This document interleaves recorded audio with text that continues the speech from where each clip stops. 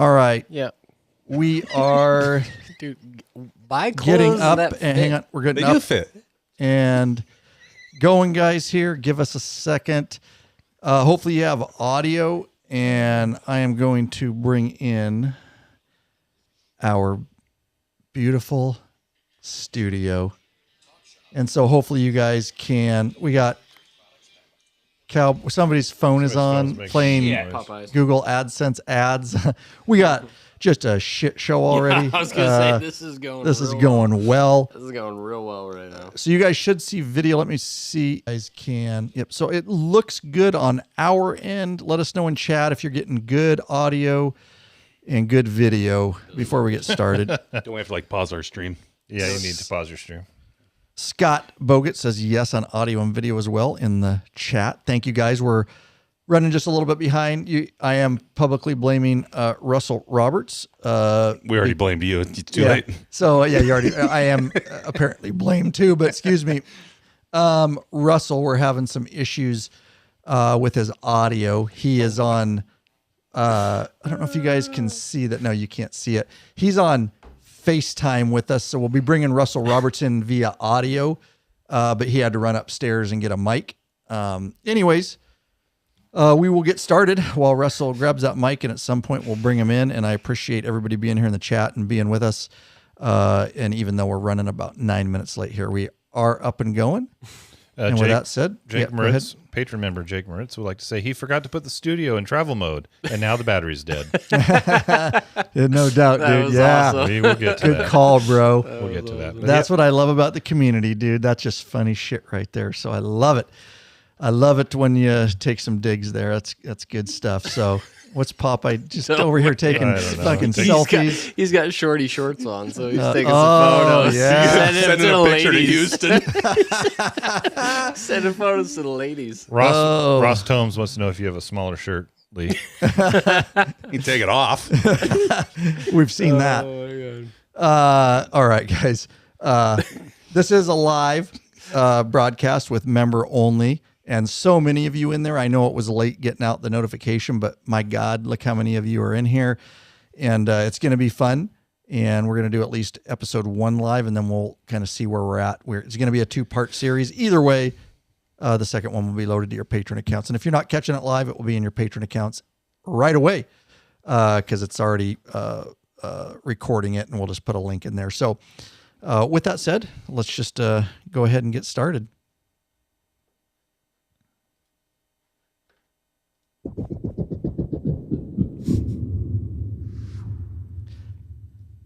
I think we should just start with some words of wisdom so we can all reflect on life, and let's just play it.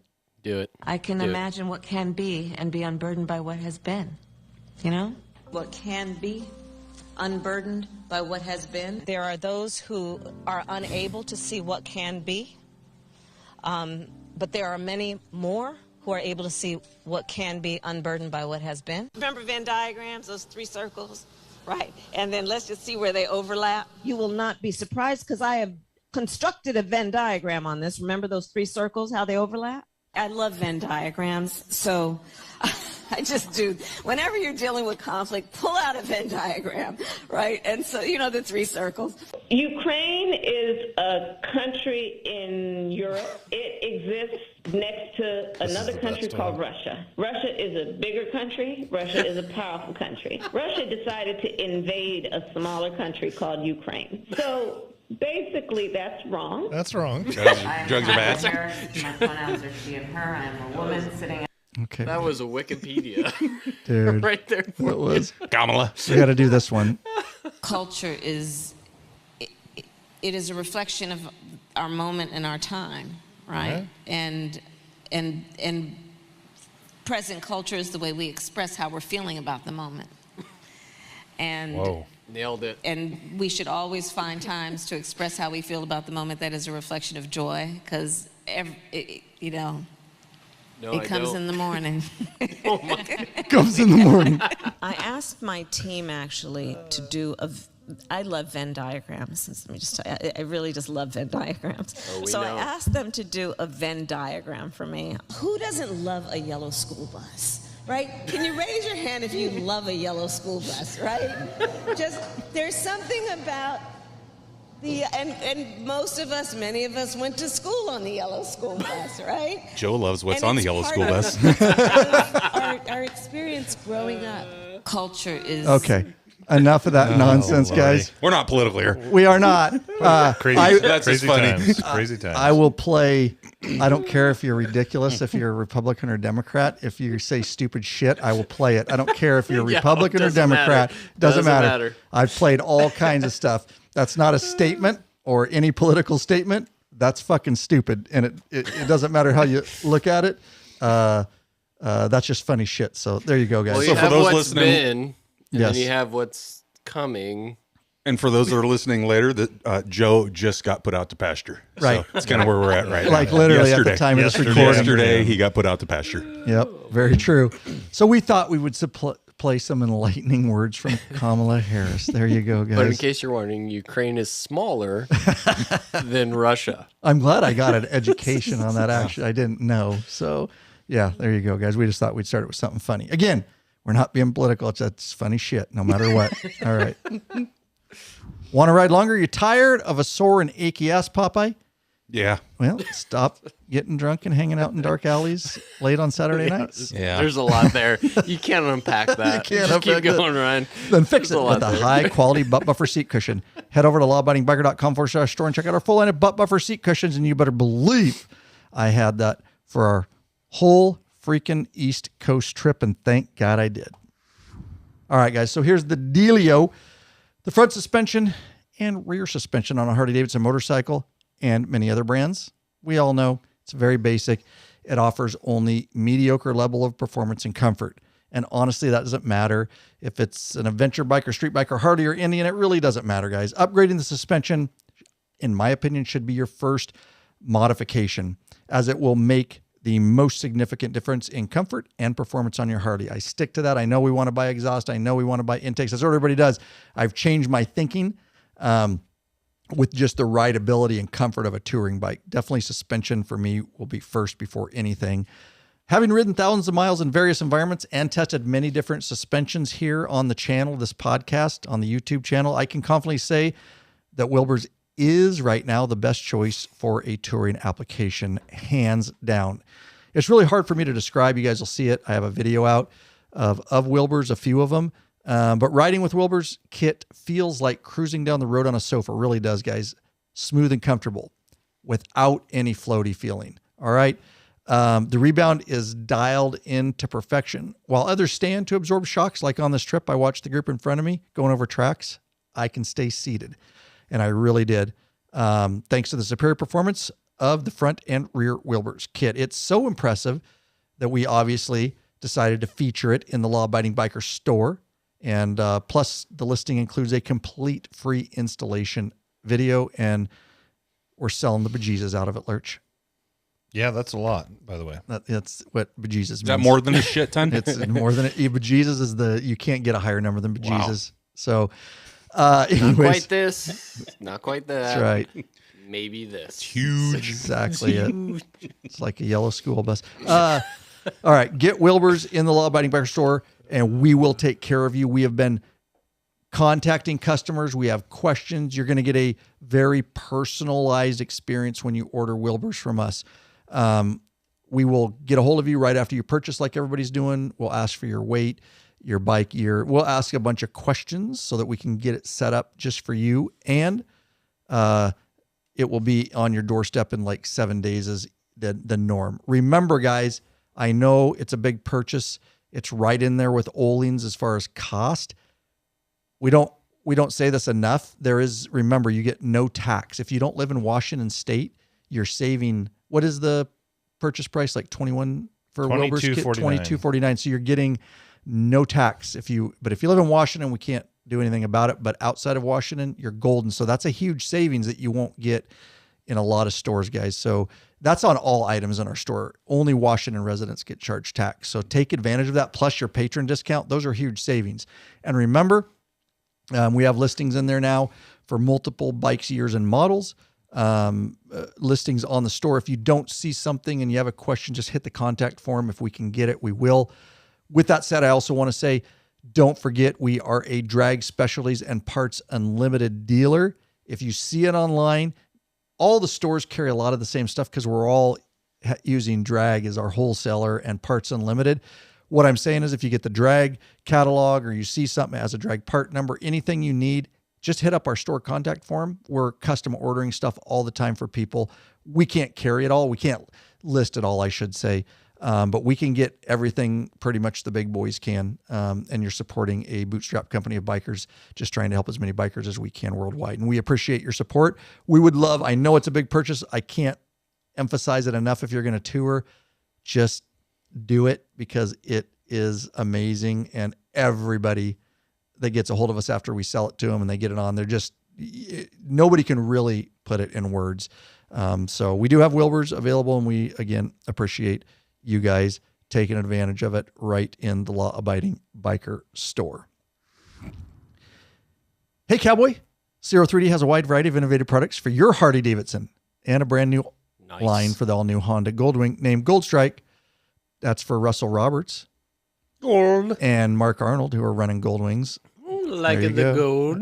Yeah. Top quality, affordable chrome lighting and comfort products. Zero Gold Strike are the motorcycle LED lighting innovators for CAN bus plug-and-play system compatibility. Head over to lawabidingbikers.com/store and check out our full line of Zero 3D products. So good. One more mention. PSR levers, guys. We're also selling the bejesus out of those videos out on YouTube. I need one of those. You do. I do. 2. We all need them. I would say. Yeah. Maybe more than one. Yeah. Well, you can just get 3. one. You can just do clutch side or you can just do brake side. But I always say it's nice to have the same levers. Yeah. And it is very nice over on the brake side too. Nice. PSR levers, guys. Again, this upgrade, I just can't recommend it enough. Stock levers, just like Wilbur or just like suspension, it's for an average. It's trying to meet the general riding public. It's not good for anybody and it's not terrible for anybody. It's somewhere in between. The adjustability on those levers, and not just the adjustability, but the way that they feel. They're thinner. You just get better grab. You can adjust them in. They're ergonomic. I can't recommend it enough. I've tried and tested them. They're on my police bike. They're going on my 24. We sell them right in the Law Abiding Biker store. Great company. They're working with us, and we're moving a lot of those. Once, just like suspension, once you use PSR levers, you'll never, ever want to go back to stock. You'll realize how horrible they are. Just in hand fatigue and just the pull and the control of your bike. There's so much adjustment and customization with those PSR levers over in the Law Abiding Biker. You do not want hand fatigue when you're pulling your lever. You do not. When you get Lurch's age, you get a lot of hand fatigue. I don't think he's pulling too many levers either. Hey, I do just want to mention, since Lurch spoke up, no, I appreciate it. Just remember, he now, pays your salary, right? No, I appreciate it. It's Lurch. We were talking before we got started here. Hold on. Has a different definition of the wagon. No, hold on. No. So he's trying to back out. We have rules around here, and we have guests in the studio. You make fun of the guests. You don't make fun of the regular co-host. So you'll have to say that for another time. Dude. Anyways, Lurch, I got to tell this story real quick. Okay. Just before Cowboy and Popeye got here, he was talking about having drinks at night, and we were going back between vodka and whiskey. And the week before, he told me he'd been.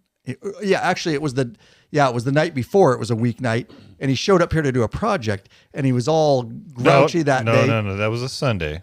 Oh, it was a Sunday. It was a weekend. Okay, it was a weekend. All right. It was Saturday. I digress. I had cocktails Friday. Did you just do what your wife did to you that we Oh. were just talking No, about right before the podcast? This is a good point because this is weekday versus weekend. Anyways, Lurch told me about. I was working on a weekend. Lurch told me about his weekday drinking, and then Cowboy and Popeye show up to the studio, and they're getting drinks, and they're asking Lurch if he's going to partake, and Lurch tells him, yeah, I'm going to go ahead. I've been on the wagon. And I'm like, what fucking wagon is that? Like, that's the wagon carrying all of it. Wagon that you're midweek drinking. Got Gotta ward off the shakes. It's the cool wagon. Cool kids ride this wagon. Anyways, It's the wagon storing all the alcohol. it was funny, and it's a great story because I was just like, that's the wagon you want to be on, Lurch's wagon, because there's drinks all week long. Yep. You never have to get off. You just stay on. Yeah. Stay- It makes sense if you don't think about it. Right. Like a Venn diagram. like I've been. It's like those wagons in the big cities where you're pedaling down, the road. Dude, It's I kind of like a couldn't big do that, wagon. man. You have too many drinks. I don't want to be pedaling. Fuck no. In 95 degree weather. Oh God! Here we go. Let's get this thing started. All right. We already did. There we go. Officially. Get this show on the road. Then we'll bring Russell in. Yeah. Welcome back, you freaking bikeaholics. This is the podcast for the motorcycle majority, the big MM, also known as the Motorcycle majority. 99% is what he meant. That's what I Oh, meant. no. You said the big MM. No, I did. The big, yeah. I screwed it up. Oh, dude, this is going to be great. This is going to be great. And I'm not even drinking Yeah, yet. we're in it. Yeah. Love All it. right. Best podcast ever. This is the podcast for the motorcycle majority, the big MM, also known as the 99%ers. large and in charge of the motorcycle scene more than any time in history. By being here, by listening, you're part of what we call the hashtag. Biker revolution, bitches. There you go, guys. We have just one question before we get started. What are you waiting for, Bikeaholics? Mount up and let us take you on another wild ass ride. And here we go. Ryan Urlacher here, your host of the Law Abiding Biker Podcast. And you're a high tech redneck. There you go, Lurch. While I'm bringing, getting Russell going here, why don't you talk about, we have a, we want to do this email? The hell's our introductions? Do we want to do email or not? Yeah, let's do it. Okay, let's do an email. I'll get a song. What's that? I'll get a song. Where the hell's my introduction? Oh, he wants a song. Okay, we'll save Yeah, Oh, I that. have come that on, the this board. is Popeye. Come on. Give it to him. Jeez. This is all forgot. the attention he gets. Just give it to him. I forgot. We have Cowboys. Horse shit right all the way down here just to... Sorry, Cowboy. Yours isn't on the board. Do we have one for you? I can't remember. Oh, It's yeah. been We it's been a minute. Oh, Kid we Rock do. Cowboy. A minute. It's been the same as him. Loser. Yeah, it's not on the board, so It's- sorry. It is what it is. It's all You're right, out of guys. luck, bro. It's all right. I unlike Popeye, I'm okay with it. You know where you're right now. Yeah, I get it. Lurch has got some mail he wants to go over. This is from Jake Moritz, patron member. He's in the chat. Nice. I ran into him at our meetup, our Eastern meetup, and that's what we're talking about today. So I thought it'd be good to put it in here. But what he says is a big thank you, Labs, specifically Matt. Oh, that's why. Of course, I had to put it in. Bullshit. There it is. Did There you it send is. this to yourself? I did. I talked to him at the Nashville meetup about ordering a new rain cover for my Rick Rack bag since I tore a hole in mine. He told me to email him. A few days later, I received one in the mail. We're just gonna He take gave that us away. a nice donation. Long-time patron member, needed a new bag for his Rick Rack, so I just sent him one online. Nice, Jake. Way to go, bud. And he sent us a donation in return. Nice. Appreciate Thank you very all much. of you. lawabidingbiker.com/contact is how he did that, I believe. So, and what a kind donation. Unbelievable. Already a patron member. So thank you so much for that. And you want to talk about, well, goes very good. So Jake says he gave me $5 to write it. he gave you $5 to write the, Yeah, that's for nice. Lurch to write the review. Yeah. Why don't Makes you sense. just talk about this here real quick? Our new We free pretty video? much did, but just let him know. Yeah, this is Wilbur's LDC Nevomat, the best suspension upgrade for your Harley. I have to say this. So there's a link to the video in the show notes, and it's a follow-up video because you got to spend a lot of time with the Wilbur suspension on this trip. And, we installed it on Oscar's bike and did some pretty good testing with it and loved it then.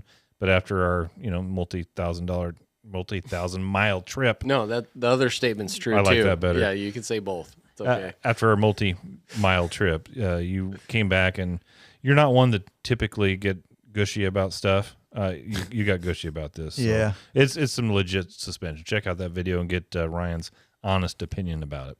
There you go. Nice. Now, we love our sponsors up front, our paying sponsors, obviously, regular sponsors, I should say. These folks are also direct reason and sponsors why we're still coming to you strong. 11 years. I don't know if there's a motorcycle podcast older than us that's been consistent for 11 freaking I know as a years. fact there's not. Boom. Yeah, you do, because you see the I don't know. Okay. But I'm saying it. Lurch said it, so it's He's true. just gonna make it work. That's right. I want to thank the following 3 people. Corey? Raymond Rowell of Hudson, New Hampshire. Thank you, buddy. Scott Hendry of Tacoma, Washington. What's up, bud? Welcome to Washington. Jay Pearson of Folsom, Pennsylvania. Probably person. Folsom? Awesome. Person? Oh, yeah, person. What did I say? Person of Folsom. Yeah. Thank All you right, it guys wasn't a so picture much. Dude, you there guys for are you. amazing. Thank you. Yeah, I need a picture of a person Okay. Well, next time. If you could do that, Ryan. that's the producer. I don't do these. Work for me. Come on, man. I just copy and paste, so that's got to be the Didn't way it's we spelled. just talk about how Popeye brings me down on these podcasts? And here we are. We haven't even gotten into the main content. topic. But we it- are literally on the intro still. It's true. That means he Stand likes by. you. Thank you. It's only going to get better. It's And all right. verified, it is J Person. Person. There you go.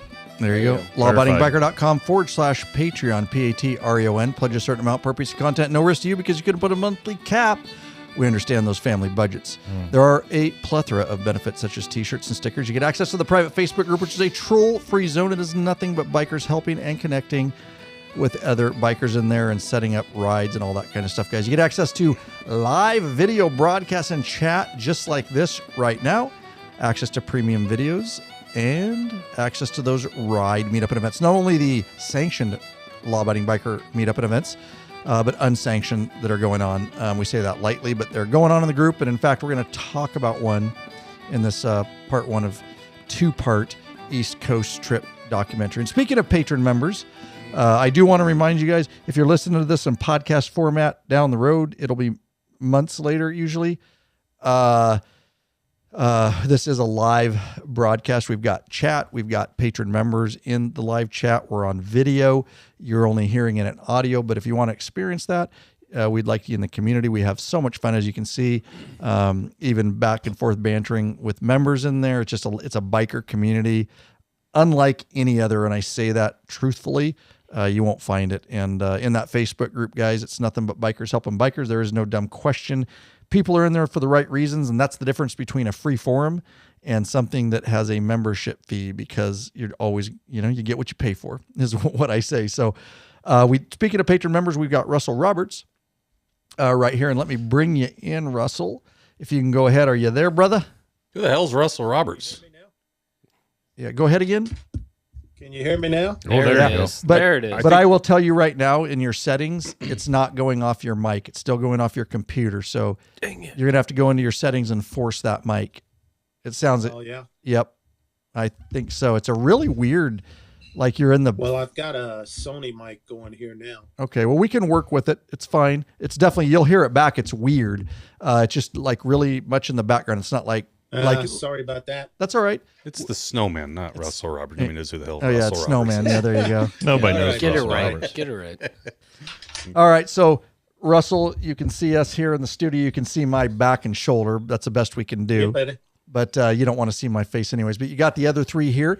And so welcome, brother. Thanks for being here on the podcast. And you're welcome to stay as long as you want. We'd love to have you here. But if you got to bag out, I didn't check your schedule, feel free to do that too at some point. So I'm open all evening, but we'll see. nice. That's what she said. And there it is. Yeah, Thank buddy. you. Yeah, Thank wait. you. Yeah. There it is. Yep. There's for me. There we go. All right, brother. Well, Russell's on because this episode is going to be all about our East Coast trip. 10 days, a lot going on. We'll get into it, but Russell hosted us and really helped with a lot of the logistics of this, and we hung with him over there. So anyways, Russell will be chiming in on stuff here, and feel free to chime in anytime, Russell. You got to speak over Sure. Popeye, otherwise he'll just steal the mic for the whole show. True. So I know. Yeah, True. for sure. anyways, let's just get started. We got the note. Oh, and just to mention, this is part 1. You'll have to catch part 2. It's just too much to do in one episode. These are marathons that what we she do. said. Yeah, there you go. Exactly. Nicely done. But we'll just kick it off here, and I will bring up the notes, and you guys talk amongst yourself about this trip, and maybe get started with logistics and what we're doing here. Yeah, so I'm going to back it up even a Oh, little bit man. before. Popeye's going to Back start. that Here ass we up. go. Here Back we go. it up right into me. You guys done? No, we're still going. I'm gonna back it up here a little bit, well before even your notes start, because this. And all you guys started- are not on video. Half your face and half your face That's pop awesome. out. Somehow you guys moved. Jeez, I didn't move. That's why somebody was asking just me the Hold on. question. We didn't move. You moved the camera. I Yeah. didn't. I don't move these cameras because those they're cameras. set exactly. Okay, Where they're okay. supposed- There you That's go. as close as we can get. It's good. So I'm gonna back this thing up. This is why you need to become a Patreon member, because this all started a year before this whole process started, at least with Russell Roberts. We were actually in Reno, Nevada, and we were trying to decide where to go. And Snowman threw out. He goes, "Hey," he says, "I will come out there and haul your guys' bikes. Gonna donate his time. He's an owner operator trucker, if you guys don't know." And he goes, "I will donate my time to come out, haul your guys' bikes back east, drop them off for you, pick them back up, and drive them back out." Now, that is just the type of generosity that these patrons, and especially like an OG like Russell Roberts, show. I mean, it's absolutely amazing that he was willing to do that, and that really got us started talking last year in Reno, Nevada at the Patreon meetup, is thinking, hey, maybe we should go out to Tennessee. Maybe we should go ride the East Coast if we can logistically get out there. And that really kind of got the wheels turning of how are we going to do this. So props to you, Russell Roberts. I mean, for willing to donate all of the time that he was willing to donate. You bet. Now, ultimately, we didn't go that route. It ended up just being easier for us not to do that route. But just the fact that Russell was willing to donate that, it was just our logistics. It was just easier. And let me explain, first of all, because I know that we caught some hell over a post that Ryan had put out on Instagram, or some of you want to talk about catching some traction, was, well, you guys should ride out there. You know, why aren't you riding your bikes? And like, I get it. Like, I would love to frickin' ride out there, but guess what? I got a full-time job. I still work full-time. We're not all like Lurch. He's the only retired guy here. And, but other than that, all of us are still working full-time. So it would take an extra week off for us to be able to bust out to the East Coast and back. So it's an extra 6 days of riding. And the other thing is that with the time going out there, I mean, it'd be much nicer to take, like, Sarge is another retired guy, Sturgis Jeff, and he took 6 days to ride out to Tennessee where we all met up. Now, Ryan's screwing with the mic here. He wants to see your beautiful face. Gotcha. So Just let him do his work. We just don't have the time. Like, all of us can't get that time off. I'm the senior dude on my crew. I've got a lot of time just because I'm senior. I've been doing the job long enough. I can take a lot of time off. But we got dudes that they're That's a nice lucky way of saying you're old.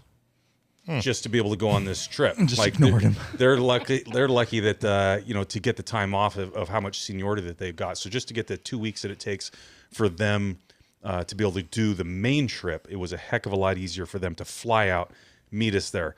Every single one of us would much rather have been able to ride the entire trip, but we just absolutely. can't do it. So it just didn't And work out 3 that way. days each way would have been horrible. I mean, that's hauling ass.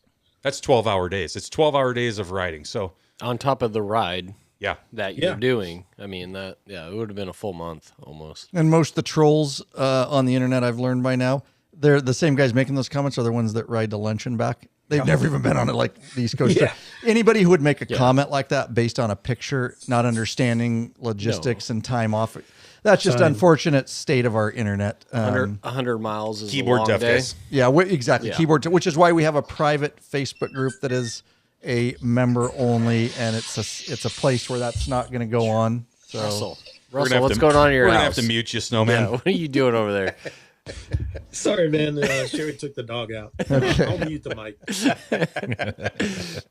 Getting crazy. So anyway, how kind of this all started then was getting back to how the hell we got out there is logistics started.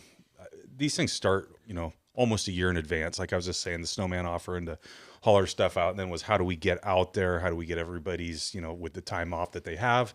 And we ended up with a Lurch was already contemplating on what? I've been thinking about buying an enclosed trailer for a while. Now, I don't know that I would have bought a 28-foot one. But we're so glad you did. It got him over the hump. Yeah. It got him over the hump to just go ahead and I wanted one that I could get about 4 bikes in, or I've got a 53 GMC truck that I'm working on. I want to be able to move that around. It's just nice to have an enclosed trailer. And I had a 24-foot one we could have borrowed. But I'm like, if you're going to borrow one, why not just buy one? I mean, that's, you know what I mean? No. Nope. Sure don't. I say it's a good call, Lurch. Okay, here's my thought. Absolutely buy it. Yeah, no, I appreciate you buying it. No problem. Can I rent borrow your trailer later? Yeah, you can borrow if you need it. That's what happens with trailers. The one that I could You don't borrow. have to worry about him, though, because he's got a little girl truck that won't tow it. Oh, Jesus. Here we go. Joke's on you. I sold the truck. Oh, there you go. So now you don't even So I have don't a even truck. have a truck. So you'll need to borrow his truck Yeah, and my no, trailer. I need to borrow the truck and the trailer. Okay. Yeah, I need all of For it. you, of course. Anyways, so the trailer I was going to borrow is an older trailer. I'm thinking it might need tires. It's going to need bearings. By the time I do all that, I might as well just buy my own. Because I did want one, and it just was, like you said, what I needed, the hurdle to get me over to get a new one. And I found a 28-footer so we can get 6 in. Plenty of room. It towed real nice. Yeah, so Beautiful trailer, yeah. he did. So he ended up buying a 28-foot, and I got to tell you, this thing was first class. We had the wheel chocks all set up, and there were the Titan wheel lift, just like you would find on the Titan lift that Ryan sells here out of the lab studio. And anyway, all had Titan chocks on them and tightened all those things down. Lurch showed up at my house. I don't know, Sunday night, about 9 o'clock. I coach I coach an 11U baseball team, and so we were in a tournament. I don't remember if we won the championship that time. I think we took second. Took second. Second that time. And so we had to wait till that championship game was done, and then Lurch drove the couple hours down to my place to meet me, and we loaded up all the bikes, and getting late by the time we loaded up and we were done loading up and tying down and everything. It was pushing midnight. But you can't go to bed on a trip like this without having a cocktail. Right, it's true. So we broke out a little blue label. Was this when Lurch was on the wagon? It was midweek. I brought the wagon with me. He drove it there. We went out in the trailer and sat in the wagon. Yeah. And Corey came and helped too. Yeah, Corey did. Yeah, Cowboy came and helped. And I'm glad I was the afterthought there. Thanks, no problem, guys. brother. So we had a little Johnny Walker blue label to start the trip out right, and sat on a nice covered area out back, and got ready for the next morning. And how was Russell? Wait, this is night. When was this? This is the first night at my house. Gotcha. And This was before they left. Gotcha. We loaded the trailers with our bikes. Sorry, I'm jumping ahead. All right. Loaded up, tied down, and we got to bed about midnight 30, and we were the alarm bells rang at 4 o'clock in the morning to wake up because we had a 12-hour day ahead of us to drive. May I bring this up real quick? No. Because I got to throw a few of our, and this isn't just a few of our club guys, but okay, here's the deal. Here we go. And I told this to him. We're hauling these bikes in a trailer. We've got a beautiful, expensive trailer, Titan wheel chocks from the Law Abiding Biker Store, Titan straps. Like, these things are going cross country. You got to make sure these sons of bitches, and they're all next to each other. Okay. Oh, real close. So we got guys in our Squirt, one of them, and Ray. Okay, and Ray, and I got on both of them when we got to Nashville and when we were putting the bikes back in the trailer at Russell's house. And I look and I'm like, you'll spend $30,000 on a Harley Davidson motorcycle and you're buying fucking Harbor Freight straps, dude. But wait a minute. Seriously, dude. And I'm looking, I'm like, why would you do that? Because they got the best ones that Harbor Freight That's had. That's what Squirt said. He goes, they're from Harbor Freight, but they were the best. Better, best. And they got the best, Ryan. Can I just make a suggestion?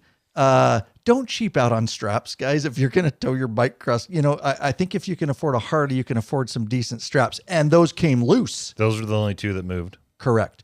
Those are the two bikes. True. And you're up against my Harley and other Harleys, and you're going to fucking damage everybody's bikes. No, yours and mine were in the front with right, the I'm just Titan saying, straps. generally speaking. Yes, right. So here's, from now on, if we ever trailer again, you will buy good straps so your bike's not going in the fucking trailer. You know what I mean? Which is funny because Popeye brought that up on the group me. Did you? Like when we were, he goes, go buy brand new straps because they did. Your bike is next to somebody else's. I know he's generalized, but we thought it was the same thing. We thought they would at least get not Harbor Freight. But So Yeah. once So- again, We survived. We would have liked made to it. have We made it. rode the whole thing on Yes. bikes, but sometimes you just can't do it. We're all working. Once we and all if- retire, we would have did it in a heartbeat. And so to do this, like I said, me and Lurch drove my pickup out. I got a dually and hooked up to Lurch's trailer, and thing towed awesome. You did. And so yeah, we bombed across the only sketchy area really on the whole trip going through. We were in southern Wyoming, and the wind can blow like a sumbitch out there. And we had a high load, High profile light vehicle warning. Yeah, it wasn't even a warning. It was like you're not Actually, allowed the to be road on the was road. closed. That's true. Hey, listen, I was going to kind of Butter it skip up. over that part. It was Not a fine. warning, Those vehicles just in the legit ditches close. all the time, guys. Well, here's, Oh, good, Russell. Whoa, Russ, there he here's the is. deal. We decided to give it a try. We figured we could turn around if we needed to, and we saw some other vehicles going the other direction. So we figured that looked lighter than us. They made it. We're going to make it. Can you Russell, cut- I'd have can give you- him a ticket. Yeah, can you cut Snowman out? He's turn him off. just don't- mute. We don't need that type of nonsense. And I'll tell you what, though, I was traveling with Safety Source, and even I Safety know. Source was like, let's go for it. I'm like, hell yeah. Well, then go for it. Yeah. That is very interesting I for know. Safety Source. Yes. Wow. Yeah. You're really coming out of your shell lately. I like it. Oh, yeah. Finally. Oh, yeah. Oh yeah. It was We kind had- of, it was, We had the wagon behind us. Yeah.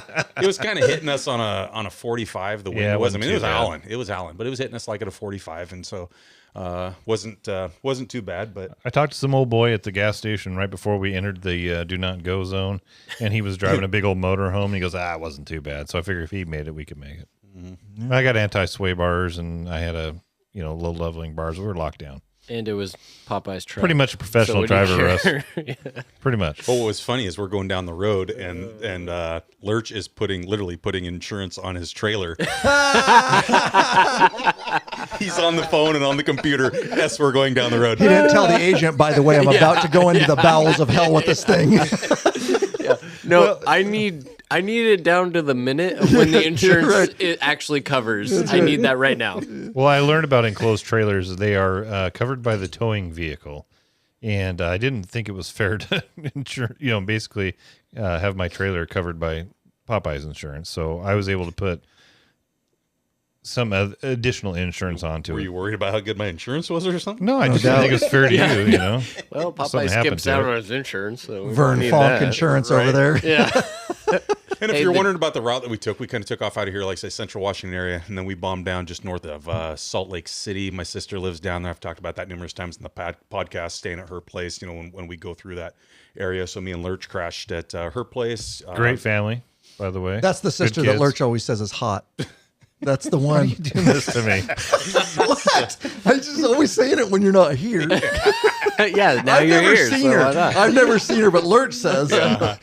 So Great family. It's Yeah. nice to meet them. super nice people. Stayed at their place, and then they literally live 3 minutes off of the highway that we're going to be taking. So it worked out great. Contact their neighbors, let us park right, a big old parking area and stuff for us, and then we were bombing east on what road is that, Russell? You'll know. Out of Ogden. Oh, you took 84. There on we the- go. Yep. He knows every road. Yeah, in the he does. country. So yeah, 84 heading east and down through southern Wyoming and over to just outside of. No, not southern Wyoming, but you took 84 to 90. Oh shit, no, we didn't. We were off. We were down in through Ogden area, Ogden, Utah, and then Yeah. we didn't go I-90. I-90 is way north. We're south. Yeah, I'm sorry, 80. 80. There you go. There Yep. you go. So 80. There you go. Thank you. But then the southern route, like I said, down through southern Wyoming and stuff, and stayed in what was the next time? York, Nebraska. York, Nebraska. Yep. And when we left, Sounds riveting. when Hey, we- Ryan. Yeah. what's he got there? Ooh. But hang on. Is that hang on. Yingling or what is it? No. That was the one I liked, huh? Yeah, it is. Yeah, I got it out of Russell's fridge. Say what it is, because they can't see. Durst. Yeah, Gerst. Russell, I partook in a few of those over at his nice. place, so that looks delicious, brother. So here's a little helpful travel hint for you. When you're going through the Midwest, rooms are like $100. Like you can stay at a normal, nice Best Western or whatever hotel about $100, 100, 120. It's like jumping back 15, 20 years.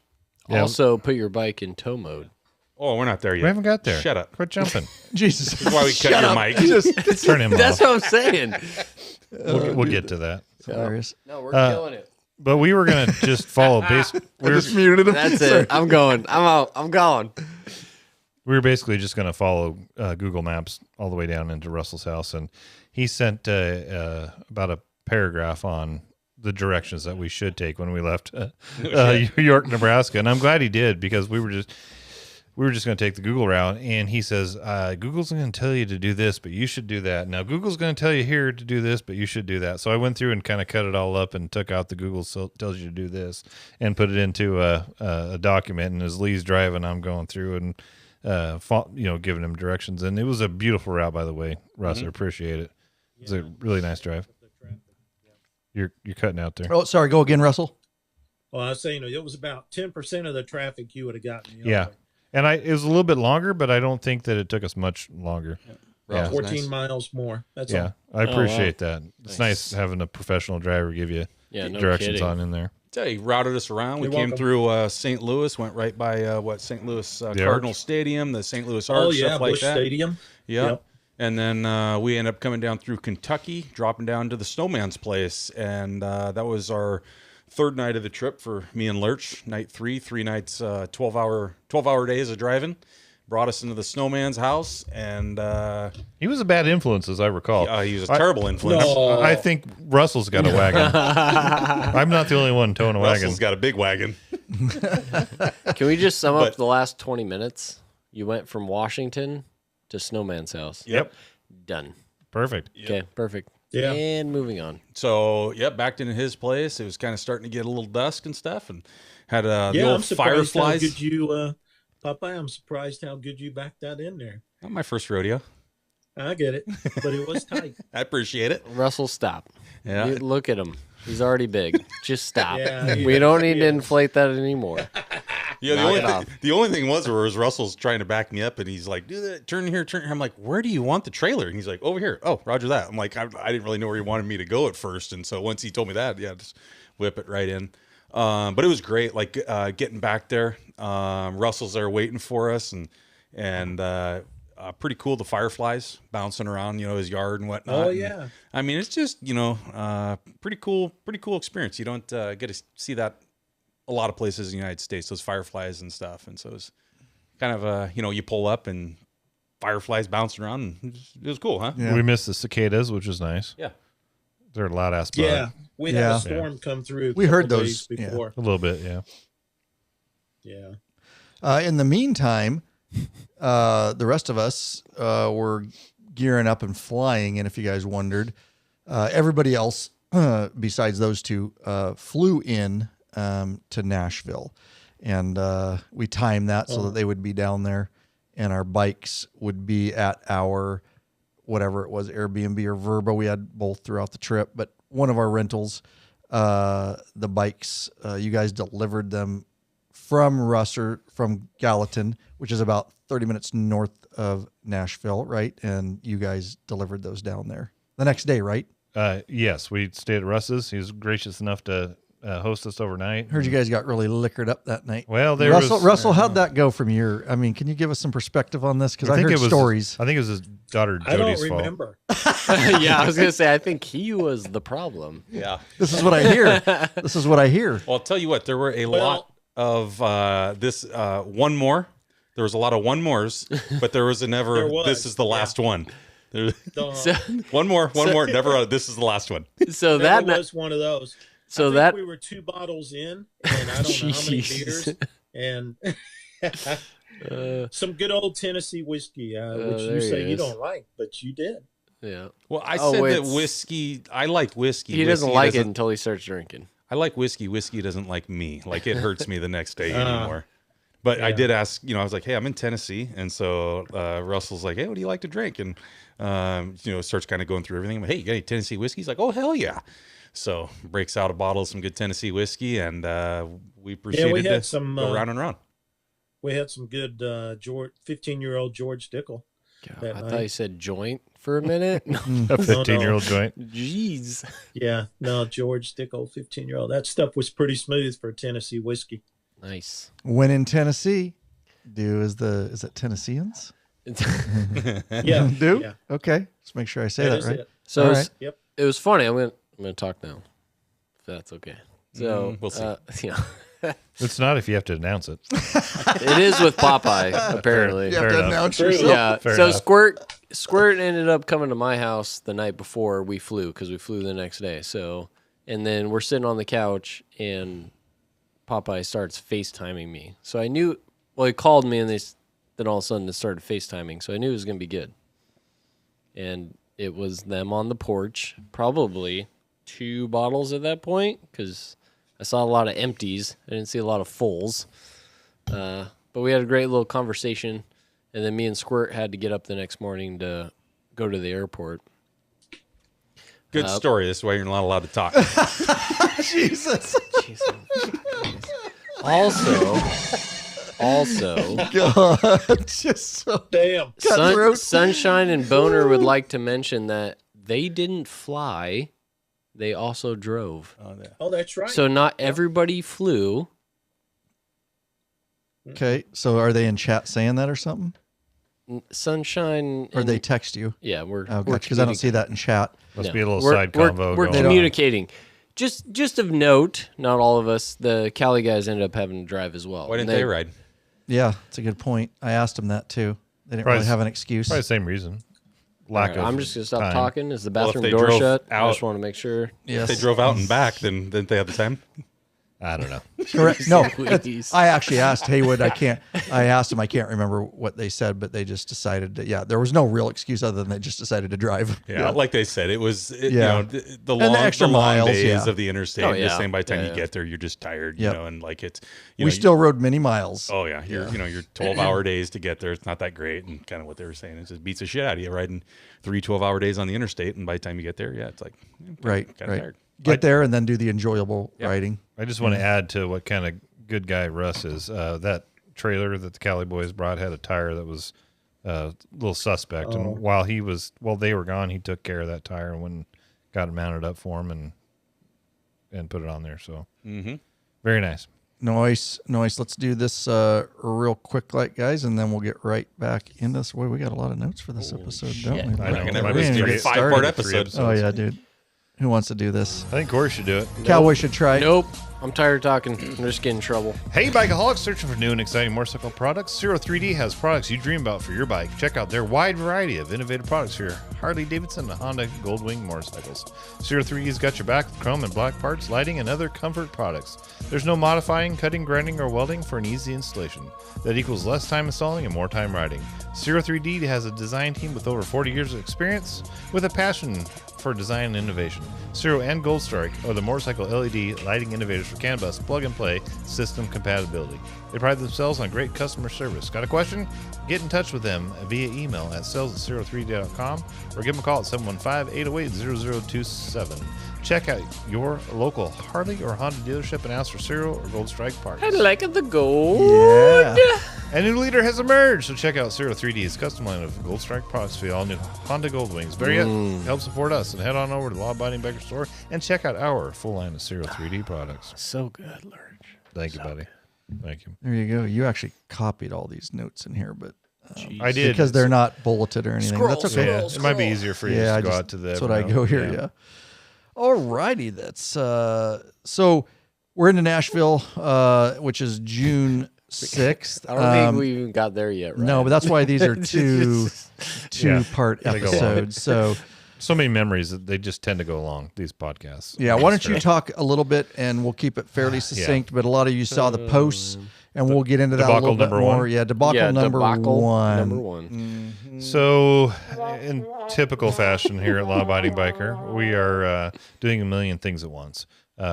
Most of the guys have full-time jobs. I just work full-time for Ryan, but we were loading the bikes up and talking about whether or not we should put them in transport mode.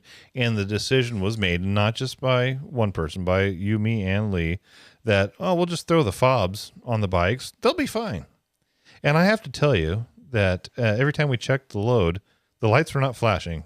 So I don't know if they just stopped flashing by the time we walked back to it or what. Maybe they weren't flashing, but something was going on. and every one of those bikes, other than They were flashing. Mouse was dead. I can't confirm or deny. I was not riding in the Right. No, trailer. I'm just telling you because I've tested mine. Okay. When you go and then it takes so long before it'll do it again. Yeah. It has a timeout. But when I go get on that right now and move it, it'll flash. Okay. So, yeah. With the fob on it? Yes. Even with the fob Okay. on it. Yes. So we learned the hard way that you should put your bike in transport mode, especially if you're gonna tow it for 3 days. Yeah. So everybody's bike was dead. Corey's was really dead. You're welcome. Yours actually, we were able to jump it, start it, and then we were having some issues where, like, I don't know if the fuel pump wasn't pulling fuel. It would, anyways. Yeah, but who had to get a new battery on the trip? We'll get to that. Exactly. And, Not me. Mouse's bike, which was an older Road King, fired up. The rest of them, done. So we had to jump start them all, and got them going, got them delivered, and all I'm going to say is if you're going to tow for several days, and I guess that actually goes back to the fact that we don't trailer our bikes because we very often, yeah, right, we're dumb shits. We were just in a hurry. We clearly didn't. We knew about it. But if we trailered a lot, we'd probably have learned from the learned past. this lesson already. Yeah, right. That's fucked up. So we didn't. So y'all listening out there, learn from us. You know, we're not. We don't sugarcoat anything. When we learn stuff the hard way, we like to share it. Mm-hmm. Make sure you put your bike in transport mode. It's actually quite easy. Mm-hmm. We're humans. Yeah. I'll be doing a little short on the new 24 on how to do that. We've done videos in the past on how to do the other bikes. So, do you want to get into your bike later on, or wait till we? As far as which part? The battery replacement. Oh, yeah. I just. Oh no, we'll get that when we. Yeah. Yep. Yeah. So I stepped out to make drinks. Are we in Florida yet? Oh my god. That's nice. it. Nice. So Lee and I delivered the bikes. I would say though, real quick, you failed to mention, or we did. So the additional bike was in the back of the truck. Yes. Somebody brought that up. Do you know what bike that was, chats. Russell? Yeah, it's your 14 street light. It's not his. It's yours. It's yours. Well, it's Come mine on, now, Snowman. yeah, but I still call it Ryan's bike. Dude, Anyway. that's freaking sweet. Russell, you guys know if you followed, I got the new 24 back in April, I believe it was. Well, Russell bought the 14, the original OG bike, law-abiding biker bike. He is now the proud owner of it, and so part of the deal was getting that out there and in the back of the truck. Yes, sir. Yep. So Jason Despain says, the thing about Harleys, everything 2014 and newer, you have to put in transport mode, personal experience, or pull the main fuse. Right. Pulling the fuse does too. That, No, maybe it doesn't. not. No. Oh, that's right. Tell us, Russ. Snowman, get it. You guys pulled the fuse on Ryan's old bike. Yeah, it's a drop, was but I have a dead lot as of a doornail. accessories. But the main fuse So, is well, out. hang on though. The reason we talked about this, the reason We're that not sure happened, if- yeah. I have a lot of stuff direct to the battery. So pulling the fuse doesn't take away if there's a parasitic draw from something else. And I think that if you pull the fuse and you don't have any other aftermarket accessories directly to the battery, it will work. I think that's fair.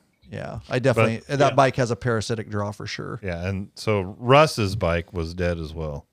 Yeah, Russell's bike. Plug it in, buddy. So you Plug guys, it in. real quick, because we're going to get into the story, you'll see what happened to me on the side of the freeway days into the trip. But basically, they swapped. They pulled the lithium ion out of my 14, out of Russell's 14 now. There it is. And they threw it in my 24 and got rid of my lead acid stock battery to at least get it running and just put it in the creek. That was about 2 hours into trying to figure it out. The weird thing about the 24 is, the battery was so dead that we couldn't get it to come out of tip mode. It thought the bike was tipped over. Oh, yeah. So it had a little annotation on the screen showing a bike tipped over, said tip mode. We could not get the damn thing to start. We called local dealerships. We called our dealership. We couldn't get figured out. I called mine. Yeah. We called everybody. Then once we put the new battery in it, then that went away. And we'll get into that. Went away. I think it's the lithium ion, but we'll get into that with the 24s because it did leave me on the side of the freeway. Yeah. And it wasn't the bike's fault for all you again. That wasn't the lithium ion that did it, though. That was the battery that was in it. Once we put the lithium ion that was more charged, right, then it got rid of the tilt thing. Yes. Right. But I'm saying later. Right. When I Yeah, was later there, when we replaced it, it was that same battery. Yeah. Did you want to get into that at all? Okay. No, we'll just do it because it's in the notes when we get there. Yeah. All right. Stop lurch. So there you go. So first debacle of the trip. Yep. Go from there. God, we haven't even talked So, about. yeah, all the batteries. We finally got them all, everything fired up, ready to go. Let them charge a little bit. Delivered the bikes down to our VRBO down in downtown Nashville, just off of Broadway, where we would spend the next 2 nights. Free day? A little free day. I was just thinking, I don't know if I want to tell a story or not with tequila. Of course Oh, you sure. do. Sure. Why not? This is all part of being on the wagon. This is Lurch's idea of the wagon. He's fine. There's no story you can't tell. Yeah. My life is wide open, man. So, I am an open book. So are his legs. yeah. Only for you. me and Lurch got into the tequila a little bit. And we started having tequila drinks. And, Whose fault was that? Yours. No. And Russell's. He sent us with You a know half mine, gallon. no. Yeah, it is. You Oh, sent us yeah, with a you half sent gallon that, of yeah. tequila. Yeah, I gave you the big bottle, but that ain't my fault. You're like, I'm never going to drink this shit. You take it. I gave it to you. I didn't make Well, you it'd been drink it. It'd been sitting on my shelf forever, and I'm like, "Well, here you guys. Do you like tequila?" And you said, "Yeah." I was all right. Take it with you. Lurch loves it apparently. So, yeah, He likes it a little bit too much. He was hurting the next day. But anyway, the first night we got everybody, all the boys down in. Got some. You food literally and stuff. hit that camera on the way, and it's all the way over in the freaking. Oh, my you gosh, totally Popeyes. tagged See, it. not me. Move along. I'll fix it. So we got yes, I got some food, and we headed downtown. Ubered downtown. I think I was probably the only one that had been to Nashville before. Yep. I think so. You were. So when Russell put this together, and we knew that this was a little bit different. The patron ride was going to be at the beginning of our trip. And so I said, if you guys are going to Nashville, you can't not go downtown on Broadway and experience that. So we had a couple down days there in Nashville. It was awesome. I really enjoyed downtown Nashville, down Broadway. Went and screwed around on Broadway. And if you don't know, many of you I'm sure have been there or know, but if you don't, if you go to any bar in Nashville, there is a live band. Dude, if the so many. If the bar is 3 stories high, there's 3 frickin' bands Dude, it's in the bar. crazy. Every floor will have another band, and they're all fantastic. It's not like, some mom and pop place in your hometown where it's, some kid that's just there singing. Like, these are legit frickin' bands, or legit singers. It's a hell of a lot of fun. And like, I like going to Vegas. I don't go to Vegas a lot, but I've probably been there like 10 times or something like that, I would guess.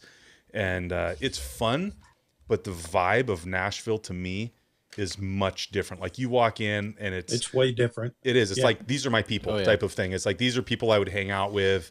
Like, these are people I could get along with type of thing, where like in Vegas, you kind of get everybody. It's a huge melting pot. Nashville, everybody's just kind of there to have fun. They're all there for the same thing, to hang out downtown, listen to live music, have some drinks, have a good time. Not that I guess that they aren't in Nashville, or excuse me, in Vegas, but it's different. Nashville was a hell of a time. I want to take my wife there, head back. It's a lot of fun. It is. And Nashville musicians, there's downtown especially, you got the best talent. Nashville itself has got 10,000 guitar pickers, and they're all really good. It's a town of musicians and really good artists, and they're not on the records. You know what I mean? Yeah, no, it was awesome. Yeah, so we enjoyed the downtown life there in Nashville for a couple nights, and then had the Patreon meetup, huh? Yeah. What? Go ahead. No, Sorry. go ahead. You I was had going to some- kick it over to Russ to kind of talk about the Sure. Patreon meetup and all Do we, that. yeah. I think we pretty much, I just want to make sure that we didn't have anything else in there. Oh, we do have a couple of notes. Yeah. Oh, God. Houston? Yeah. No. You want to tell that story what about you coming back guys from do when Walgreens? I was Oh, downtown? sunshine. No, poor sunshine. I'm trying to think. So let me bring this back. So I'm trying to remember when that was. Do I have it in there? Do you guys see it? Yeah, it's it's up right right up there, right there. Up here? Top, right there. Okay, so Day 2. this Friday. was day 2. So the guys poured it on night 1. Some of them. It was ridiculous. The last time I saw Lurch, I do want to mention a couple things. This is all part of being on the wagon.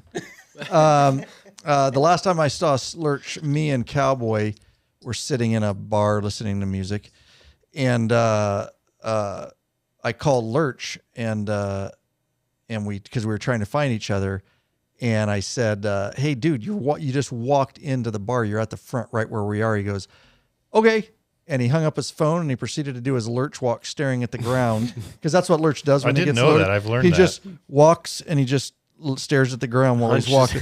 Last I saw him, and he was trying to find me. And I'm like, but we're right here in the bar. He hung up. He goes, okay. And he just walked in, never saw him again. I will have you note that Lurch slept the entire next day while we all went to the museum. Yep. And Lurch was dead to the world that day. Some of us care less what we were doing. He didn't even realize where he was until happens afternoon. To the best of us. Sometimes, yes. Yeah, it did. I warned you it happened at least once. Oh yes, on the trip. Yes, it did. On the down days, yeah. Ryan, wasn't that night the bartender recognized you? Oh, at that one bar, yeah, whatever the name of it was, yeah. I can't remember. It was super cool though. Harley, super nice guy. Yeah, super nice. Harley guy, and we got talking motorcycles, and really cool. In the middle of nowhere. Yeah, it was just random. Totally random. Super fun. Yeah, he took a double super take. Nice guy. Yeah. A lot of fun. We did go to the museum. Me and Jeff, and I can't remember. Did you go? The Country Music Hall of Fame, or that thing. The museum, Sturgis, whatever it is. Now he's like his wife. No, just for the audience. It is. It's true. It's true. Now I will say this. Nashville's cool. And it's a lot of fun, but I'm not a huge bar guy. I can only take so much of and that goes for any town of just I don't know, it might just be the way I am, but, of just drinking and bars and loud music where I can't talk. So I had fun. I know. And some guys do. It's your gig, and I get it. And you also have to be a real huge fan of country music. It's the live music for me. Yeah. Mm-hmm. Oh, the music's legit. But it's a cool place, and it was fun. And I think I went back. We stayed out, me and Cowboy. I can't remember. We Ubered back eventually. But it was a cool, very, very busy. Did we say it was during CMAs? Yeah. It was the beginning. No, we haven't talked about that. No, we've been breezing over the majority of it. So it was during CMA. CMA Fest was that weekend, and we came in on Thursday. So Thursday wasn't too bad. Friday, I did not go out. Those that did said it was much busier on Friday. So CMA, the Country Music Awards Festival is in June, and it's tens of thousands of people that pour into the city. It's insane. Yeah. It just happened to be the same weekend that the guys picked to do the patron meetup. We didn't know it. It just happened to be that way. Russell, is that the time that you stay out of Nashville during that time? Or you locals are like, it depends on what you want to do. Okay. But yeah, if you don't have any interest in CMA Fest, then you don't go to Nashville then. But to be able to organize the ride, I had to go with that weekend because we never do them on Father's Day. And the weekend after Father's Day, I couldn't get things together for venues and lodging and everything. So it just happened to be that weekend. Yeah. It worked out. It worked out fine. You know how local people who there's big events in the cities are always like, like Sturgis, some people leave. That live around Sturgis are like, yeah, we rent our house and we fucking leave because it's insanity. You know what I mean? I wondered if that's how y'all over there were, downtown Nashville is the only place you got to worry about during CMA Fest. Okay. All right. So I want to tell this story real quick. Speaking of Lurch sleeping all day. So I jump up that morning sunshine. And I go grab a coffee and I got to head to Walgreens to get some sunblock and stuff. So I'm riding back from Walgreens. And this is like around 10 a.m. I come up over the tracks on the hill down towards our Verbo, and I see this bike, and it's silver. And my first glance, I was like, fuck, that looks like Popeye's bike, but I don't think that's him. And you thought somebody's stealing my bike? Yeah, I didn't know. That's what I mean. Yeah, I'm it was just weird. I'm just evaluating as I'm getting closer. I'm like, I'm either gonna be drawn down here, or something's not right. The neighborhood might have had something. Correct. 100%. Correct. 100%. It is a rough neighborhood that's being slowly brought up, and redone, and there's a lot of VRBOs, but it's still all around downtown. It's still rough. Yeah. Redone. I mean, our place was nice, but yeah, the neighborhood was. You couldn't order pizza because they didn't deliver after 5 o'clock because they were worried about getting robbed. Apparently, I forgot about that. They wouldn't say that, but that's what we. They're sorry, we don't looked it deliver up. after 5. I'm like, are you shitting me? What's going on? Anyway, let Ryan finish. That's fine. So I'm evaluating as I'm slowing down and kind of coming up on the situation, but I see the bike. The thing is, it's parked in the road. It wasn't completely shouldered, so it's still like on the pavement a little bit, opposite direction that I'm going. And then I look over in this place is sketchy already, and then under this old ass tree, I see a body, somebody. And I'm like, okay, this is getting weirder. And I roll up and I'm thinking, God, that's got to be one of our bikes. And I don't know. I thought, did somebody just leave it there? And as I'm rolling up, Wow.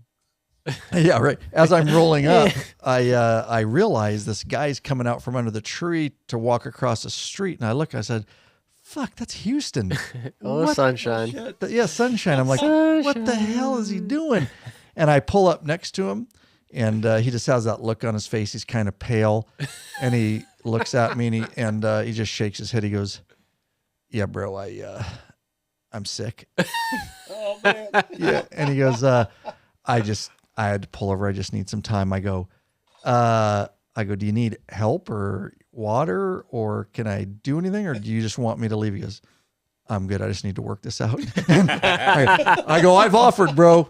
We're Veerbro's around the corner. I'm out, throttled down, dude. I don't know how long he was there, dude. Well, what else is funny is that some people that probably had a VRBO too, and they were Harley people, came out and gave him a bottle of water. Yeah, did they? Yeah, they're like, it looks like you had a rough morning. Came out and gave him a bottle of water. Yeah, dude. He apparently yacked in the trees good for over the there. trees. He had him and Squirt. They're I just kindred wanna- spirits. They're those two. young. I knew that they would get along quickly. Oh, yeah. This is their first time meeting. True. And I'm like, those two dudes are going to definitely. Squirt's Get from along. Washington, Wenatchee area chapter, Big River, and then Tanner. Well, he's still technically connected, right? Yeah, to that chapter too. But Houston is from the Cali chapter, and so that was the first time as members they had met in person, and we knew like those two are trouble. Oh, I think they were Together. separated at birth. And they were, and they're 100%, young, 100%. and they were out. I just freaking. Well, Sunshine would like to point out that Can he get on the regular chat? He was just He trying is. to put his bike in transport mode. That's all. And he would also like to point out that you were blaring Tupac in that neighborhood. Oh, I was, dude. Nice, dude. I must have came up over the hill with Tupac. Dude, there was a couple times when we were going downtown and you had some questionable music coming over here. You like what you like. Yeah, I listened to it all, dude. Yeah. You should see my library. It's insane. It's very diverse. It was awesome. Yeah, and then we got Because another. we had that light. Yeah. It was fun. So, anyways, they tore it up, and So, anything else on those days? I think day 2 was the free day, and now we're actually gonna get riding, and we're really gonna get on motorcycles now. We had ridden around Nashville a little bit. You're right, Russell. Interesting. And if I'm characterizing this wrong, please correct me, because I did see some limited areas of Nashville. But what I found is Nashville downtown, the tourist area, like a lot of big cities, is that way. Like the money's there. It's nice. They dump a crap load. The roads are good. As soon as you get out of that area, the areas I rode, dude, they're next to as shitty roads as we rode in Milwaukee, like man-sized potholes, and there was some ghetto areas, and I don't know if that's just exactly where we were, but it seemed like there's a little bit more depressed around there where all the money's in Nashville, the city, right outside of downtown. I mean, it's being redone, but the majority, unless you go south of downtown, the majority of just outside of downtown's not very good. It's getting better, but East Nashville's better now than it used to be, but that used to be a bad area. Where you guys are is probably the slowest area where you guys stay, the slowest area to get, developed into newer. But the potholes, we're having that everywhere because we had a deep freeze last winter. We were way below freezing. I mean, below zero even. And they never made roads for that around here. So we got tons of potholes everywhere this summer. Okay. Just because of that winter. It's usually not as bad, but I'm going to say that contributes to it. Like even our neighborhood, it went to our street went to shit, and but that's because we were below like 0 degrees for 3 days. Well, I Who's can beeping? confirm it's Somebody's getting slow text to get messages a Airbnb or Uber to our neighborhood. Snowman, you got your you getting No, it's text this other messages? computer. It's turned off. Gotcha. Yeah, Good job. Stand by.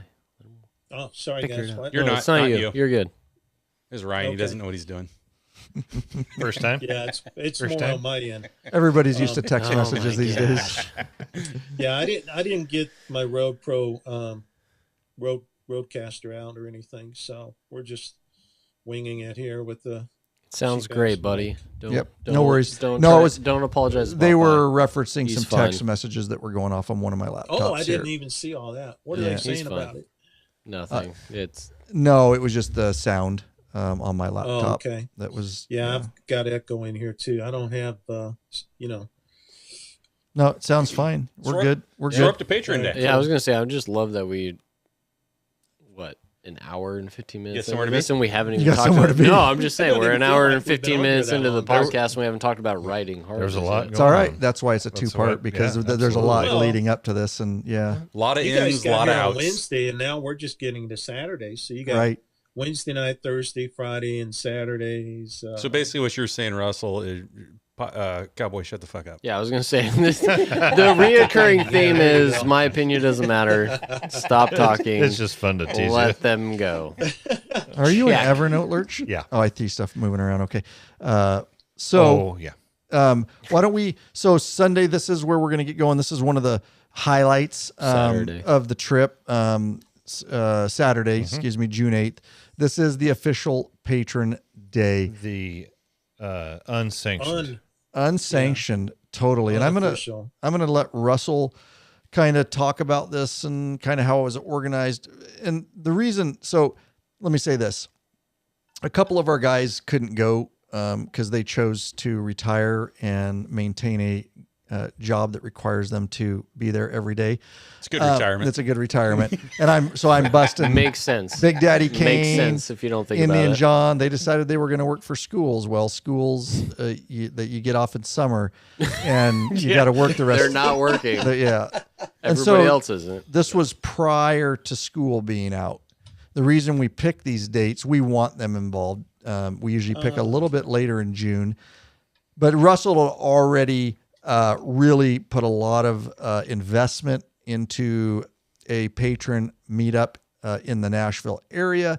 And quite honestly, it is Lurch knows logistically and what we have to do to set that up, especially us not being from the different areas we go, is a monumental undertaking to organize an event from afar that way. And so Lurch brought it to my attention.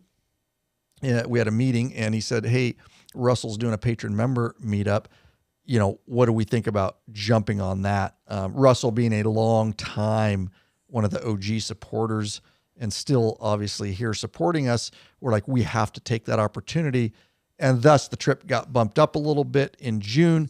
So basically what I'm saying is we took the lazy route and we totally used Russell and we piggybacked off him and we rode his coattails, but thank God. And I'm so appreciative because we've had a busy year and that just took a lot of stress off of me not to have to deal with that. So go ahead, Russell, you take it from here. Well, we do this every year. This year was our 6th annual non-sanctioned patron ride, Eastern. Nice. And it's becoming a tradition. It's pretty strong now, and so you guys have been aware of it. I guess it was probably the first non-sanctioned or whatever you want to call it, unofficial or not one of yours, one of your meetups, and it's kind of the non-sanctioned part of it is what they're, and I am too a little bit. We're kind of proud of that moniker, if you want to call it that, and it got started by Joel Stahlbaum in 19. Well, probably the end of 18 into 19. Was this the rest his soul during your speech? Oh no, wait, he's still alive. Yeah, he's still alive. And so Russell was giving a speech during this event, and he's like, "Oh, like rest his soul" or something like that. He's like, "No, he's still with us." It was pretty funny. He's still around. Yeah, I did word that wrong. Yeah, but yeah, he got it going, and then he designated me as the organizer of that year's the first one. And I'm like, what? Anyway, so we're kind of proud of that, and we have. It's a group that has grown in friendship and love and kindred soul kind of atmosphere, if that makes sense. We always look forward to this every year, and so when we were at Reno last year, and I can't remember, Matt, how it came up, but we were eating barbecue, and somehow you said something, or I can't remember. You anyway, said that something. Got this going. You go, I don't know. Okay. Yeah, you go, I don't know if you guys can make it. I know logistically it might be tough, but it'd be really awesome if you guys could make it out for this ride. And I just said, let me look into it. Let me I'll talk haul to your the guys. bikes. I'll haul your bikes, he says. Yeah, I don't know if you said that then. That. Yeah. I said, okay, let me talk to the boys. Let me see what we can put together. Yeah. And then I remember calling you last summer after our patron ride last June, a year ago. And because I got, we got a tradition every year before the weekend is over, we have somebody stepping up to do organizing next year's ride. So I did that last year thinking maybe you guys would come. And so thank you. In a nut, I'm glad it worked out. You guys came. So I kind of organized this ride and this event around the possibility of you guys coming, because I had to book all this stuff last year in June because everything gets booked up so quick around here. So kind of planning on the possibility, because you guys wouldn't know until toward the end of the year. So I kind of started planning things with alternative bookings for the possible playing out of you guys coming or not coming. Because when you guys came, it got more expensive. So what are you trying to say, Russell? What? No, you trying to say, buddy? I'm saying that I had to have alternatives. Popeye's high maintenance. maintenance. That We I all could, know it. Make sure that this was a good event. Gotcha. And so I didn't, because if you don't get these things done early enough, you're going to be left with nothing available. For sure. Yeah. So we normally don't do a meeting room. Okay. We normally don't do a lot of things that we did this year. So that was why I was, getting with you. That's why I called you at home, Matt. Didn't mean to interrupt what you and Ange were doing, but they weren't doing anything. Definitely wasn't having sex. No, I'll tell you that. He was on the wagon, so it was good. It's okay. He had time. That was just a setup. Russell, you just hung Matt out to dry, Russell. He had time. He was on the wagon. So anyway, we were well, at last year's ride, which was in Michigan last year, I spoke about what we had talked about in Reno. And so everybody was pretty excited about you guys coming. I mean, ecstatic that if you could possibly come over here. And so that's, to kind of emphasize the importance, or whatever you want to call it, the impact that you guys coming over here had. It was something else. And I'm just glad that we were able to pull it off. So you pulled it off, buddy. It was great. Yeah. Thank you. I also had different routes planned in case you guys didn't come, because we normally ride all day. And you guys know our route, we only rode for a little over, an hour and 45 minutes or something, if that. But we normally ride all day long. But anyway, it all came together. You guys came. We had a great time. Had a good time. Yeah, you want to talk a little bit about the ride, Popeye, what you thought of that? And the route was pretty cool. So he ended up taking us kind of out into the country, outside of Nashville a ways, and absolutely amazing roads, like really pulled us away from any traffic and stuff. And it's always a challenge with a group that big. You know, you get like 50 bikes together and trying to avoid a bunch of traffic lights and turns and getting it split up. And Russ did a great job with some of the other guys that he'd put together to block traffic, blockers for the whole group. And we had a lot of good guys and gals pitching into Roadblock. Yeah, if you want to give them a shout out there, Snowman. Who else was helping you? There's a list, long list. I can't even remember everybody, but I know Rick Wheeler, Henry Happ, Mark Arnold even did, which was unusual. Jason Despain, Anthony and Stacy Peters both, Ty Fox, Mike Brubaker. It's escaping me now. There was a whole bunch of others. It was a good group. Pitched in. Yeah, so there's a bunch of guys there that helped in with blocking traffic and whatnot, so the group can get down the road. And I think that the one thing, for those folks that are patrons that are in the chat right now, the one thing that stands out and stood out to me that I was going to bring up in this podcast was the road with all the American flags at the cattle ranch. Yeah, buddy. It seemed like miles. Oh, Seemed like several miles. Every single fence post next to this road for several miles had an American flag on it. Yeah. Every single one. And they were like, probably 6x10, 6x12 flags, every single post. It went for about a mile and a half. Yeah. Yeah. It was awesome. I mean, I'm like, okay, it's going to end. It's going to end. And it never ended. It's going to go. Even some of the patron riders, they were emotional with it. Yeah. Whoever the property owner is, it's awesome. Good for him. Ranch, yeah, good for him. Yeah, it was super cool. The route was great. Nice, some good curves and stuff like that, and good and scenic. And boy, good route, Russ. If you picked it out or whoever you guys worked together to pick it out, nice job. A lot of fun, good little route. Yep. And kept everybody together nice and tight, and get up to the lodge where we eventually had super cool lunch and Montgomery Bell State Park. There you go. Nice. Okay. Way to go, Ryan. And, beautiful. Crushing it. It was gorgeous. Yeah. So it was a beautiful place. It's kind of out in the middle of the woods. Yeah. And boy, it was a lot of fun. A lot of fun. Yeah. Good times. Really, we love that park. Sherry and I love that park. Yeah. Super cool.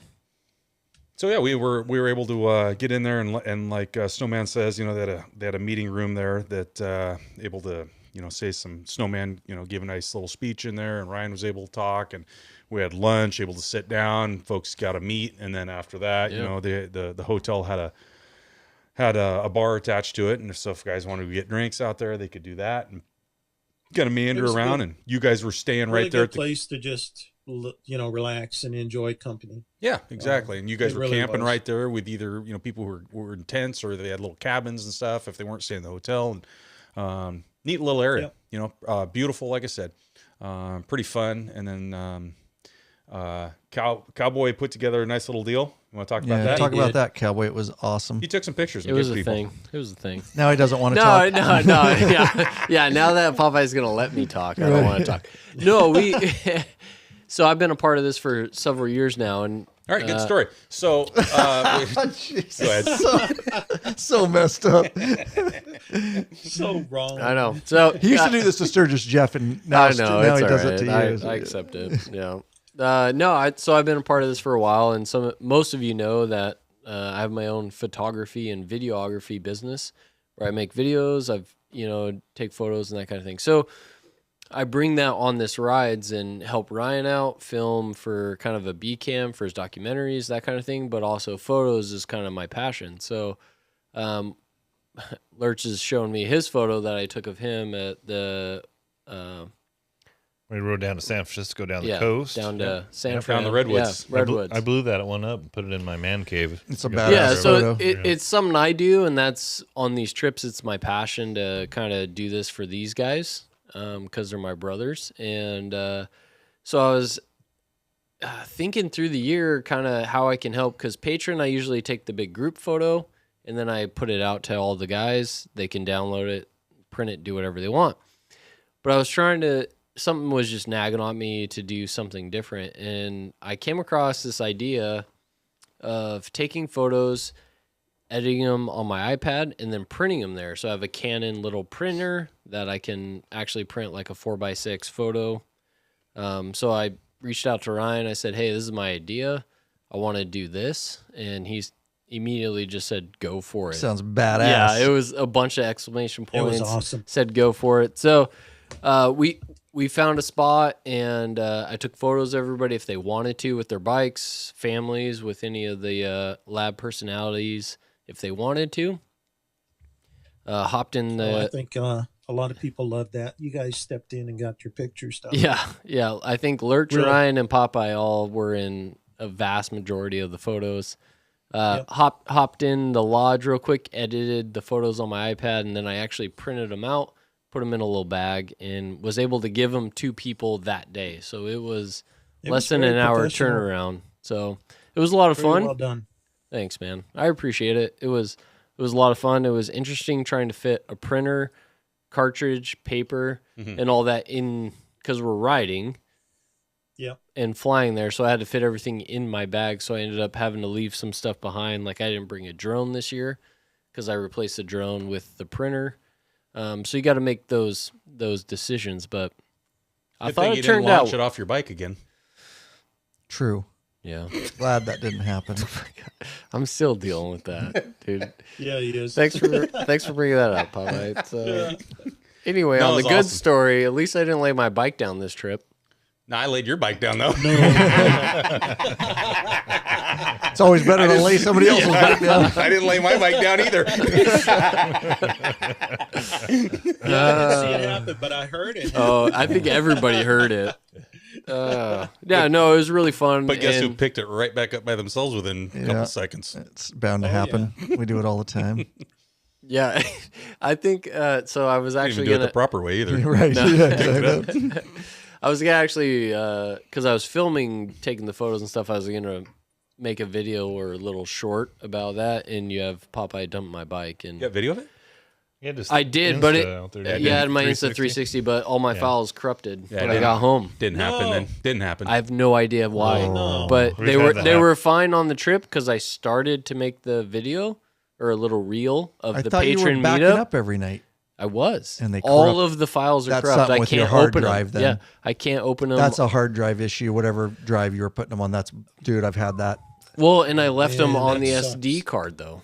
and they're still corrupt. Well, there's just a Ooh. couple hundred fucking not flights, but what the hell is the name of that thing that grounded flights around the world? Oh yeah, the Oh yeah, no, it was before that.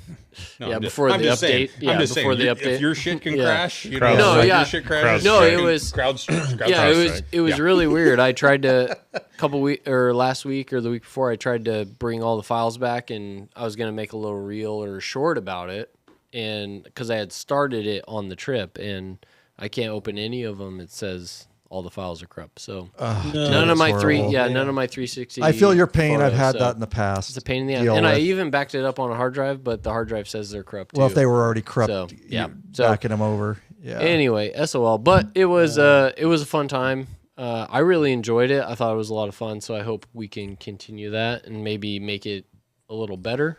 Maybe beef it up with some giveaways or something Yeah. in the bag with the photo, or do something else. So Right. pretty excited. I have the printer now. I have all the stuff. So it was I'll fun. say it I was, enjoyed it. I really enjoyed It was a real top-notch giveaway you did, man. I appreciate it. Top Well, notch. even more top notch than that, Snowman, was somebody had mentioned, and I don't know, maybe it was even Snowman, that like, hey, throw a couple bucks Cowboy's way, help him cover his costs Put a and tip stuff. jar up there. Yeah, Yep. yeah. And the patrons jumped in and started throwing money Cowboys' way for this. And I mean, that was pretty cool to see the No, I appreciate generosity, all you guys. Yeah. the generosity of all the patrons that came in and throwing, money Cowboys' way. He never asked for it. He never expected it, nothing like that. And just No, to he didn't. cover his costs and pay for some It's of his just- time. Pretty cool. That's part of the whole patron thing, the Eastern Ride thing. It's I'm just happy to be among them. There's just a bunch of good top-notch people that go to these rides. Yeah. Ross yeah, no, said- it was super cool. Ross said Appreciate that he and everybody. his wife cherished the photos, Cowboy. No, I appreciate Well it, done. guys. Thank you so much. Yeah. I Thank you. appreciate it. Cowboy. It was awesome. And yeah, just amazing. And I've said it before, Cowboy's an amazing photographer. He's really, really skilled. And a lot of what you see end up over on those trips over my Instagram or stuff, or, you know, not all of it, some of it's crap because I took that, but just with an iPhone or something. The better pictures in there, or he's sending those to me, and it's great to have him along on these trips. And I know that was appreciated, and hopefully that's something we can, you know, weave into future patron meetups, the sanctioned ones at least, that we're going to. So Sure. Just awesome. And I'm glad everybody appreciated that. I will shout out Russell. If you guys didn't know, completely rented that whole facility. By far, the nicest facility we've ever been Super in nice. for a Super patron nice. meetup. And Yeah. some of the patrons actually stayed there because you can lodge there, which was really convenient for them. So Russell, hats off, man, for just an amazing event. If you're not a patron member yet and you're listening later on podcast format, this is behind the scenes, like what goes into one of these. And you won't find, I guarantee you won't find anything like this. We got patrons saying in here in the chat, the live chat right now, so I'm, you know, they got pictures of the event on their desk, and you know, the pictures that Cowboy took on his desk. Some other guys just saying just cherish those pictures and stuff. So yeah, it's pretty cool event. Pretty cool event. Yep. Well done, Russell. Appreciate it. Yeah, go ahead, Lurch. And just talking about the patron community, Jason Despain says this, another patron member, love you, Russ. Thanks for being a close friend. That's the type of community that this has created. We say it all the time. Yeah, we never thought it would be this. We didn't realize that we were going to be connecting people like this. Yeah. It just took a life of its own. It's really cool to see. And us becoming such good friends. Yeah. And knowing them like Russell and so many others. I'm not going to do all the names, but that we would actually become such close friends, not just members, but now we're like, they're members, but they're also really close friends, you know? And so we were telling and Snowman, like you're friends with Snowman, you know, and this is weird. Yeah. That's what I say. We were telling Snowman that, you know, I was like, hey, pretty cool that we can come 3/4 of the way across the country. And me and Lurcher sitting on his back porch watching fireflies and drinking Tennessee whiskey with him, you know? Yeah. And we just thought that was really freaking special to be able to do that. And just the generosity and the hospitality that Snowman showed to us, him and his wife Sherry, you know, showing us that to show up from, like I say, 3/4 of the way across the country and be treated like family. Pretty awesome. Yeah. Jake Moritz says, from a closet to friends around the world. Yeah, no doubt. He's referencing me starting podcasting 11 years ago in the closet. It's true. Yeah. I never, fathomed. So if you're on the fence, you know, becoming a patron member, there's just honestly no better time to do it. It's because it's really solidified now, and we kind of have a routine of what we're doing, and just access, like Popeye says. That's the neatest thing, is you can literally just get in the private Facebook group and say, hey, I'm doing a road trip. These are the dates I'm coming across. You're going to have people step up. Do you want to meet for lunch? I'll take you on a local ride. How long are you going to be in the area? I have a place to stay. Yeah, you want to stay I've got here? a bike to give you. Yeah. I've had that offer multiple times. Hey, if you ever come back to Hawaii, we've got a bike for you. If you ever come over, even Germany, somebody told me that. We've got a bike for you. Get over to Germany. We'll take you all around. So Your old bike's always available here. yeah, buddy. Yeah. And you borrowed the Dyna Lowrider S here before, so Russ looks like a badass, but with his flowing hair up on the T-bars, Just slow-mo, ripping dude. it. Just ripping it. It's legit. But That's awesome. we got this is amazing too. Just to kind of wind it down on the patron meetup, some of the gifts. Lurch, do you want to talk about that? We were presented with gifts, and we are hopefully got it all down. We take notes during these. I take a lot of notes because we got to come back and do this. So I don't take any notes. No, you guys don't. I have to. Ryan along with does. Yeah. Not us. There's a lot of generosity, like we've already talked about. And there's, while we were at the event, there were several people that brought us beers as we were there. Oh, for sure. I can't, Yeah, me too. Can't, Yeah. can't great. keep track of all that, but thank you, guys to are all of us awesome. that kept Yeah. us hydrated. I had to Appreciate it. I had to turn them away because, like, you know, people, hey, you need Yeah. a drink, you need a drink. Like, I already No, had no. two, already No, had I'm three, good. or I'm whatever. good. Like, I'm I good. I gotta stop. can't have any more. I got to ride. So But a couple of honorable mentions. Rick Wheeler gave us a bottle of Buffalo Trace. delicious. Yeah, and we got to hang out with Rick at Russ's house. Yeah. Jason Richardson gave us not just cigars; he gave us a whole box of Padron cigars, And we enjoyed those the whole trip, and I think we still have some left. I divvied them up I've got because I can't some. smoke every single, but Yeah. I think I divvied them up for the guys that smoke cigars Yeah. amongst the crew, so we don't want them to go bad. I've got some in my humidor. I know Yeah. that Ray has some in his, and you've got a few in yours, and we smoked them along the way. So very appreciated. And then Jason Despain gave us a bottle of 15-year-old Dickel, George Dickel. So thanks in particular to those three gentlemen, but also thank you to everybody else that showed their generosity and kept us hydrated. For sure. Yeah. Yeah. Pretty awesome. Yeah, appreciate that, guys. Appreciate the gifts. Just amazing that you're already contributing members, and then just the hospitality that Russell showed. And it was a memorable event that's going to go down in history. And we're already, we'll be going into fall here soon, kind of seeing where we're going to end up next year and stuff. But yeah, just awesome. And I think with that, talk about that in the next part where we may go. Yeah, exactly. We will. We'll say that. So I think with that said, that's going to do it for part 1. And now we're basically part 2. We're going to pick up now where we get up. We're moving down the road now. Let's actually get us to, get us the next day. Yeah, let's get us, because we just rode a short. Let's finish this day and end this day, and then we'll take it out. Yeah, go ahead, brother. Yeah, I just wanted to add in there that you won't believe the impact that you guys coming over here had for the patrons. I can't put it in words, but it's pretty strong. They really looked forward to and then really appreciated you guys being here for our ride this year. It's beyond words. I mean, it's really amazing that you guys did that. Went to that effort, because that was a big effort on y'all's part, and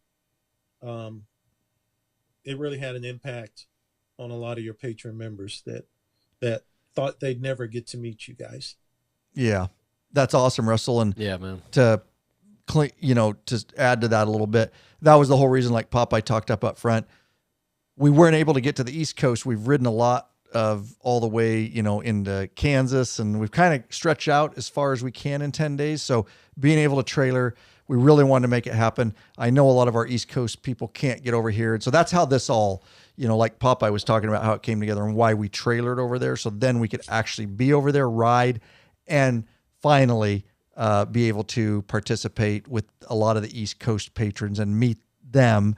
Yeah. And so, yeah, it was just amazing. And we appreciated meeting all of you guys on the East Coast as much as apparently Russell says you appreciated meeting us losers. So it's very humbling for us, and it's almost for me in particular. It's a bit strange that people want to meet me. You know what I mean? We're just guys. We're just normal dudes. My wife has listened to this podcast when we first started doing it. I played a few for her. She goes, "You guys are dorks." I don't know why anybody listens to it. I know we are dorks. I don't know why anybody listens to us. So it's very humbling, and we appreciate it greatly. Yeah, for sure. Yeah. So kind of the plan, just kind of threw you out there for the listening audiences. I'm not going to give away what next year's possibilities are, but in the next 5 years, a couple of the big rides that we're looking at. Trying to flex on me. A couple of big rides that we're looking at is an Alaska ride. Yes. That's within the next probably couple of years. Probably, I'm thinking next 2 years on that. But I would bet you within the next 5 years. So hang on to this one. Is the Northeast. Yeah. And it could be something similar to what we did with Tennessee this year. Having a trailer out and then guys flying in. But if we can get back to the Northeast area. That would mean that we could knock out some states and potentially be able to ride in all of the lower 48, that our club has been able to ride in all of the lower 48 states. So I was going to ask you, is your goal to knock off all 48 states? I don't know if it's a goal of everybody's. It's a goal of mine. It's a goal of mine. Yeah, mine as for well. Sure. I definitely will. Yeah, for sure. When you was down here, Lee, you talked about how many states you were knocking off. Yeah, 12, just on this 13. trip alone. No, not new ones. On this one, I think I knocked off like 4 new ones or something. But yeah, for riding, yes, I did knock off. For riding, yes, you're correct, Snowman. Is I knocked off some of them, but I only knocked off a few that were new states to me. That I've probably been to 4 new ones on. New states. I think me and Lurch were in 15 states in 14 days. Yeah. And so, like I say, only 4 or so I think were new states. But the goal, yes, for me is to ride actually for all 50 for me, because I've ridden in Hawaii. And then, like I said, in the next few years, we're planning on going to Alaska. So that would be all 50 for me. So cool. So there's a couple that are still going to be tough ones for me. Like, and we'll talk about this in the next episode. There's a couple that are kind of down in the middle of nowhere that are going to be hard for me to get to. And if we go to the Northeast, I ain't going to hit them. But perhaps next year we will. So we'll get into that further later. But my goals for sure, 48, the lower 48, and then eventually here, probably in the next couple years, all 50. Yep. Cool. Nice. Yeah. So we, just to get you, and then we're going to pick up part 2, but we basically left the patron event at a reasonable time. We had to that was the start of our ride. Yeah. And so we rode, I don't have it in my notes. Was it Cookville? Cooksville. That's where we stayed at. Cookville. It was just like, if I remember, a couple hour ride. I will say, thanks, Wasn't that Russell, far. for the route. Snowman, what road was that? Because you're going to know what number you sent us on. Did we go by It's Bob US Dole's 70. house or somebody? Whose house did we go by? Gore's house. Al Gore, that's who it was. We went he and stop created and the visit internet. him, and Bob Dole's dead. But Sorry, I couldn't remember. Jeez Yeah, Louise. and he's from I was- Kansas, so I was wondering. yeah. So just we hit a somebody. It road. was some We hit a old guy. road. We went to a hotel. Some old guy. US 70 North. 70 north, huh? Yeah. So you guys went eastbound on it. You know, there's a 70S, 70N. Here in this part of the country, Pay attention, we don't folks. have just one U.S. highway. We have multiples, like 31W, 31E, 70N, 70S. So you guys took 70 north from South Carthage to Baxter.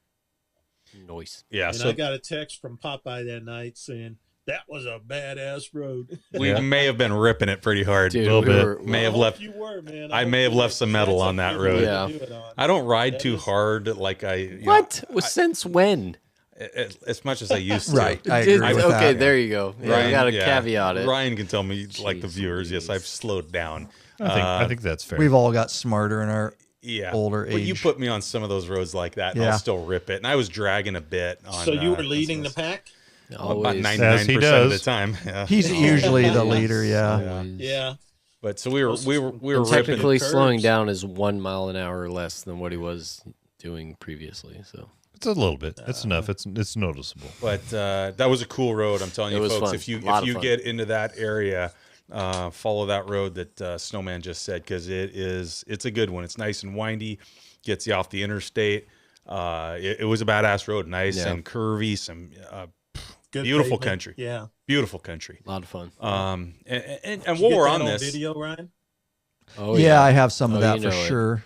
yeah, while we're on this, I would throw out that the group as a whole, I think out of all of the states that we rode in that we had been, Tennessee was their favorite. Yeah. Cool. For sure. Absolute beautiful state. So if you folks haven't been there, get out. You agree. got to visit Tennessee. Yeah, Snowman agrees. Absolute beautiful state. The people are nice. The country is beautiful.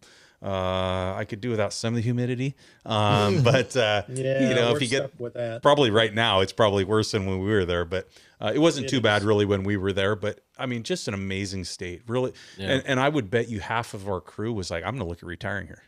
So I and heard don't you guys talking about that at the end of the trip. yeah, and we'll just make Super it nice. We'll make it more red, so don't worry about that, Snowman. Yeah, it's All I right, got a bunch cool. of libs moving in there. Yeah, it is a Not political beautiful, here. beautiful political area. here. Not political here. Don't worry. So we rode in Yeah. and got We're in. definitely a red state. Anyway, We got into Cooksville, and yeah. that was pretty much it. And I'll just say, yeah, it was a great ride you routed us on. And the guys were just, I could tell, they were just pent up. We had flown. You guys had drove for many days. Everybody just wanted to just ride. And this was our first opportunity yeah, to just for be sure. free 100%. and ride. And it showed from the Yep. back. I was like, 100%. I was like, yeah, these guys just needed some throttle We were time. ripping. That was Yeah. that We're was ripping. yeah, that was something I brought up when everybody asked me how the ride was, because this ride's what has been different. And Lurch, you brought it up earlier, the patron ride was at the beginning versus the middle ish. And normally when we start, we're riding like day one, we're hitting the road. Me and Popeye always have to do more because we start Not on always, a different but side of the quite state. often. Yeah, but this trip was different because we didn't start riding. We flew. We spent some time in Nashville, which was amazing. I love Nashville. Never been there. Now I love it. But we didn't ride. And then after the patron ride, that was the most miles we put on. And for us, I mean, you guys hear it on the podcast, on the videos that Ryan does. That's what these trips are about riding. Yes, I like going and hanging out and seeing new places, but this is the most I get to put miles down on my bike. And so I look forward to it because I take a lot of time off. I'm away from family, and I want to ride. That's what I want to do. And so as soon as we got to leave the patron meetup and start. I knew that's when our trip started for me. That was the time, and I think, like Ryan said, it showed probably because we were ripping, we were feeling it, and I thought that was about the time guys started to relax and go, okay, we love the patron meetup. It's a lot of fun. The ride was good, beautiful country. Sunshine was saying, he goes, riding behind me and you. He goes, that was pretty cool watching us ride. Yeah. We were ripping it pretty good, but we stayed side by side that, and we were riding. Hitting some hard corners. We were riding pretty hard. Hardcore. So it was, but that's what I'm saying is like, that's what it's about though. And that's, I think, what all this is about, and what Ryan puts into this, and Matt and all of us is, it's about riding. We don't, the trailering. It's a means to an end. We had to trailer to get there, to do it. But when we ride, I'd put our guys, Matt, Popeye, Oscar, I'd put those guys up against any professional rider, sports rider on any curvy road, and they're going to burn them. But that's how it is because we do ride. And we push ourselves, and we learn, and we get better, and that's what it's about. It's about the ride. So really enjoyed it. It was a lot of fun. Hey, can I take your bike for a ride real quick? All right, I will say this, guys. Here's the deal. On this trip, I treated my ass with respect the entire time. The reason I did that, somebody has to, is I got hooked up years ago with a premium butt buffer seat cushion. This company of bikers developed a super thin hospital-grade seat cushion made of solid and elastic materials, and it's unlike gel pads. Yep, those gel pads and all that Amazon junk will leak. The air pockets will get punctured. The butt buffer is designed not to slide around in your seat. That's why I also use it on my KLR, which is an adventure bike, off-road. It fits all motorcycles, installs in seconds, easily cleans, and helps to dampen those gall-darn vibrations. With plenty of models to choose from, they assure you'll have a comfortable ass when riding. Head over to the Law Abiding Biker store and check out our full line of butt buffer seat cushions, guys. I know Lurch and I use them. Love that buff time. Buffer. Yeah, buddy, you too, Russell, huh? Buffing that butt. Yep, we use them all the time. Yeah, buddy, I wouldn't leave home without it, regardless of what kind of seat you got. And I am running, and we are selling in the store now, guys. We are a Saddleman dealer now, and we can get you Saddleman seats. I'm running a Saddleman road sofa. I might need a new one. I'm waiting for the heated version, which then I'll be swapping that out. I'll try to sell it in the private Facebook group if somebody wants a lightly used. It's a beautiful seat, but I want the heated version. It might end up on my 2025 road. Yeah, never mind. I might have just Lurch might have just jacked y'all. There's the surprise. Yeah. We appreciate you being here. We'll give you 25% of what it's worth. There you go. Now we want you to become a patron member. We want to get to know you better. We want you involved in live video broadcast and chat like this. But hey, for whatever reason you don't want to be a member right now, you just want to leave a flat donation to support us. We never bought a flat donation. Quickly thank the following three people. One of you. We'd like to thank Clarence E. Fitzgerald Jr., nice, Louis Fetherolf, and Charles Sepper of Fort Collins, Colorado. Man, you guys are amazing. Thank you so much. lawabidingbiker.com/donate is how you leave a flat donation, or just go to the homepage, lawabidingbiker.com. There's a donate button there, and we love it. It helps put a little fuel in the Law Abiding Biker gas tank.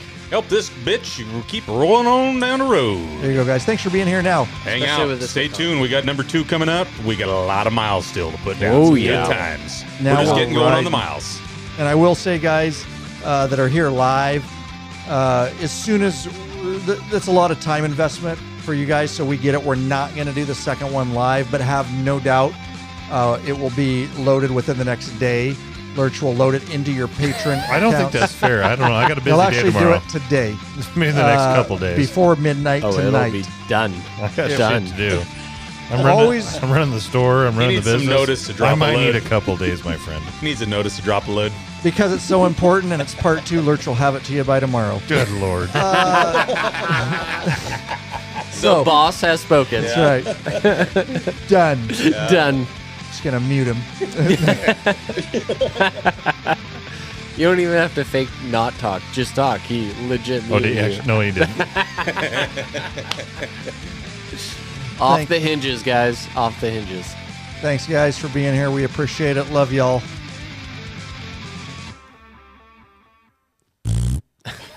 Thanks for commenting on Ryan's. All right, thighs guys, we are in the still beginning. live. I am going to work Did you read here that? on getting this off. And thank you all for being in the chat there.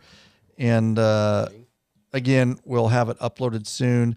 Don't forget to check the back end of your patron accounts. The brand new documentaries, 2-part series, Death Valley, are in there. And if you're top tier or above, it's in there. It's uploaded. You can see them. If not, you can simply go and we've got them up on the website. You can purchase them, of course, for a very small fee. Part 1 and 2 are on there. Thank you, Russell, for being here, brother. Or do you want to come back for episode 2, or are you done? The rest is okay. All right. Yeah, We'll just stay on there then. I'm part of that. Jason says, "Let's keep the live going." Okay. Oh, yeah. He wants to keep the live going, huh? Yeah, he's excited. All right. Well, I don't know. What do you guys want to do? Oh, I don't care. I don't care. Yeah, it's not gonna affect me any. Doesn't affect me. We're I going to gotta do a be here second either live or way. just let it run? No, just let it run. I say just let need it run. We just need a little bit of time. Well, no, need we're a going to break. take a break. Yeah. Intermission. Jason, I guess we got you, bud. We hear you. We got a song and a dance to do here, and then What's we'll be back. A little food for us. If they're The issue would be just Jason said, "Heck yeah." the length of the stream and all that. I mean, I don't know. oh no, it You're won't techie. affect anything. Okay. So yeah, if there's some of you that Kind of hungry. I know it's a lot. Yeah, if you guys want to eat, we might need to break then. I don't know if I want to go anywhere to eat. Oh, That's okay. another No, hour, we'd have to hour and a order a pizza or something. Yeah. But it's up to you guys. half. Lurch is like, I want to go somewhere. I'm in for whatever. I don't like go anywhere if we want to fucking. But if we're gonna eat, then we got need a to hot pocket probably for me not. or something. We can do a fucking hot. I don't care. Grubhub. Oh, this is getting crazy. We can't Well, eat you in the guys middle of take a break. podcast. I'm So going to see if I can get a Yeah, we better can't mic take off setup. if we're gonna do it So- live, especially we're not able. Terry said, "Do it!" Exclamation all mark. right, I don't need food. Let's Okay. go. Oh, we We'll- get yeah. We'll stay. We'll Okay. stay live. But And Give us 2 Jason minutes. says he needs more whiskey. there you go. So, Whiskey so up. does these guys. We'll stay live. We want to definitely, if you guys want to stick around, that's awesome. So Make a but sandwich it's or something. going to be a little bit, probably at least 10, 15 while we have an intermission here. The cameras will be going. And then we'll come back. We got to do all the intro again, but that's fine. That's the live experience. And Russell, Wait, do that again. For give me. us just a little bit. You're good. And Yeah, all right, we'll just let I'm everything. going to try and set up a better mic. Okay, perfect, bro. We'll just, I'm going to mute you for now, and we'll catch you on the flip side. So there we go. And I will just bump all the mics down.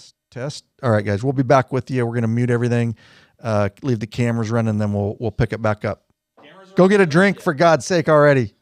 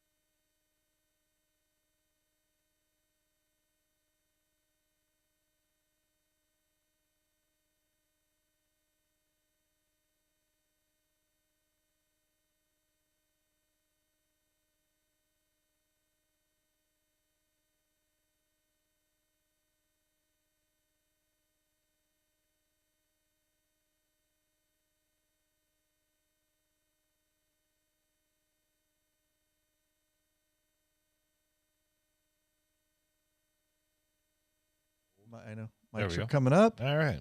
But we still are live. I just wanted to let everybody remind you you're on video now and your audio's back up. Oh man, video's on. Gotcha. Dang it. All right, let's get to episode 2 here. Don't worry, guys. Well, I guess you're not worried. You're probably sitting having a drink, but we are going to get back up and get going live here on part 2, which will be 2 separate podcasts when it comes out in audio format, but this will be just a long runner, so it is in the back of your Patreon accounts. It will be if you're not watching live immediately. The video live now? The video never went not live. The audio is on now. The video was always on. I'm just wondering where the camera's at. So you adjusted my mic the last time, so I was trying to move it to help you out. Thanks. I will put this here. Light. It went dead, and I'm not going to replace it. Perfect. Yeah. Lights, camera. Let's see. Are we? No, it must be an old one. You are there. Yeah, that's pretty good. As long as it's not right in front of your face, I kind of turn off the side and down a little bit. Well, more. he doesn't know what camera is looking, is what he's trying to say. That one. Is it this one? This or that one right now. Oh. So that one. So yeah, move it to the right. Yeah. We're mostly in the shot, I guess. We're pretty Yeah, I think you're good. All right, part 2, gents. delayed. Yeah, quite a bit. Yeah, it's a bit delayed for sure. It's because Lurch is on the Wi-Fi. Nope. Connect to my phone. Hey, let me time you out. Stop. There you go. Now you just finally did it. Lurch, you don't have a new free video to announce in this one, I see. Oh, I think I do. Don't I? Says new free video, but there ain't nothing which there. one's that? Are you even at the Episode part 2. Oh, well, I'll get to it. It's not live. Say so. We're getting show notes up, guys, here. If you're wondering. I'm ready to go. I bet you are. Good for you. Okay, we got a couple that are good. All right. With Dude that bombs. said, everybody's still in chat here. Yep. Terry's still in there. You're on candid camera, Terry says. Ah, jeez. That's it. Ah, man. All right, here we go, guys. Oh, let's make sure we got Russell. There he is. Russell. There I see him. Russell, you got us? No, not yet. Okay. Don't worry. We're just going to get started. You got time. Work on your mic. I'm going to put you on mute. At some point, I'll bring you back in. Your shit together.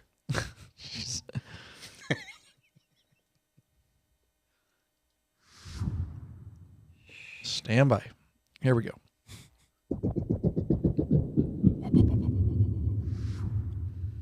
Lurch, you got an announcement to make? Do I? They're your notes. There's an email on mine. That's weird. How come it's not on yours? We're killing it. I would like to announce that the Cruise Tools RTH3 is back in stock. I don't know what's going on lately. I don't think we're back to like COVID issue with the supply stream, but there's something going on, and so we're out of stock on the RTH3s for a little while. We got a buttload of them in stock, so if you've been waiting to get your RTH3 because we didn't have it, we got them now. So going on a little over to the Law Abiding Biker store and pick one up. Yep, guys, that is the most popular toolkit we sell for American made, and we've got another Cruise Tools for the metric. But what are you pointing at? Email's there. I don't know what you're looking at. I didn't say email. I said new free video. Oh, that's what you said. Jesus. Oh, my Shit show. God. God, we're killing it. Lean today. is fucking So vodka. Didn't we just say this? I said video. All right. I'm on it, bud. All right. Yeah, no problem. My fault. Anyways, the Cruise Tools RTH3, we used it again on this very trip that we're going to talk about on the side of the freeway to completely, we would have had to call a tow truck, but because we had that kit, that roll-up travel tool kit, we removed the battery. One of the guys brought me a battery, and we were able to get back. Literally, if you don't have tools, simple little repairs, that would have ruined the rest of our day, because by the time you get a tow truck, we were trying to get it towed to a shop, it's just ridiculous, guys. For the price, you got to get one. Grab them while they're in stock. right from the Law Abiding Biker store, guys. You will definitely appreciate it when you need that bad boy. Here it comes. You want to ride longer? Are you tired of a sore and achy ass? Fix it with a high-quality butt buffer seat cushion. I was running it on this trip, of course. Head over to the Law Abiding Biker store and check out our full line of butt buffer seat cushions. All right, what do we got here? We got us a email here. We do. And a lot of times I read the emails, but this is one that you handled. Oh. So I will defer to you, my friend. There you go. So Matt Jones of Baldwin, Missouri writes, he used our contact form over at lawabidingbiker.com/contact. And he also left a donation because you can do that because we spend a very large amount of time trying to answer and help bikers. And we do a lot of it for free. So those donations are appreciated. Thank you for your time, he writes. I'm not sure if I have a case or if I am just grasping at straws, but I would like to hear your opinion on this. March 2018, I bought a 2018 Harley Breakout. Before taking possession of the bike, I had them do a Stage 4 117 kit, Vance & Hines 2-2 big radius pipes, and a tune for it. I was not given a choice or options for what tuner they used. Shows on the build, it was PV TC2 Power Vision Flash. Fast forward 1 year, 3 months-ish, and 5,000 miles. The engine started knocking from piston slap in the cylinder. Took it into Harley. Of course, they told me the warranty was voided because of the tune, and I paid out $5,500 to fix the issue. Jeez. Man. Now, the questions, EPA made it illegal to sell products that alter the ECM. Not sure when. In 2016, EPA forced Harley-Davidson to stop selling the illegal aftermarket defeat devices in the U.S. by August 23rd, 2016. After watching our video, he references, quote, Harley can't void your warranty anymore, EPA-compliant Harley EFI tuners, unquote. And some other research got me thinking. If Harley and dealerships were told they could not sell tuners, example, the Power Vision tuner, that weren't EPA compliant after August 2016, and they did that, would be a breach of agreement, question mark. So, did Harley dealership willingly sell a tuner that was illegal or sold the tuner under the pretense it was EPA compliant, which would not void the warranty? Do you think there would be a case against the Harley dealership and Harley-Davidson itself to get the engine repairs covered? My thoughts of this, whichever way the Harley dealership would answer this question, they would be screwed either way if my assumptions are correct. Is there any info you can point me to or cases like this? My response: thank you so much for your generous donation. We spend a lot of our time answering emails and assisting bikers, so your support truly helps us continue our work. Your question is excellent and has given me a lot to think about as I try to provide a helpful answer. I'm not an attorney, and I don't play one on TV either. You should. But I'll do my best to offer some insights. There seem to be two main issues here: the piston slap engine problem you experienced and the EFI tuner that voided your warranty. I'm not sure about the paperwork you signed or the conversations you had with the service department during the installation of the Stage 4 upgrade parts. It's well known that Harley voids warranties for aftermarket non-EPA compliant tuners. The challenge is to provide that the EFI tuner caused the engine issue, which I would think would be difficult. The engine work was completed and the warranty had expired by the time you encountered the problem. Additionally, during the transition period with the EPA and tuners, dealerships had varying practices as they received updated information and adjusted their procedures. If you were to pursue legal action, you need to go after the specific dealership and somehow prove the engine issue was caused by the non-compliant tuner. If you want to address the sale of a non-compliant EFI tuner, that would be a matter for the EPA to enforce rather than a civil lawsuit. With all that in mind, it might be worthwhile to consult with an attorney who specializes in these cases to see what they recommend. Ultimately, the burden of proof will be on you, and pursuing this could involve significant out-of-pocket expenses. I hope this helps in some way. If you decide to move forward, please keep us updated. I'd love to hear how it all turns out. All right. So Man. There you go. A lot going on there. We've done a lot of videos on all the EFI tuner stuff. Yeah. Good question, and appreciate the donation. And hopefully that was helpful. Yeah, raw deal for him, though. Yeah, Sure. $5,500 out of pocket sucks. Yep.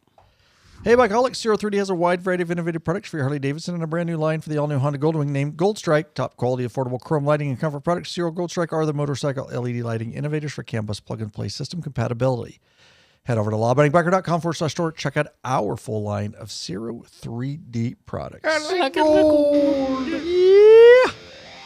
Here we go. Part 2 of 2 of our East Coast adventure. Welcome back, you freaking bikeaholics. This is the podcast for the motorcycle majority of the Big MM, also known as the 99%ers. Large And in charge of the motorcycle scene. More than any time in history, by being here, by listening, you're part of what we call the hashtag Biker Revolution, bitches. Yes. We have just one question before we get started. What are you waiting for, bikeaholics? Mount up and let us take you on another wild ass ride. There you go. You hear the vodka speaking. Ryan Urlacher here, your host of the Law Abiding Biker podcast and your high-tech redneck. All right, so we appreciate you guys being here.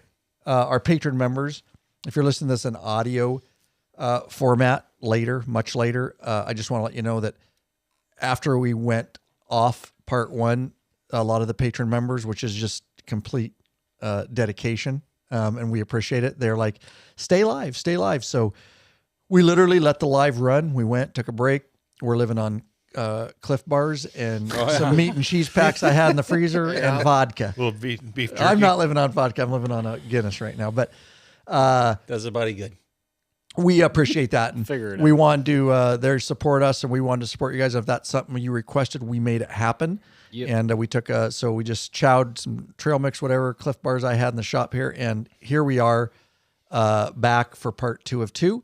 So you'll get this in the back end of your patron accounts either way, even if you're not watching live. So always be checking the back end of your patron accounts, guys, because there's stuff being uploaded. Yeah, pay attention to the back end. I actually do appreciate the fact that we stayed live, because now I don't have to upload episode 2 within 24 hours as you dictated earlier. Right. Slave driver. I still think you should, but I don't have to now. all right. I'm going to bring Russell. Russell Roberts was a patron member. Obviously, y'all know him. He was in part 1, and I'm going to go ahead and bring him in and see if we got audio. Hello, Russell. You there? OG. No, man. Hey guys, can you hear me? Yeah. Yes. We can. Where's the mic? Couldn't get it to work. Okay. All right. I'm working off an iPad tonight, so. Gotcha. Okay. You're clean it up. Get your shit together. Don't worry, when I edit the podcast, I'll make you Matt sound can clean great. it all up. Yeah. Make me sound wonderful. Oh, yeah. I'll make you sound like a stallion. Yeah, there you go. Yeah. Well, thanks, Russell, for being here again for part You 2, bet. and all the patron members that are hanging with us. We'll get just a few things here. We handled the email. We do have we do now, since my producer actually wrote it in there. We do have a new free video that Lurch so would nice. now like to mention. Oh, yeah. I would love to. Love to mention this Easy, one. So buddy. every Harley. The name of this video is Every Harley Owner with a Cable Clutch Must Fix This. Do it yourself. The Fatbagger's Easy Clutch Adjuster. If you're not aware, a lot of the newer bikes have this. All the newer. Well, Not a lot. All. So last week, That's how they're a manufacturing few them weeks now. ago, I almost feel like you're my wife right now. Totally, dude. That was, in the way of a a good total story. setup, dude. The newer bikes, they changed the way that the clutch cable is adjusted. It used to be a screw. I'm trying to think of the word. Turn bolt kind of thing. That was a Kill it. double lock nut against like a it. friction. Yeah. A collar. Turnbuckle. Turnbuckle. Thank There you. you Yeah, exactly. It's a turnbuckle setup. I actually The think it's newer more one- like a has no long idea nut what it rather is. than a turnbuckle. I think a turnbuckle will put. I don't know. it's I a don't friction think. nut. I don't Just leave think- it alone. No, it's not friction nut. It's two nuts. Anyways, turnbuckle. Move on. Too nuts. Leave it. Leave it alone. Leave it alone. Move on. If you're just listening, you can't say our hand signals. What the fuck? Have you ever heard of this term called docking? Oh my god. So, anyways, I think a turnbuckle is the best way to describe it. Anywho, you can adjust it, and you can make some fine adjustments in your clutch and your cable clutch. The newer bikes have a spring-loaded release that sets at a preset tension, and so you lose a lot of that fine adjustment ability. So Fatbaggers came out with a turnbuckle type adjustment for these new bikes, and we show you. We got a video. Don't worry, it's a fairly easy install. And Bob Dawson says barrel nuts. Thanks. Barrel nuts thing. Turnbuckle shit. Turnbuckle. It's a barrel of the nuts. Double bolts. Barrel Something of was nuts. happening. Anyways, the easy the Fatbagger's easy clutch adjuster gives you that fine adjustment so that you can adjust the clutch to release where you like it, away from your handlebar. It's a fairly inexpensive item that will increase the rideability of your bike at least 15%. Yep. Maybe 20. From the manufacturer? Guaranteed. Guaranteed. And it'll make it 10 miles an hour. I do like how Bob Dawson puts question mark too. So I mean, it's like nobody knows exactly what the fuck everybody knows what we're talking about. Just Yeah, don't know the it's hard to specific term. It's hard to explain. it's a I actually thing. think a turnbuckle is probably the No, best stop. explanation of it. Probably. It's No, I'm going with Bob Barrel Nut.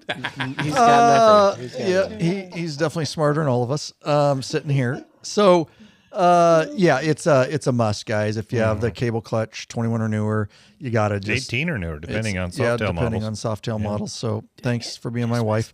Yeah, hey, I had to. Thank you. I saw what Okay, you were doing there. perfect. I picked up what you're laying down. Nice. We sell the crap out of those things, guys. The bejesus. First thing I did to my Bejesus. 24, I think one of the very first things. So Mm-hmm. we have them in stock. We ship them daily, and grab them now, guys. You will be so happy, and you don't have to deal with that. How Harley wants your clutch adjusted. I don't like how Harley adjusts my clutch. So that gives me the power back to do that. Now we want you to become a patron member. We love our sponsors up front, but we would love to become a patron member and get the benefits and all that kind of stuff, guys. These folks are a direct reason. These are some of our newest patron members that we're coming to you strong after 11 years and no plans stopping. You ain't stopping us. Appreciate the still after 11 years, you guys still giving back. Jesse Kripe of South Haven, Minnesota, top tier member. Joe Touchstone of New River, Arizona. He's also a top tier. Scott Hendry of Tacoma, Washington, right in our backyard. There you go. Last time we had one from Tacoma too, if I remember right. So We did. lawabidingbiker.com/Patreon, Patreon. Pledge a certain amount per piece of content. No risk to you because you can put a monthly cap. We understand the family budget and staying within that. There are benefits for signing up, such as t-shirts and stickers. You get access to the private Facebook group, which is a troll-free zone. It is literally nothing but bikers helping and connecting with other bikers in there. You get access to live video broadcasts and chat like this right here. Access to premium videos up on request, and of course, access to those awesome ride meetup and events. Multiples of those going on here in 24. In part 1, we just spoke of the one that Russell and others organized over in the Tennessee area. We really appreciate you considering becoming a patron member. Get involved. There you go. Do it. Nailed it. Nailed it. Picking it up. So let me bring the notes back up here. All right. So We're in Cookville. we're in Cookville, and this is where we're picking back up here. If you guys listened, well, you should have, to episode 1, because this isn't going to make sense. But once you get here, we're done with the logistics of getting there and kind of spending some time in Nashville, the patron meetup. Now, the next days, 4 through 10, we're throttle down. We are going to see a lot of country, experience a lot of things. And so this is where we're going to start breaking that down, and we'll just pick it up. So done with patron event. We got into Cooksville, spent the night. Not a lot happened. Anything in Cooksville. Not a lot there. It was just a place. And this is Sunday, June 9th, correct? And we're leaving out of Cooksville. Is that where we're picking up? That is correct. Okay. Your notes say. Yep. All right. Pick it up. Anybody who would like to pick up from there. I just want to make sure we're on the Out of Cookville, huh? We had some weather up ahead of us. Worried about a little bit of rain that day. I think for the most part, from what I remember, it stayed fairly dry. Pretty nice day of riding. And this was a pretty badass day. Like, we knew we were coming up with something kind of special that a lot of people try to get out too. And that is the tail of the dragon. So we were able to hit the tail of the dragon before we got there. We ran into a couple troopers. I saw one of the guys his car sitting on the side of the road, and I was actually curious if it was just an empty car sitting there just to slow people down, or if it was actually a real cop car over there. And so by the time I wandered over there, a trooper had come out of whatever little store that he was in. I started kind of BSing with him, and then pretty soon a lot more of the guys came over and we're kind of talking to them, and he was telling us that the tail is actually deemed one of the most dangerous roads in the state of Tennessee. And so there is overtime for coppers every day of the week, basically, to be out there, 8, 10. He goes, they'll probably even do 12-hour shifts if you want to be out there for that, because they just want guys out there, slow people down. He was warning us. He said, hey, people come across, in cages, they'll come across on the wrong side of the road on you. He's like, so, stay kind of the center, watch out for people. He was telling me, I was wondering about fatalities on the road, and he said, not a ton of them.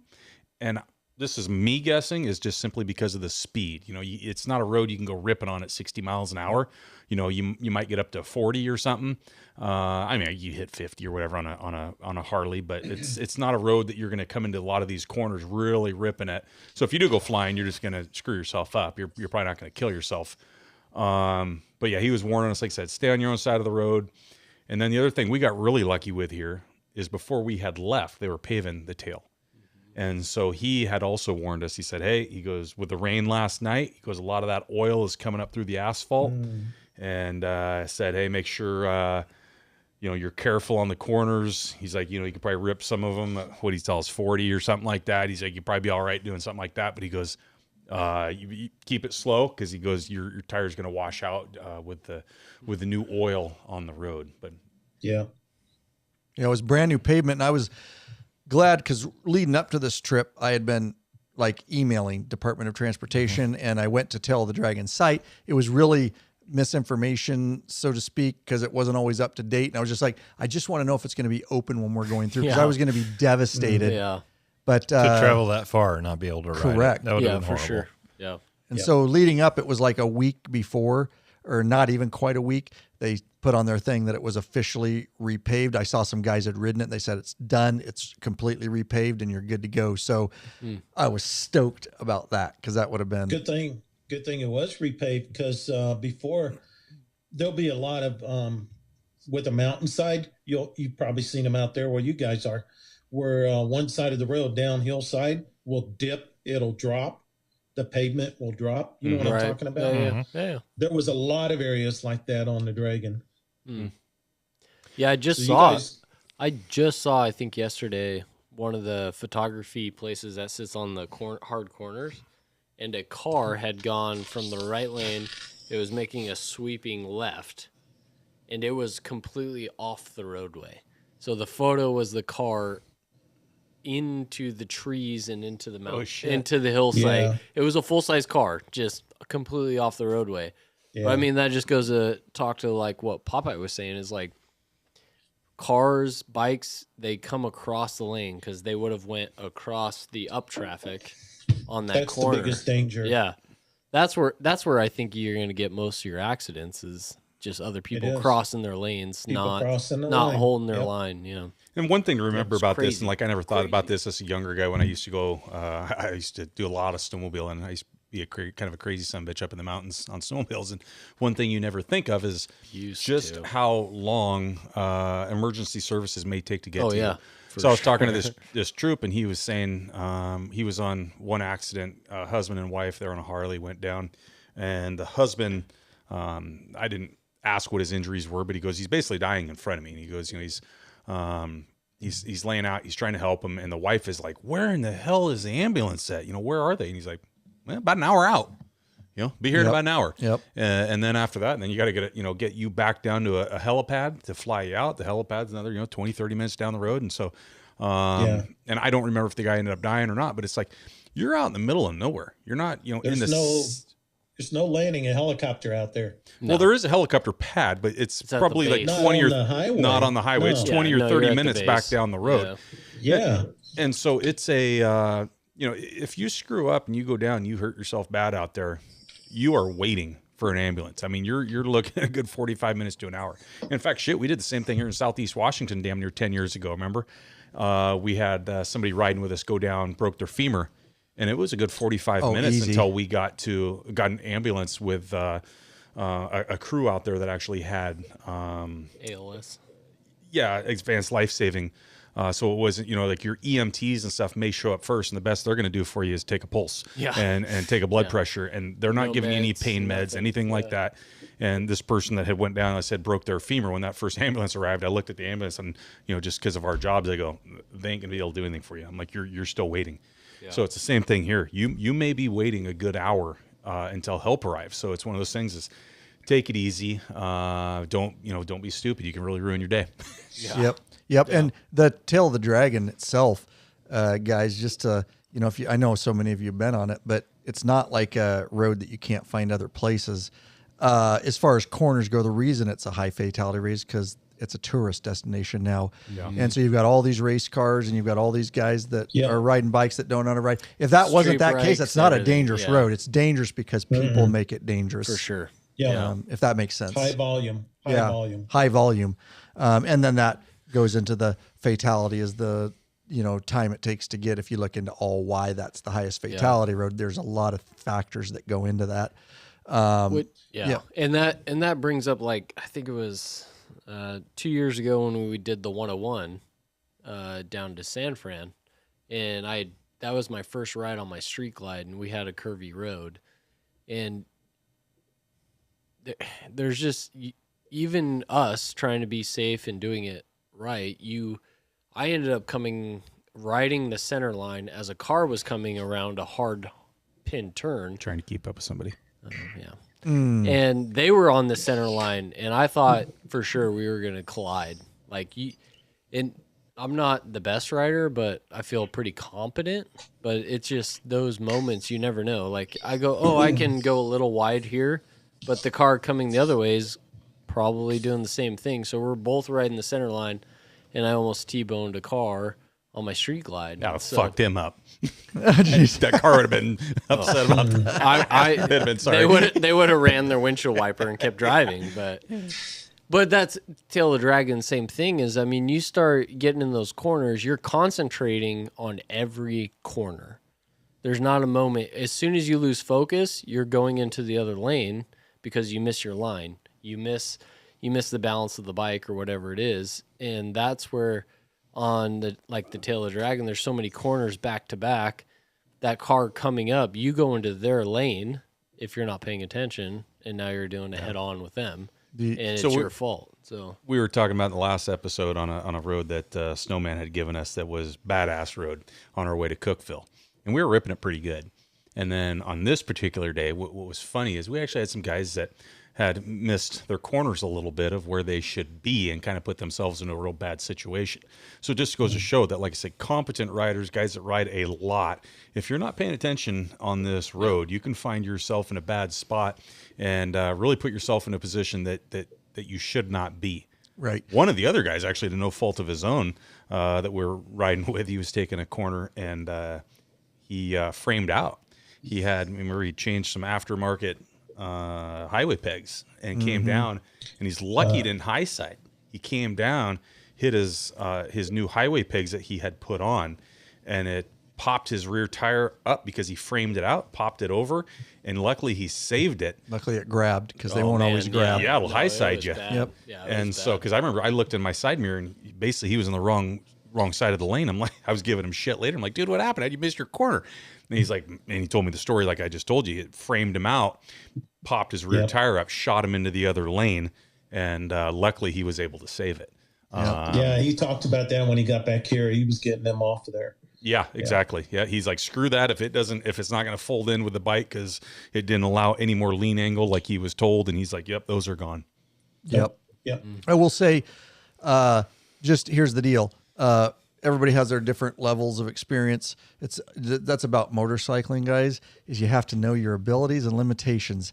And that's a problem with places like Tail the Dragon. I know where I was at, but you guys tend to want to push themselves, and it's not a place to practice.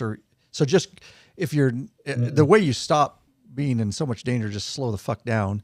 And you're not a racer, and depending on how much you've trained, stay within your abilities and then below some to give yourself margins of error.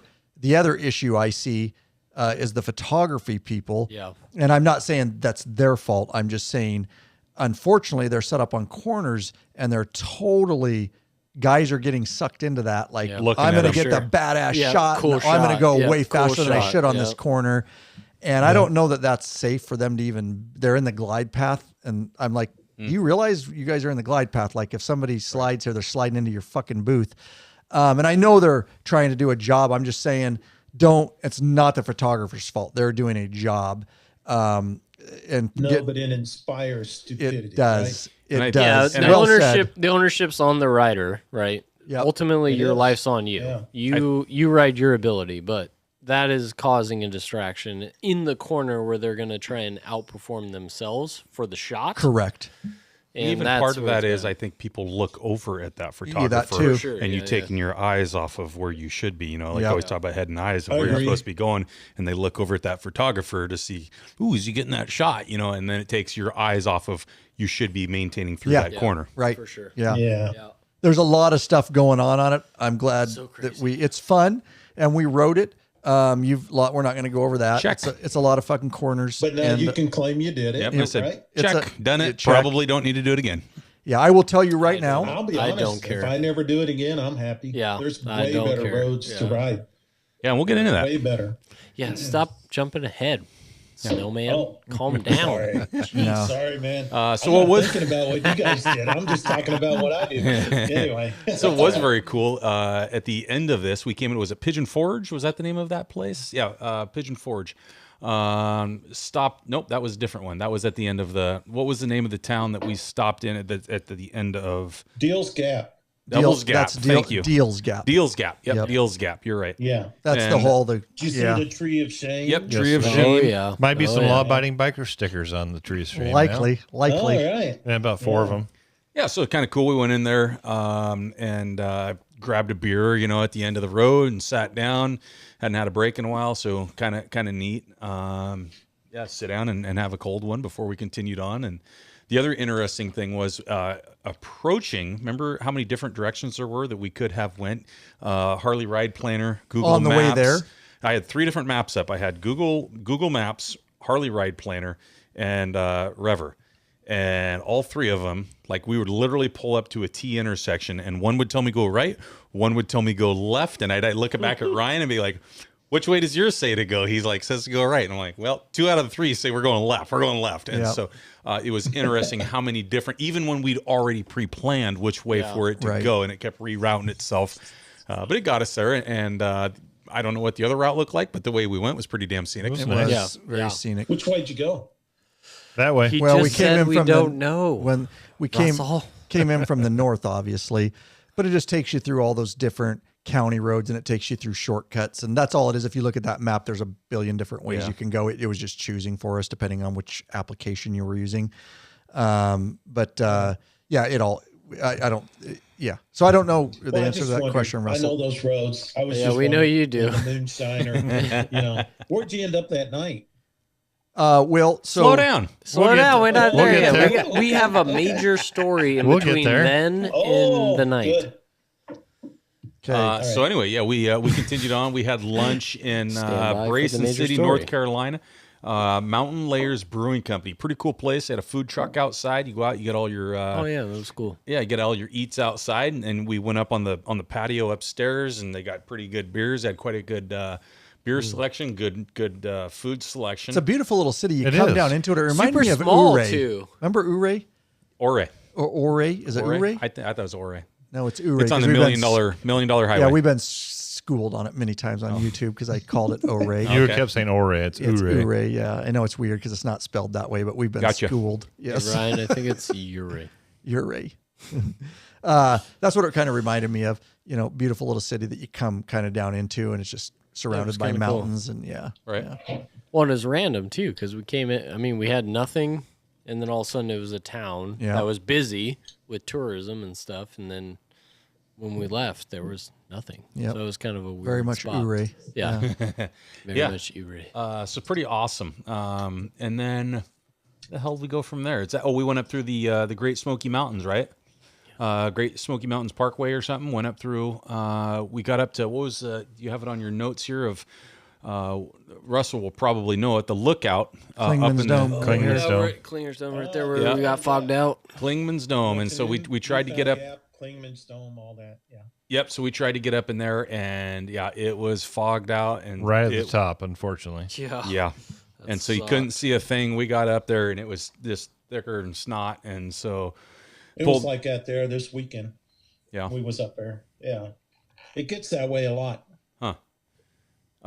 So we got out of there and started heading back down the mountain, and we were heading towards Pigeon Forge, which is what Dolly World in that area. Is that getting some sweet photos? Is that correct, Russell? Yeah.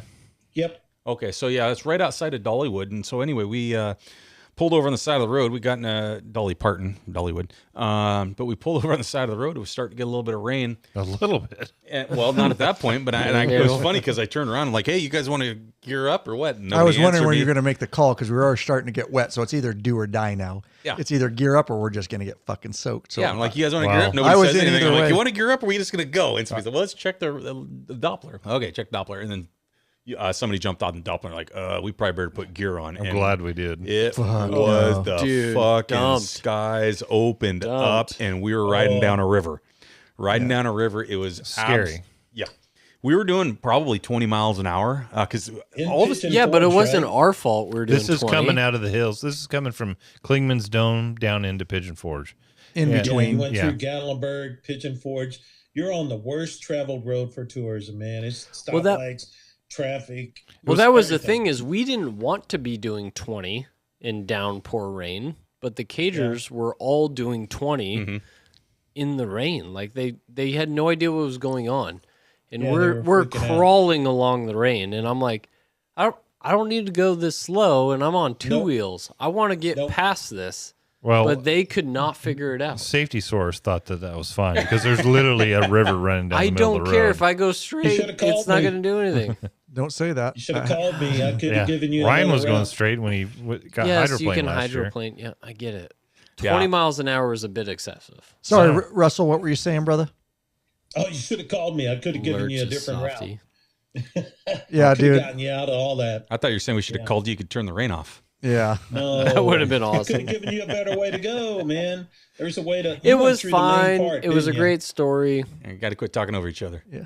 Go ahead, Russell. Keep going. Ready? Oh, I was just saying, you went through the main drag. I bet. Yeah, we did. Mm-hmm. Okay. Yeah, we didn't even know we were going to go through there on the map. It was just a means to an end to get where we were, but that was the ride plan, and I didn't even know what that city was. I had to ask afterwards. I'm like looking around. I had to ask, what the hell town was that with all that amusement park shit? All that bullshit on the side of the road. Yeah. It reminded me of Branson, Missouri quite a bit. Yeah. Except on steroids. Yeah, true. Yeah. Yeah. So anyway, after we made it through that torrential downpour, some people who thought that they had waterproof gear later that night found out their gear was not so waterproof. He's looking at you. They had a fucking puddle in their backpack or in their gear. I can tell you that your tried and true Rick-Rack with the waterproof bag over the top of it was nice and dry. It's legit. All my shit was perfect. Somebody else's? Mm-hmm. Wet. wet. To be fair, the bag, it was a bag I got off Amazon. I don't know. Waterproof. Kind of like Harbor Freight straps. Very similar. Right. Up until this point, it worked very well. Up until it was wet. When it was dry, the waterproof bag. I still stand by. No, because us riding, it was fine. Yeah. It was when we sat there and Sunshine decided to dump his bike on a parking lot. That's when all the rain happened. I don't remember him dumping his bike. Sunshine did? Yes, when we were gearing up. Remember? We're literally Oh, standing yeah, there. Everybody's He forgot to standing put his still, kick- he and forgot to put all his of a sudden kickstand you're. Yeah. So the moral of the story is that the waterproof bag works great until it rains. Until it doesn't. Yeah. So get a Rick Rack. Yeah. In Waterproof. Yeah. Jake in the chat says it worked until it didn't. Yeah. Yep. In, Moral of the story. In dry heat, waterproof works great. So after we got through Pigeon Forge, it was basically we were just laying down miles, and we were heading towards Bristol, Tennessee. We got a chapter in Bristol, and that was pretty fun. It'd been probably a couple of years, probably 2 years since we got a chapter in Bristol, and so our Bristol chapter met up with us. Unfortunately, because they have races and such there, they were unable to ride with us. They get mandated to have to work overtime for the NASCAR races and such, and so weren't able to go with us. But it was pretty fun. They were at least able to meet us in the evening, and we got to go out and get dinner and a few drinks with them. Yeah. Cool. Yeah, good time and dry out. And hope the next day it wasn't going to rain. It was kind of looking like it. But so we're up. I want to start this day, day 5, Monday, June 10th. So Bristol, Tennessee, we're leaving. And we had went to Starbucks in the morning to get a coffee. Remember the battery thing we talked about earlier? Well, upon leaving, I had to jump start my bike. Luckily, Lurch we have them in the store, guys. Awesome little jump packs. And again, this is a story of having the proper gear. We would have had to literally call a tow truck to come jump us. Was my bike wouldn't start, and that was weird because it had been running good with the lithium-ion battery, my 24 Street Light up to this point. But again, we had the trailer issue and all that. But Lurch jumped me with the jump pack. Jumped me with the jump pack, and it felt really good. Just wanted you to say that again. He jumped me with a jump pack, and it felt really good. And we got my bike up and going, but that caused a little bit of concern, which is going to come into play a little bit later. Now, I had a ride plan already set up months and months before this. Our Bristol, Tennessee guys sat down in the morning. They met us at one of them met us at Starbucks, and he sat down with me. Sorry. And he sat down with me and said, "Hey, what route are you going?" Well, I had planned a route, and we're going east. We're going to end up in Virginia City this day. And I had planned a route based on, how it looked on Google Maps and kind of looked like some windy roads. I wasn't going to just take the main freeway. Anyways, he said, "Hey, there's this road. Hey, way better. Hey, girl. Than what you guys are riding." And so I wasn't sure if I was going to be able to make it work because just time and miles that we were doing. But I sat down on my laptop, got on Ride Planner, and said, "Yeah, I think we can do that." Anyways, it's very popular. It's called the Snake, is what they call it. And and if you go to the Snake, it's all www.thesnake421, thesnake421.com. They have their own. Make sure your safe search is on. Yes, if you Google that, right? Please. I'm guessing it's State Route 421 or something. Yeah. U.S. Yeah. So they have their own website. It's not as well known as Tell the Dragon, but what you're going to find out here in a minute, I'll let these guys kind of talk about it. But anyways, I'm glad I was able to reroute that, and it worked into our ride plan. So we made an on-the-fly change there, and we were off. It did add an hour to the ride. Worth it. Worth every second of that, I'd say. But go ahead and jump in there, guys. Cowboy, you want to talk about it? Horrible I'll bet road. you do. But so anyway, it was... it was... It was nice seeing you guys. I'll see you next podcast. Go I'm ahead. just going to go. Nope, it's cool. See you guys. No, he's out of here. He's got a bathroom. You want to go? So anyway, yeah, this thing was it was awesome. Like they say, they call it the Snake, Highway 421. Badass road. No freaking potholes. It was paved nicely. Great corners. Not all the bikes. Not touristy. we didn't have the traffic, which was awesome. Hardly any traffic. Yeah, no we could trucks. just rip it, yeah. We were ripping it pretty good. I mean, we were within the legal speed limits on all corners. I would say the main difference is the Dragon's got a lot of like 15 mile an hour, 10 mile an hour technical curves where it's the Snake it's not had a lot too, of fun, but not as many. But it had a lot more diversity. Yeah, a little more sweeping curves where you can actually carry some more speed through them. Yeah. Safety source at least went 10 some miles an hour. straightaways. Yeah. we actually caught up to another group of bikers. Remember that? Yeah. And I get really excited when I catch somebody and they're going slow as shit, and I can just feel my blood pressure going up. And I just said, you know what? I did the same thing in Maui when I was riding up to Hana, the road to Hana. I'm like, you know what? I can feel myself getting pissed off. I'm just going to pull over and I'm going to let them get ahead of me. Yeah, right. And so, we caught those guys, and there's no room to pass. There's nothing you can do. And they weren't moving to the side for us. I was like, fuck it.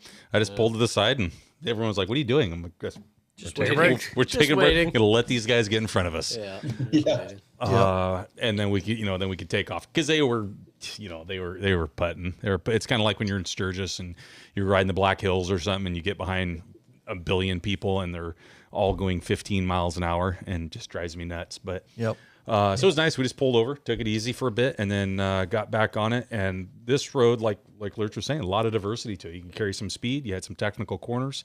And then you'd break out into like open farmland for a bit, and then kind of back into the the corners and stuff. I can't recommend it enough. Awesome. A lot of fun. I'm saying that until the Dragon was cool, it was on the bucket list. Don't care if I ever ride it again. This I would ride over and over. Yeah. This is better in my opinion. I'm sorry if that pisses some people off. Just because there is no traffic. It's got just as many corners, I think. They're awesome. You don't have I don't like the touristy. Unfortunately, this has a website, and I'm afraid over time it's going to get more touristy. And pesky cops aren't sitting on the corner radaring you. Exactly. Yeah. Yeah. So it by far I liked it better than Tail of the Dragon for a lot of different reasons. Again, I'm glad I did the Tail, but this is a little secret that I hope. I don't even know if it's a secret. It's just not as commercialized is what It's not a secret. But no, it's not as. Tail of the Dragon is the infamous road. There's a shit ton of other roads around here. Language. And he's guys keep interrupting him over and over. Russell's flipping us off on camera. For the listening audience. I mean, there are so many roads around here that are way better than the Dragon, but the Dragon's the most famous one around. Yeah, well said. So that we had a ball on that, and then so we're gonna stop in Greensboro, North Carolina for lunch. That's where we had a lunch stop. And so here's where my battery issue comes in. I did a live out there on the side of the road on Instagram at the time. Might have flown a drone in the middle of the freeway. There was drone flying. We got some great shots. Watch out for the semi. Are you high enough? Yeah. But I was just driving along, and my bike went completely dead, and it's like a four laner, and it's a big freeway. Big. And we were inside track, and so I was in the back, completely in the back this time, nobody behind me, and I had to take the shoulder because I had zero power. Everything just went lights off and dead. I coasted the shoulder. Of course, the other guys keep going on, and so it took a little while. At some point, I realized you were not back there, and I called you, but you were on the phone with Lee. Yeah. So I started making some calls and letting the guys know that I was there. And sorry, I had to turn that down a little bit to let them know, hey, I'm stranded. The bike won't start. There's zero power. The IFCU infotainment control unit won't come on. So I know this is dead. So anyways, eventually Lee, Popeye, and Lurch made it back. The rest of the guys went into Greensboro. Again, I talked about the Cruise Tool RTH3 kit. Thank God we had it because I knew we could at least dump a battery and install it. And so we waited on the side of the freeway for a while the rest, I think Squirt, those guys found a battery. At this point, we just needed to find a battery, so I didn't grab a lithium ion because there's certain brands that I want to get if I do that. We grabbed a lead acid, and it got hauled out to me, and we were able to get that installed on the side of the freeway. Bike fired right up, and it was not a bike issue, guys. I made the post, and a lot of guys, of course, the freaking internet got on. Oh, it's because it's a 24. They're having all kinds of... So I had to go on the post and put asterisk. This was not a bike issue, morons. I didn't say morons. This is the Uncensored Podcast. It just sucks that you have to frickin' do that. I'm like, you guys don't even know what happened. You haven't been following that I've been having a battery issue. Anyways, all battery. I went back and did that. And I would be the first one to tell you if that was a bike issue. I have no fucking problem with that. But this was not a bike issue. So and as of today, I have the lead acid in there. Just been busy. But with that said, real quick, I'm not going to get into it deep. There is information. We haven't had time to confirm it. I'm in contact with my Harley rep. Before I put it out in detail, I want it to be factual and I want to know why.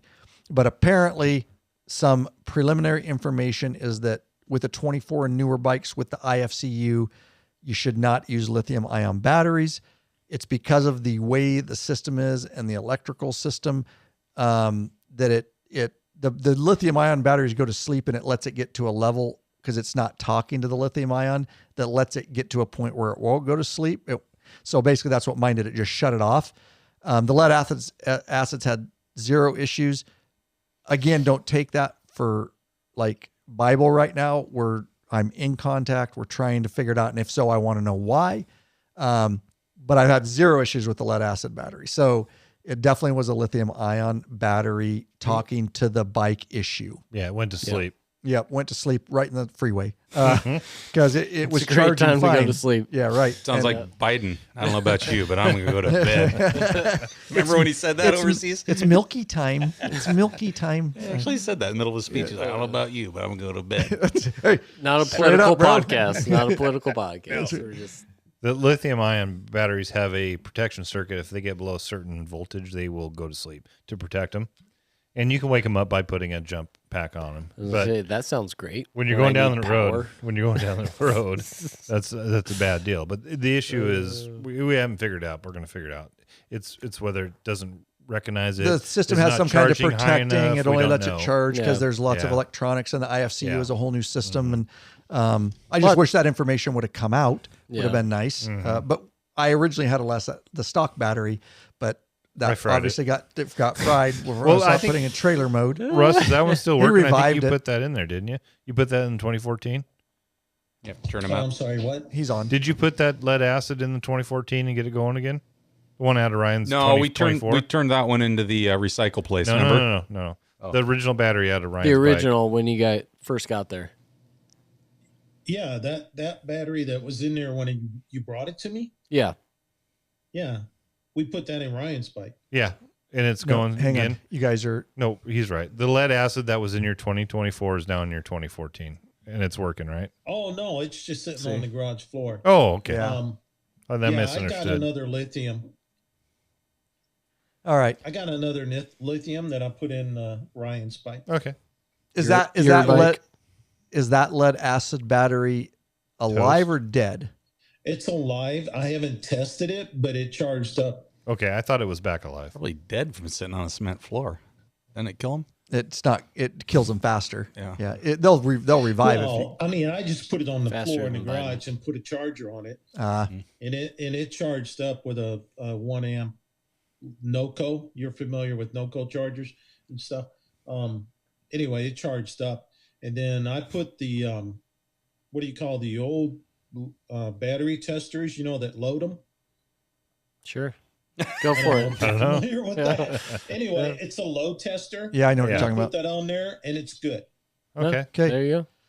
Perfect. So we were just in a pinch. And I think it Moral was- of the story is put your bikes in tow mode. yeah, there you Yeah. go. Going cross country. Yep. Solves a Yep. lot of issues. The issue is we didn't have enough time to get that battery back healthy to get your bike going, so that's why we swapped. Correct. Yeah, we just had to make a No, decision. we were even one time. I think we threw 50 amps on it. Yeah. But yeah, even just trying to boost it, we left the booster on there and it drained the booster.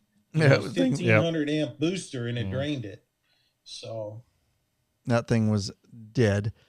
it was dead. She was thirsty. So lunch in Yeah. Greensboro, it put us back about an hour and a half, this little debacle. But again, riding with a crew, tools, we didn't need to any more than an hour and a half and back at it. Natty Greens downtown in Greensboro. That was really good. Nice. It was hot. Yeah, it was a starting nice to get place. pretty warm. That was a cool place.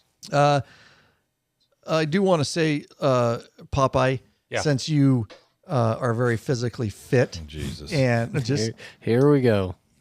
Oh, Here we go. red, Recommend Everybody a lot of stand by. salads. mute him. So this is rated R for anybody listening. At this point, it's rated R. I just want to ask Popeye because he is. I gotta mute Salads that. are healthy. I gotta mute that too. So, and we gotta mute. We gotta mute Blue too. So it's just me and Popeye now. Everybody else is muted. Oh yeah, you are muted. Yeah, wait, you're yeller.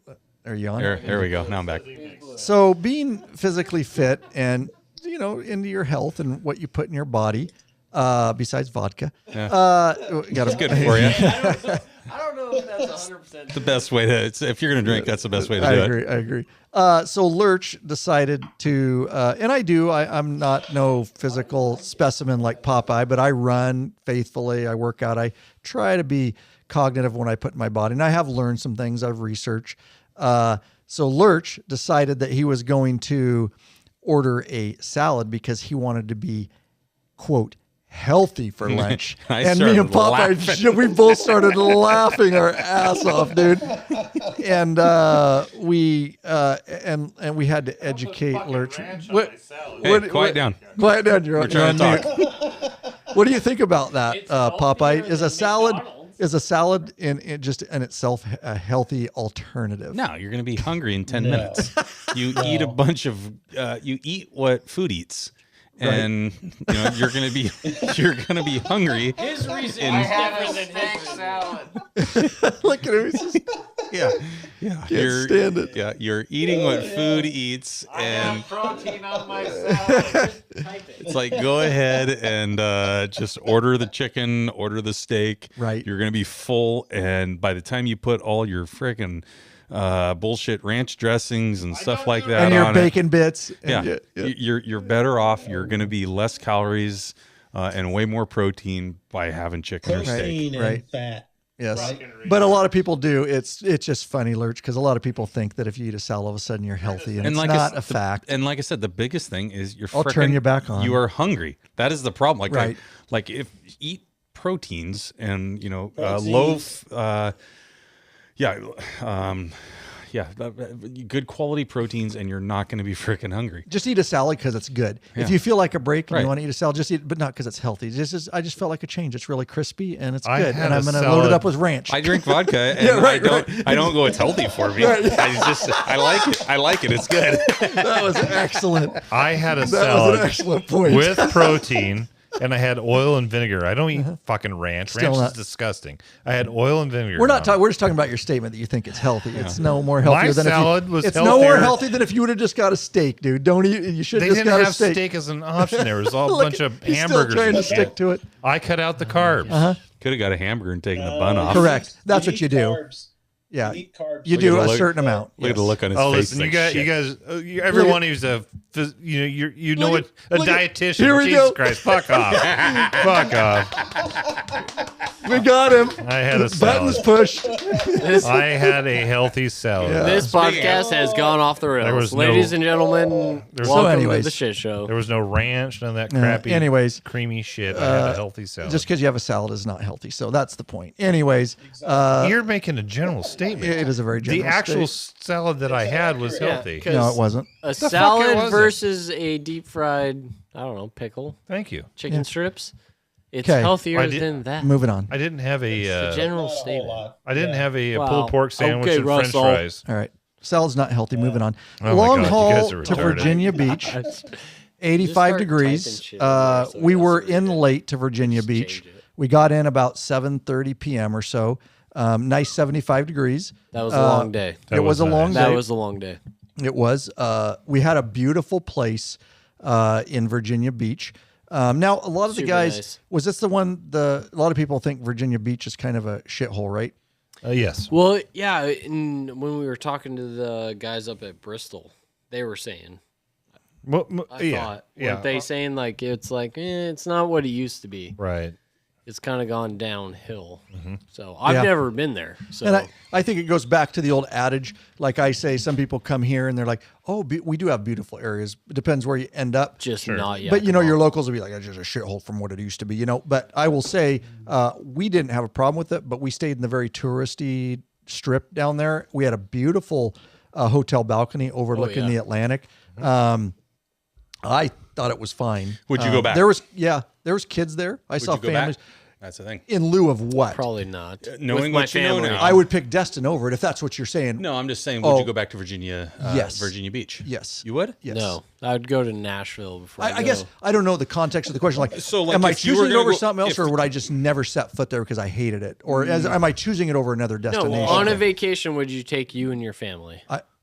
Can I pick somewhere else? I Yeah. would pick a lot Yeah, of other. yeah. I'd No, pick you can Hawaii. pick anywhere. Oh, I'd pick Hawaii, or I'd pick Right, Mexico. that's all we're saying is That's I the- would prefer that's the Nashville context. before that. Right, that's the context. yes. I wasn't impressed. So what you're saying is, if you were rolling through, like we were, like Yeah, on if another you road, happen to go by it. if you're on another road trip, you would stop into there and stay. You're saying that's what you're saying. Yes, if it was in my route and it was mileage wise, absolutely. And I would agree Okay. with that. Like, I'm not going to be like this. You know, it's not Go like out of your way to get there. stopping and Compton or something like that. You know, where Right. it's like I'm going to avoid it at all costs. It's if it's on the route and I have to stay there, I will. It's not going to be a spot where I'm going to be like, I want to go there. Right. I agree. 100%. Yeah. I wasn't impressed. Yeah. Yeah. I'm with you. Like, if we're rolling through there again, and it works, and that's the mileage. Yes. Absolutely. Yeah. But yeah, there's sure. So we had a decent time there. Where did we go? Chicks on the beach. Had a nice little meal there. Seafood with It's the all right. cockroaches. Yeah. yeah. Well, it wasn't a cockroach. It's something smaller than that. Oh, What fuck are they no, called? it was Water huge. bugs? That was a cockroach. It was very somebody big. Said, Big. Somebody else said it was something else, like a water bug. It's Like the size of my thumb. Yeah, it was. You that's- should have had yourself. cockroaches are big, big.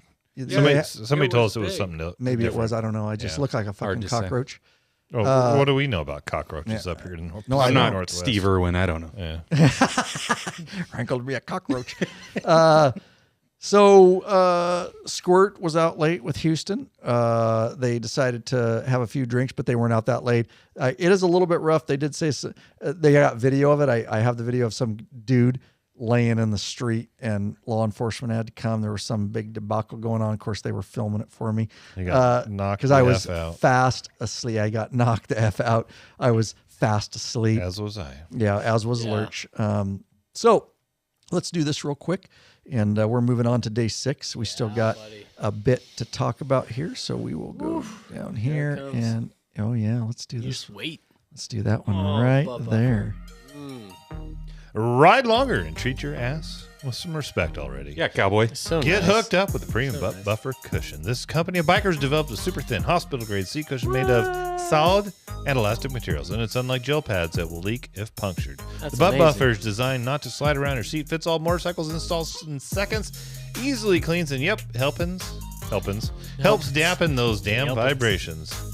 With plenty of miles to choose from, they assure you'll have a comfortable ass when riding. Head on over to Law Body Biker Store and check out our full line of butt buffer seat cushions. That's so amazing. I like this. So Jason Despain in there. Rabbits eat salad. I eat rabbit. That's why I'm the top of the food chain. There it is. I love it. Yeah, another Terry. Terry says rabbits eat salad and poop pellets. Well, Lurch poops pellets now too, but he's healthy. But he's healthy because he's eating while he salads. does it. I think that I think that's that. Speaking of Virginia Beach, is that the night that Sunshine sung? Oh, that was at Chicks. He did some Is it karaoke. Virginia Yeah. Beach or was it Myrtle Beach? Was it Myrtle? I thought it was Myrtle. Is it in the show I thought notes? it was I'm not Myrtle. sure. I think it's Myrtle. Okay. I think it was. I'm Myrtle. looking at Orange his Sky? comment in Orange the. Sky? I know. I don't think he knows what he's talking about. I thought it was Myrtle. I think Beach. it's Myrtle. I think it is Myrtle. I thought it was at Chicks. Was it because Chicks? Chicks had that whole room was up right top. off to the It side. It was was up Chicks. top. That was It was Chicks Chicks. that he Yep, went yep, yep. into. He's right. Yeah, it was Chicks. It was. so good. Oh, and that was. Dude can sing. Dude. Is that the night? That was the night that Sarge was all pissed off at us. Yeah. Yeah. Which was that was Virginia one Beach. of multiple nights. Just I kidding. was going to say, no, not the first time, won't be the last time. Yeah.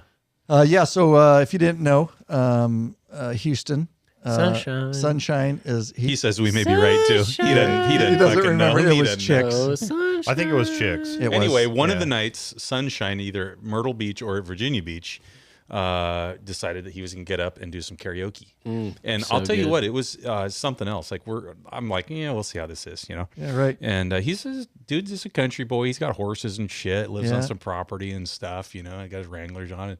And I tell you what, the bar was lined. It's kind of like a U-shaped bar, and everybody's lined up to the bar, you know, bellied up to the bar. And The first frickin' time he piped up, everybody's heads turned Yeah. at the bar and kind of went, "Holy shit! Like, what was that?" You know, and dude's got some pipes on him. Something Dude's in got the some Orange by pipes. Zach Bryan, in case anybody's wondering. Yeah, That's what he's saying. Well done, Yep. Sunshine. Got the old breaks in his voice like Zach Bryan. Oh, yeah. Everything It was good. amazing. There was no one on the dance floor, but he turned all the heads. Yep. And where were we when he schooled the dude in pool? Did that a couple times Oh, on the that's trip. I was going to Savannah. say which time. It was Savannah. Savannah. Yeah, It's which coming up. time. That was pretty cool too. Dude can play pool. So one of the nights, yeah, guys running the table, beating the shit out of everybody, and Sunshine shows up and Metaphorically. puts his money on the next game, and dude gets one shot only, and it was, I mean, Sunshine just barely missed the only shot that he, you know, the reason that the guy got a shot is because Sunshine barely missed one of his shots, but otherwise, dude got one shot. That dude's one shot, he didn't even get a ball in, and then Sunshine finished the game. Yeah, I would suffice to say, Spends a lot of time in bars. Sunshine. That's exactly what I was. Spends an inordinate amount of Sunshine time knows the in bar scene. liquor He establishments, said he's good at bar games. hustling pool, Yeah. and singing. Yeah. Singing. But we So- love him. Yeah. We love him. That guy's So- killing it. Fun He guy. is. Fun guy. Fucking killing it. Oops. He's Sorry. a little funky. Out of Virginia Beach. The next day was a pretty easy day, but some great riding. We wanted to visit, and I had it on the ride plan. Kitty Hawk. You got to visit Kitty Hawk. Nice 75-degree ride, laying some miles. Kitty Hawk's pretty cool. These are the times that Sturgis Jeff. Oh, he loves it. Oh, my He loves gosh. history, and Goes back to his childhood days. Helping the Wright brothers. I Yeah. remember being here helping the Wright He was brothers. there. He was there. Yeah, but it's cool. They've got a museum there.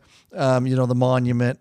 We had to see it. It was on. You can't go by there and not stop by Kitty Hawk. Depends how much you like history, but we let Jeff kind of spend some extra time his there because thing. these are his things, and we get it. And I was glad I saw it. I like history. I just don't need to read every damn Right. thing. Like I show him, go, cool. Right. Yeah, that's badass. I don't read every board Let's that's go. set up. Right. Yeah, exactly.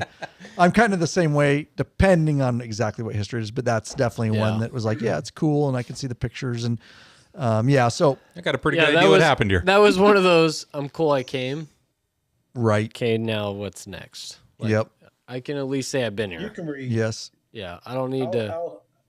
I'll say, you know, I don't blame Jeff, but you can, with the internet and everything now, you can, you know, see that stuff or dig deeper later. Yeah, that's a good point. Well, they had these Good things point. called libraries before the internet. You could also find out from their Well, snowman. if you wanted to go and physically do it, but you know, it's Encyclopedias. easy to go down rabbit holes now, right? So, I mean, but you can reflect on when you were there. Mm-hmm. Yeah. Have you been to Kitty Hawk? Yeah, Yeah. Of course it's he pretty has. cool. I figured he had A it. snowman. Yeah. It's pretty cool. I'll tell Yeah. you what, too. Pretty sure I he's love been to the moon. aviation. What Ryan did, so we planned all these stops, kind of looked at mileage, where we wanted to go, you know, what cities we were kind of looking at, how far we can make in a day. You know, we look at some places and, you know, we've talked about this before. We do a ton of pre-planning on how far, like I say, we can get in a day, you know, whether that's 350 miles because it's, you know, 35 miles an hour roads, or we can make it, you know, 900 miles because we're riding the interstate. And Ryan did a great job on this trip. Give him props for this of getting us off the interstate and picking roads because we looked ahead of time, like I said, about how far we can make it, but there was also a lot more planning that needed to take place from our basic routes that we were kind of looking at. And then, like I said, Ryan went through, looked at maps, got us off the interstates, got on a lot of either county roads or state routes. And so the reason I was thinking of that is coming out of Kitty Hawk was pretty cool. You know, it was just kind of riding through like some swampland type of stuff, riding in spot. I was looking for gators the whole damn time. You know, it's like, there's something in there. I mean, they called the one place like Gator Alley. Yeah. Like, there got to be something out there. And so just kind of looking for wildlife the whole time and whatnot. And just, you know, it's pretty cool. You get out there, you know, just parts you've never been, and Bunch of bridges we went over. Yeah, you know, and kind of rattling in my head too of like, boy, how many bridges and hurricanes have been through here? Yeah, no You know, shit. the hurricanes come through here and just beating the shit out of these places. I'm like, it's kind of neat to come out and see this. Yeah, well worth it, guys. Water and all. If you're in the area, for sure. I'll tell you what the other thing, cool thing was when we got to the East Coast, me and Lurch had to go get a picture because we had crossed America just the two of us, you know, either on tires, as Cowboy likes to say. I said wheels in my post on social media, but we made it all the way across the East Coast on tires. Neither one of us had ever done that before. A lot of people, you know, in America have never been able to do that. So to be able to drive from coast to coast, I know the Snowman's done it, you know, 1,400 times, but Probably. Rare breed. Yeah. Rare breed. And so pretty damn cool, you know, to be able to do something like that and get out. And me and him got on the shores there with our sand in the feet in Virginia Beach and got a picture together. Just, hey, crossed the whole America together. You know, it's kind of fun. You know, drove some of it and then got to ride the rest. I loved seeing that. Loved your post on that. Thank you. And that was, not everybody gets to do it. Mm-hmm. Nope. Well, I think that's a common denominator amongst us in your group is the guys that ride, and you know we like to travel. So that's a huge milestone. We go west to east. So we'll do it again. Little wonder. Yeah, little pretty rad. wanderlust, right? Yeah, pretty rad. Yeah. Is this where was it Virginia Beach? Just going back just real quick, is this where Jeff got his sample of water? we don't actually know because we teased him so bad about it early on. He wouldn't tell He us. selected it. Yeah. Explain to the audience. Explain to the audience what's going on. Here. Let's let Lee do this. Lee knows.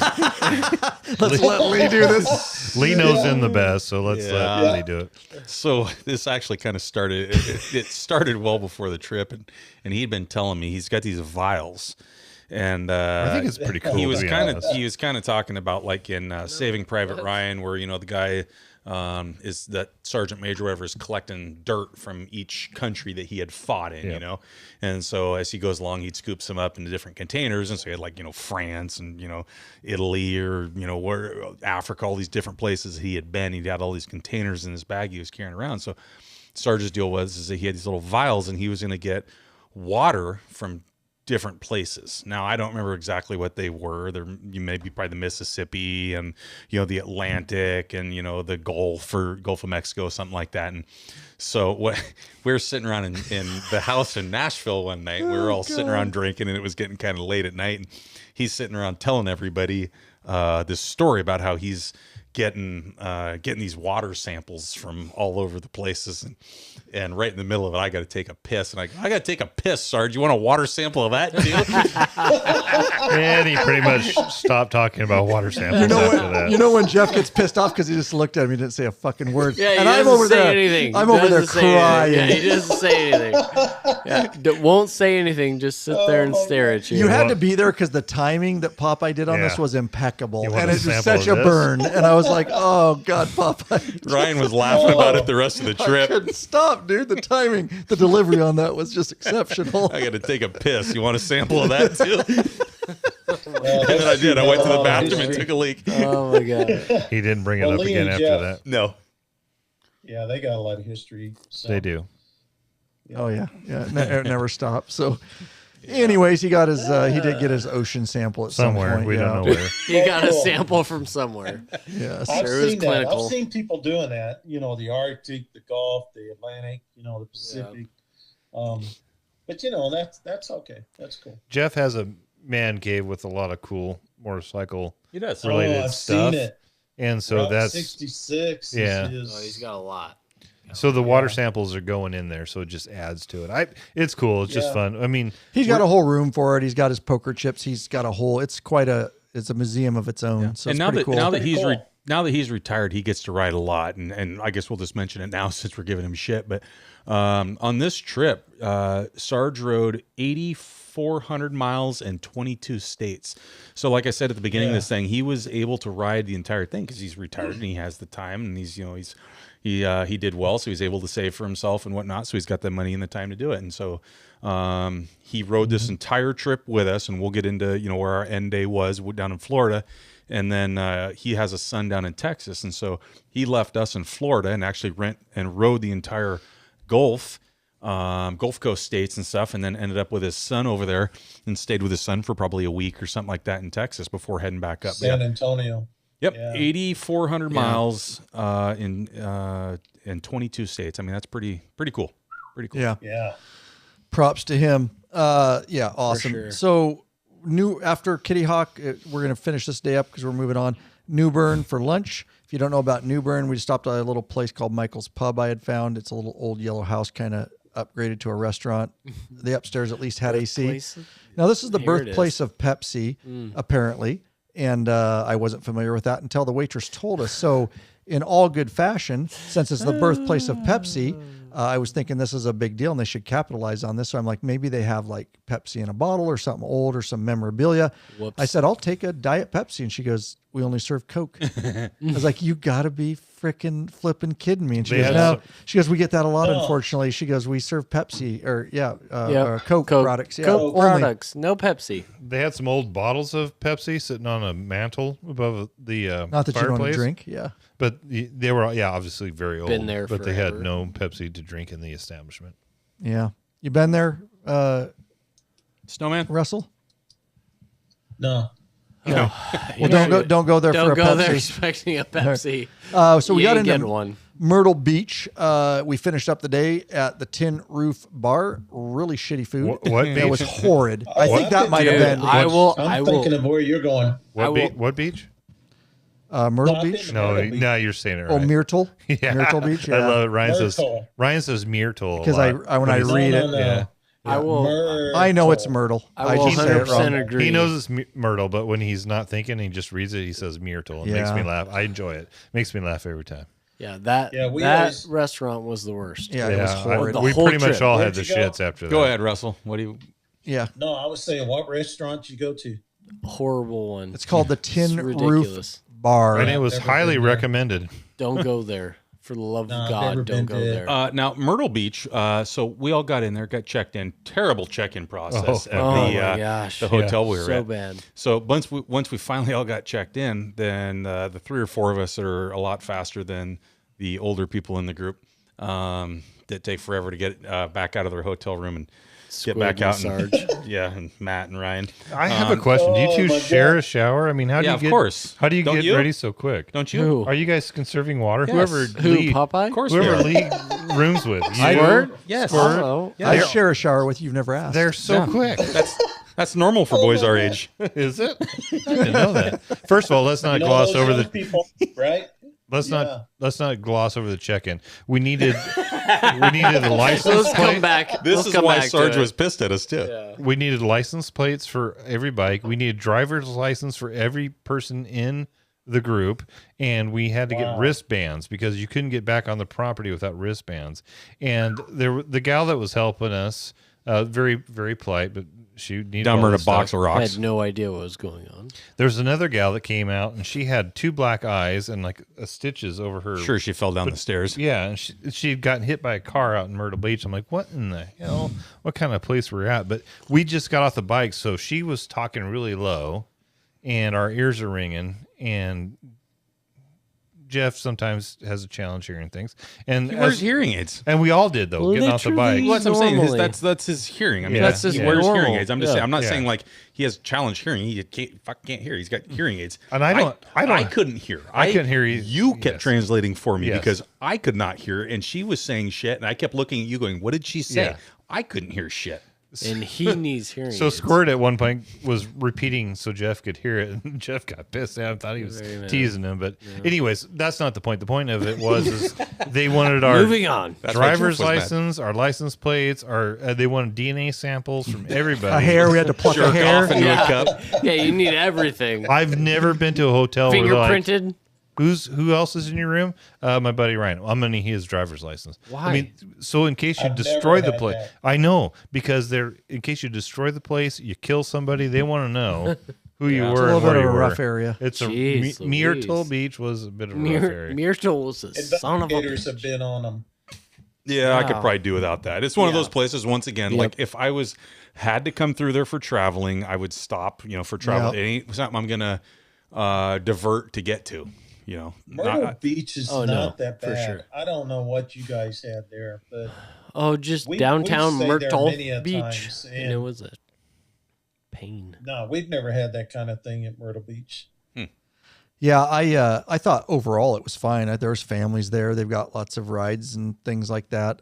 But it was Oh, just it's and we usually We just Popular. thought because of the hotel was weird. check-in that something was It was going on weird. there, you know? So Weird. what I was saying, where the rest of us had gotten out of our hotel rooms and kind of ready to go earlier, is we went across the street and we were grabbing a couple cocktails while we were waiting for everybody else to get ready for dinner. And so as we're sitting there, this dude comes in and security guard dressed like the popo, got a vest on and everything, wearing a gun belt, all the tools on it, and we're like, well, this is fucking interesting. And that was about the time where I said, time to go. Time to go. If security's coming in, armed security, not the place I want to be at. Yeah. And so later that night, actually, a couple of the boys that stayed out a little later walked by that place, and they're like, yep, that wasn't the place to wind up at. Gotcha. But overall, what'd you guys stay at? What? Because I don't remember. I'd have to pull up the other A one. hotel. It on was the like beach? a Holiday but you were Inn. north of the pier or something, weren't you? It was a Holiday Inn, but it was like it Pavilion was Holiday something. Inn Pavilion or something like that. It was not owned by Holiday Inn, but it was an independent hotel. But it was named like after one of the big chains, like Holiday Inn. Lurch is bringing it up, but I think that's what it was, like Holiday Inn. What'd you call Pavilion? I think is The what it was, whole or something like that. experience sucked, but when we were trying to park, was way better than San Francisco. Yeah. Yeah, they're very accommodating. They tried to find us a spot to park for our bikes. They did. And it was awesome. Like Was managers it are coming Holiday out. Sands? They were trying to figure it out. That was Virginia Beach. Don't let the facts get in That the was way of a good Virginia Beach. story. Yep. There you Yeah. Well, I was True. just trying to locate what part of town you were in. I mean, we've been there, and what you guys experienced, I don't know what the hell happened. Well, that was just the hotel. That was just the hotel, Russell. The rest of the city's fine. We walk down the street. There's families there. There's kids everywhere. Would I take my family there? I've got better places to go, but that's just me. But it that I like better. But it was safe. I don't really see any issue. There was tons of kids around, families. They're doing rides. We're just I talking just about the want- hotel check-in yeah, process. I just don't want the town to have a bad name because it's really It's a called good the place to Holiday Pavilion Resort There you on go. the boardwalk, 1200 North Ocean. And the rooms were Boulevard. fine. They were older, Yeah. but so it's just Yeah. the check-in. They may have a lot of problems. We may be totally going into that too deep. They may have just had a lot of problems lately or something, but right there. yeah, the town was fine. There's plenty of great restaurants. There's families are there, kids are there. It's fine. I'm sure we're more dangerous here Oh. where I live. I see where you were. Okay. Yes, where So- you live. Correct. Next day, we're Let's finish it Ryan. up. I do want to just What do you mention wanna talk Jeff about? Mouse, Squid, Houston. There was a huge, right out front of the hotel, a slingshot bungee ride. And unfortunately, I wasn't Thank awake. you for keeping me out of But that. apparently they had enough liquor they all jumped on the It was amazing. slingshot bungee ride. You too, huh? Oh, all right. You said it was amazing. Joe Biden. So were you on it or was not? I'm there. sorry, I'm Video? confused. Did you Sorry, go on it? I'm joking. Oh. Yes, I went. But my On the name's bungee- not on there, so we're good. Well, I didn't know you bungee jumped. Yeah. Okay, we just It's 2 at a Yeah. time. Get So video. Jeff, yes. Oh, gotcha. Yep. Okay. I went. What'd you think? Yeah, it was cool. Yeah. Yeah. It was funny to watch Mouse and Jeff go. Okay. Mouse looked like he was gonna die. It was awesome. His face during the whole thing was epic. Yeah. It was the coolest thing. Yeah, me and I don't remember if it was Houston or Squid. So we went first, and then Mouse and Jeff went. So you had enough to drink. You don't remember who you went with. Perfect. No, I just don't remember. My memory sucks. Okay. This is a standard. Houston, because I think Squid was taking photos with my camera. So, yeah. Squirt- No, it was cool. Squirt. Yeah, Okay. yeah. Your 5R? Your R5? Your camera R5. Nobody He doesn't remember this either. Nobody knows these No, things. no. He did have my R5. Yeah. Ooh. You So, were trusting then. well, yeah. all right, dorks. So All right, camera. Yeah, no, dude. it was cool. It was fun. Yeah. Squid took photos of us. We went first, and then Sturgis Chef and Squid. Mouse Cool. looked petrified. I haven't seen that much scaredness in a human in a long time. That's awesome. It was amazing, and his face was even better. So I'm sorry I missed that, but it was hilarious. Bed was calling. Super. apparently. Yeah, I was in bed already. Been epic, man. Yeah. It was So- funny. Must have been. Day 7, Wednesday, June 12th. We decided to leave early. We actually had been scheduled for 10, which would have been fine, just because we had a shorter day. But we did all agreed 8's fine too. We can just get there quicker, and that it was only a 4-hour ride. One gas stop headed towards Savannah. This was a very interesting kept trip that. because generally speaking, Ryan is at Starbucks at whatever time, like an hour and a half before wheels or kickstands up.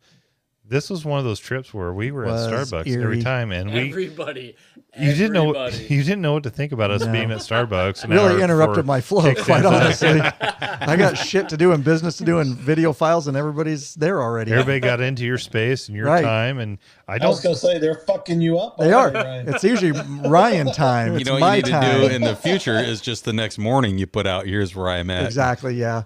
Yeah. True. Or give yourself an hour. Say be here at 9, and then you show up. Or at I'll 8. just give you guys a different pin to another Starbucks. Oh, did I do the wrong one? Sorry. Oops. I'm over here. I'll meet you guys there in an hour. We're getting yeah. better in our old age, but I was actually impressed by the young guys too. The young guys that still stayed out late, they got up, they answered the bell, they were there Yeah. on time. Wow. There was nobody dragging behind and late. They were dragging, just not. They were behind. dragging, but they weren't late. You know what I mean? They It was were. yeah. Ryan just didn't quite know what to think about this trip. No, it was interesting. Everybody was there on time. Or So, early. yeah, part of this getting up at, go ahead, Russell. I was going to ask Ryan, how do you feel about that? Me? Well, it really Yeah. it threw off my whole vibe, Russell. I usually get a lot of. Anything done? Well, not as much as I usually do, because usually that's like I just barrel down and do it. But it was fine too. Either way, the trips are whatever. But yeah, it was just very interesting because that's never happened. So Every trip has its I'd say feel. appreciate it, right? yeah, Appreciate it. yeah, But yeah, it interrupted your flow, didn't it? oh yeah, totally.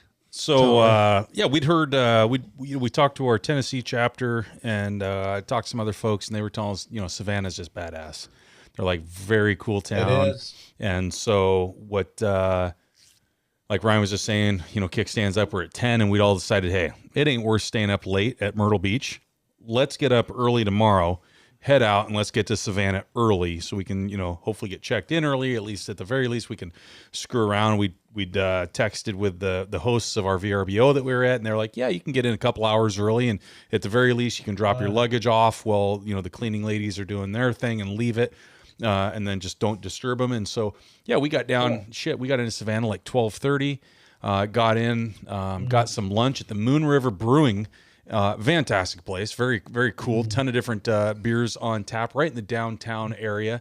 But it is hot. It was hot that day. And, that's, you get back to experiencing that southern humidity as well. And in Savannah there, you're right on the coast. So you're getting a lot of that coastal air and whatnot.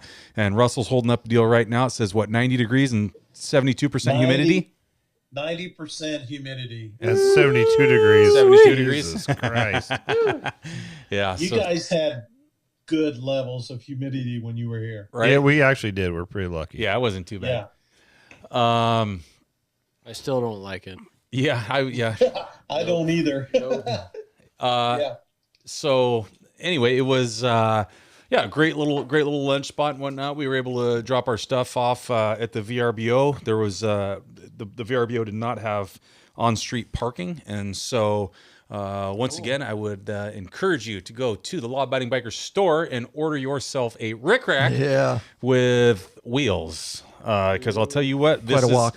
If you remember last year when we were talking about the our ride, we were in Caesar's Palace, and I said, never again am I carrying my frickin' bags as far as I had to on that trip. And so on this one, the parking garage was only probably a quarter mile away, you guys think? fair Something like enough. that? Oh, yeah, that's Probably pretty a close. quarter mile Yeah. away. But I'll tell you what, when I was able, because now I've got a... my bag actually is waterproof, but I've got a waterproof duffel bag. I think mine is. It's not. I can tell you. You can think all you want, but I can tell you it's not. I watched the results. Know, but I can think it, so I still think it. You can think you're a woman as much as you want to, but you got a wiener, so you're not. Good thing I don't think I'm. Does he have a wiener? Are you sure? No, I haven't seen it, so I don't know. I haven't seen it either. I don't want to see it. I don't know if it's true. He's like, what do I say? I don't want to see it. And we've gone downhill. Let's go. I don't even want to go there. Let's go. Here we go. No. So anyway, get over yourself. Getting a Jiminy Christ. law abiding by your store. Get yourself a Rick-Rack bag with wheels, and don't get A stuck wiener. having to carry. They don't sell wieners there. You might be able to rent one, but wheel yourself into your room instead of having to pack a bag. Carrying that sucker, because that was nice. I said waterproof bag, threw my duffel bag over. I got a backpack, duffel bag type of thing, and then wheeled my Rick-Rack bag right up to the room. Wasn't huffing and puffing like in Caesars, so great investment. But that is a cool town, Savannah. Super badass. Super town. cool, man. Super cool. Super cool. One of the very first things we did, because it was on my list, is went and visited the area where Forrest Gump was, where Forrest Gump is sitting on the bench during the movie. That takes place in Savannah, Georgia, at one of the things they call squares. So they call them all these areas. They're green areas. They got a bunch of trees and They're like mini parks bushes. all over. Yeah. Yeah, in Yes. the middle of And so they call them squares. And I'll tell you what, they are all over the damn city. I can't believe how much real estate is taken up by these squares, because every 2 blocks there is a square, and They're neighborhoods. Yeah, and a square is basically a block, because it's a city block for the most part. So it takes up a ton of real estate, but it makes the city absolutely beautiful. It really opens it up with green space. Super cool, super freaking cool. I thought it was totally badass. But the spot where Forrest Gump, where the bench was, looks nothing like the movie whatsoever. It's imaginary. Yeah. You stood in the middle of the road, and there was a sign that said there was a bench here. Yeah, because they movie. It was a movie prop. Yeah, and they it took was just away. a movie prop. Yeah, it didn't. And the landscaping and stuff, they had to totally change differently, like the bus rolling in and whatnot. Like that entire scene was movie made. It doesn't look like that other than the square in the background. Right. But other than that, it doesn't look like that. But it's still badass. Very cool. Yeah, very clean town. Definitely got to go there. It'd be great to take your wife or family. They've kept it up really well, kept a lot of the history. It's clean. Lots of restaurants. We got walking around that day around 5:30. Bars, drinks, pizza, Graffito pizza we ate down by on the water. Delicious. Was delicious. And the riverfront. Yeah, the riverfront. Yeah. I will note that Lurch did have a pizza, but he was healthy because he had a salad with it. Houston Squirt. Thanks. That's true. Thanks, Russell. Thanks, Russell. Jeez Louise. Russell likes my humor. Lurch doesn't. Fuck those salads, man. Eat some good shit. Russell will tell you how it is. All right, so protein and fats, man. Come on, eat some good stuff. There's all kinds of fish and shrimp and everything. Yeah, Lurch, listen. I had no salad. You were in Savannah. I had pizza, dude. You were in dude. Savannah, and you had a fucking salad? No. This dick has lied. I had a pizza. No, man. Eat some good seafood. All kinds of fresh seafood. Bro, we're at a pizza place. I had pizza. Oh, well, that was a bad choice there. Oh, my God. Anyway. We did have seafood at some point in this trip, but I think we're getting to it. Destin. Florida. The Barrel House, South, music, cool places, there's lots going on. So that's real popular there. Yeah. Guys stayed out, some of the guys stayed out pretty late. And I like your note in the last bullet. Can you read that, please? Lurch got back and had to open my... Before that. I'm sorry. I'm literally not... No, I'm trying to look where... Because you got me... I was sleeping hard. Guy stayed out late. Your note was literally, I was got you. sleeping Sorry. hard. That's why I didn't get it. Okay. Gotcha. Yes, I was asleep and I was hard. I was hard. Thank you, Ryan. You're welcome. You're welcome. Sorry, I didn't catch on. That's all I wanted. I just wanted the first sentence. I didn't catch on. Crushed it. Yeah, and Lurch decided to tie one on again this night. It's been 4 or 5 days. There's a space in between. Got my wagon. He was hanging onto the wagon. The wagon. He was getting drugged by the wagon. The wagon had moved on, and he found What'd it you again. drink? What was you drinking, Matt? Everything. The problem is I got into some Alcohol. wine. I was drinking beer. With his salad. I got into some wine. I didn't have salad, fucker. I didn't know you Did had you wine. really What kind have of wine? wine? We did You have guys were wine. into teasing wine? him. Remember? You had wine Houston? with the rest of the guys? Well, I looked over at Houston. You guys and, all looked at him.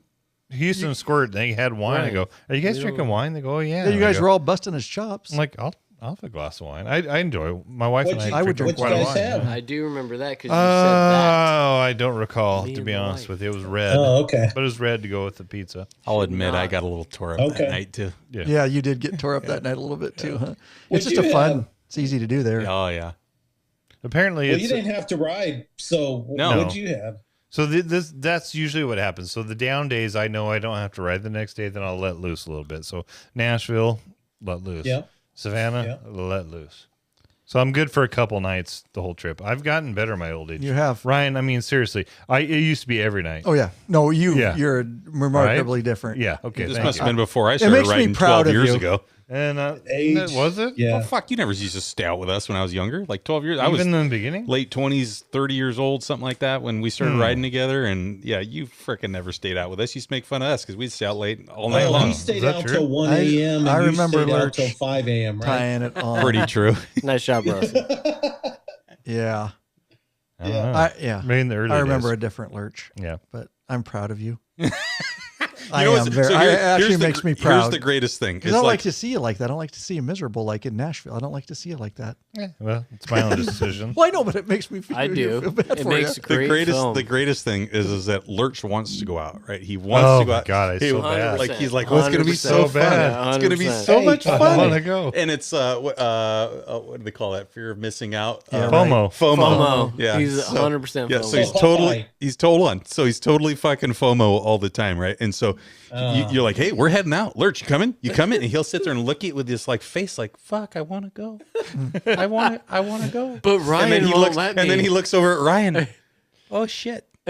Say, go for it, bro. Ryan's Make good Ryan's- decisions. Ryan's gonna be disappointed. And he's my boss. I'm so But sorry. looks Oh back my God. looks back the other way. But it's gonna be so much fun. It's gonna be so much fun.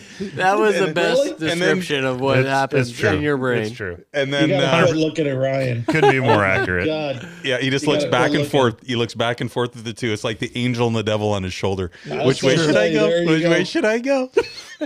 To be clear for everybody, Oh my God. Ryan's the devil. I am the devil. Lee's the angel. I'm in bed early every this, night. Yeah. Wait a minute. I thought it was the other way. We know. That's why we gotta set it straight. Everybody know. Most nights, Ryan and Matt will testify. I was in bed pretty. Yeah, yeah. Yep. No, the last couple trips. No, I'm proud of Lee too. He's No, made a lot this of trip good positive was changes weird. in his life. This trip was weird. Lee's on the good decision tour the last couple of years. Yeah, this. I heard that Popeye was getting old. He Yeah. is. We all are. It's Yeah, inevitable. these Just better this decisions. trip. It's yeah. called wise. This trip's been weird. Yeah. Called I don't I like being agree. fucking hungover and riding. Yeah, it sucks. Yeah. It sucks. Exactly. Yeah. It's wise. Yeah. These other guys, It's these young really guys that we got basic. riding along It with us, really they're is basic. these young When guys. you get older, your body can't take it. Right? Exactly.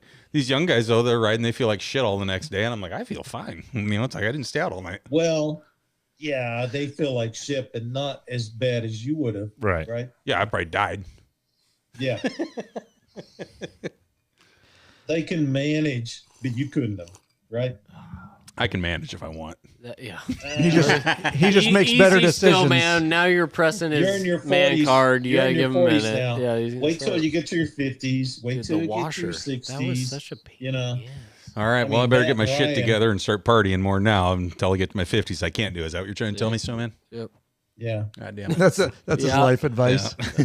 All right. So Yeah, moving wait on. till you get to your 60s. It really Savannah. sucks. But Day two. anyway. All right. Matt and Ryan, they're up there. But and Corey, he's Wow. still down there, right? Sure. Take it, Ryan. Yeah. Yeah. I still Day got two. at least 20 years. Day 8, Thursday, June 13th. Two in Savannah, I meant. This was a Day two. this Day was two a, in Savannah, I meant. day 2 in Savannah. I know what you meant.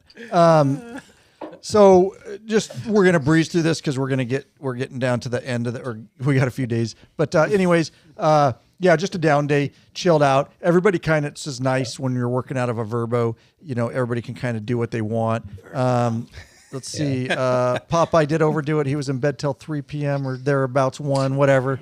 You weren't even there. You don't know. Give or take. It was. I know when I was there at noon, you weren't awake. So. But it's fine. He tore it up that night. I did get some good glamour shots the night before, though. Sunshine wanted to mention that. Oh, did he? Yeah. Oh, yeah.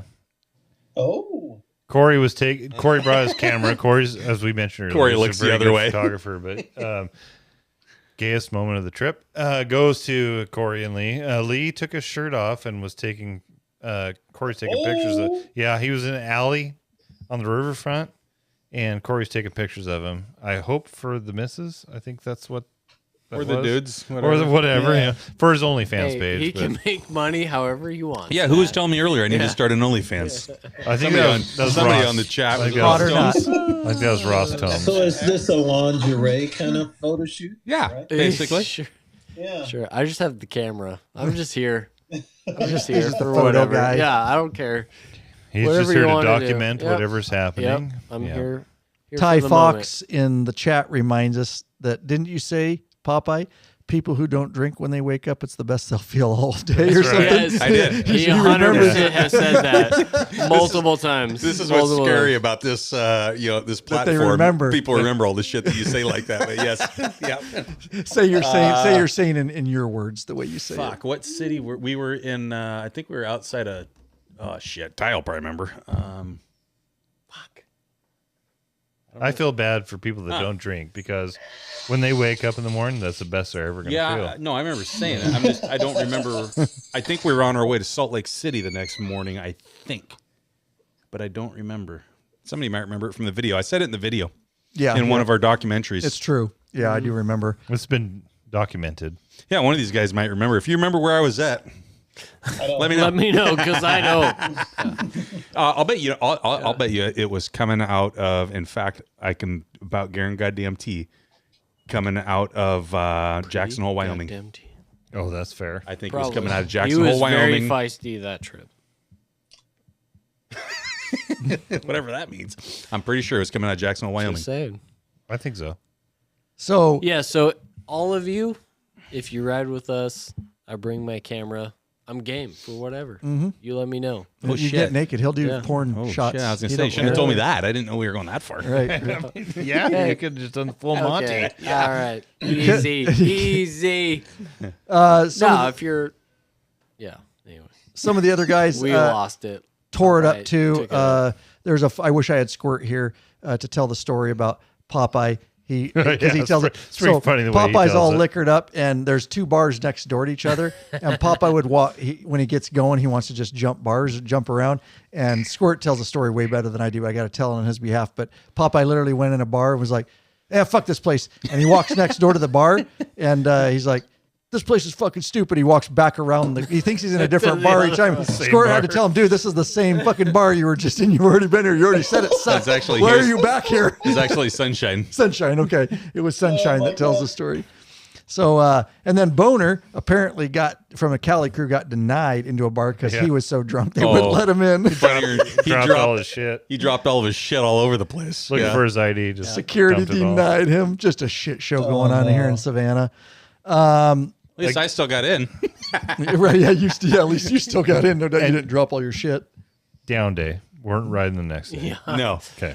Yeah, just to be We're clear. riding anywhere. Just to be clear. Just to be clear, We ain't not going riding nowhere. the next day. Yeah, Yes. we ain't going nowhere. That's good. I think most of our members, but that's good because a lot of public listens to this. Yeah, these are down days where we just could walk around. Rick Wheeler. Rick You're Wheeler would amazing, like to know buddy. what level of patron member do you need to be to have dude. these photos. I love it. You have to join. I love it, dude. I can't even fault him for the question. Yep. That's We can the make porn tier. We can make some fucking money off of You this. have to sign up for Lee's OnlyFans I account. said to get those OnlyFans. pictures. Popeye's OnlyFans. To be clear, not nudes Well, we don't know that. of dudes. Nobody said that. Thanks for the clarity. Don't make it up. I'm just saying. Well, I'm happy to help Sensibly. He knows me well enough. He might. Yeah, that's No. That has to be a lot of money. well. That's what I'm saying. That's what I'm talking about. That's true. Money will talk. Money talks. They do. They Just are so everybody roommates on knows, these trips. money so. talks. I don't even believe that of you, Corey. No. Money talks, if anybody's asking. It's the porn tier. So everybody kind of split up. I will say this real quick, and we'll move on. Me, Jeff, and Ray went on the Georgia Queen boat tour along the river there. Oh, I was gone. It was really at this good. point. I highly recommend it. It was a 90-minute tour. It's narrated. It's awesome. You're at top of the boat. If you want to stand up there, there's lower levels too. We got to see the whole city, Fort Jackson, of course. It was nice. We started getting a little bit of rain that day, but it kind of cooled things down. And so I highly recommend that. A lot of history in that. Savannah's if you're into history, that city's got fucking history. And so I highly recommend that. Everyone was kind of just lacking some energy. We had dinner at a place, I think it called the Commonplace or something. Anyways, great time with everyone in the Airbnb. And we kind of just visited the last night and we're reminding ourselves about old trips and got talking. And those are always some of the funnest times to me when we're all just kind of sitting around at a Verbo or an Airbnb and reminiscing and talking and having a, good meal, or some drinks. So I can officially bow out now because I wasn't there.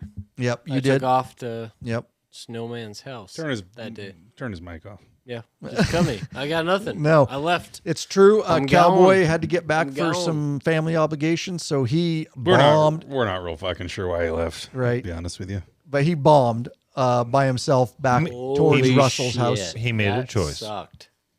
He did make a choice. That's you got factual. some shit traffic, didn't you? Dude, that was horrible. That was the worst. That was the worst ride I've done ever. Yeah. Mm-hmm. Yeah. Atlanta. Coming out of Atlanta, and North then there was Georgia. a semi truck that caught on fire, and so they stopped traffic. It was stopped on the highway, and I just super hot. The bike was hot. I was hot, so I hit the shoulder and just went. And I think I went 10 miles with stopped traffic. And Can't blame you. yeah, got past the semi truck that was on fire. Weaving in and out of traffic, got past that, and then it was fine. But yeah, it was super. That was a super hot day. I did 500 miles, and I think about 20 or 30 of that was on the shoulder, trying to get past stop traffic. Fuck yeah. I'll do that lane split when it's like it's like I that. It's like, I wasn't lane splitting. I was off the roadway because it was stopped. Every lane was stopped, and I had no room. So I just went far right and just bombed. That was the worst I've been in. But we get a lot of that in the east. Made it. I made it. You got a lot of it in the west too. Yeah. I just a good choice. wish I would have done it. Yeah. So it worked out. You made it on up to Snowman here, his place. Yeah. Yep. Hung out. It was good to have you. You need to be on the mic. You need to be on the mic. There you go, so we can hear you because nobody can hear you. And then I went. Yep. Airport next day. It was good. All right. Well, It was really good to have you here. Yeah, no, I appreciate it, man. It was Good times with your brother. super Good fun times. hanging out with you and the wife the night before. So Yeah. next night next day down to Savannah, Georgia. no, we're leaving Savannah. Sorry, left Savannah, Georgia, went down to Destin. Yep, sorry. towards Destin. Destin, Florida. Once again, pretty cool freaking route.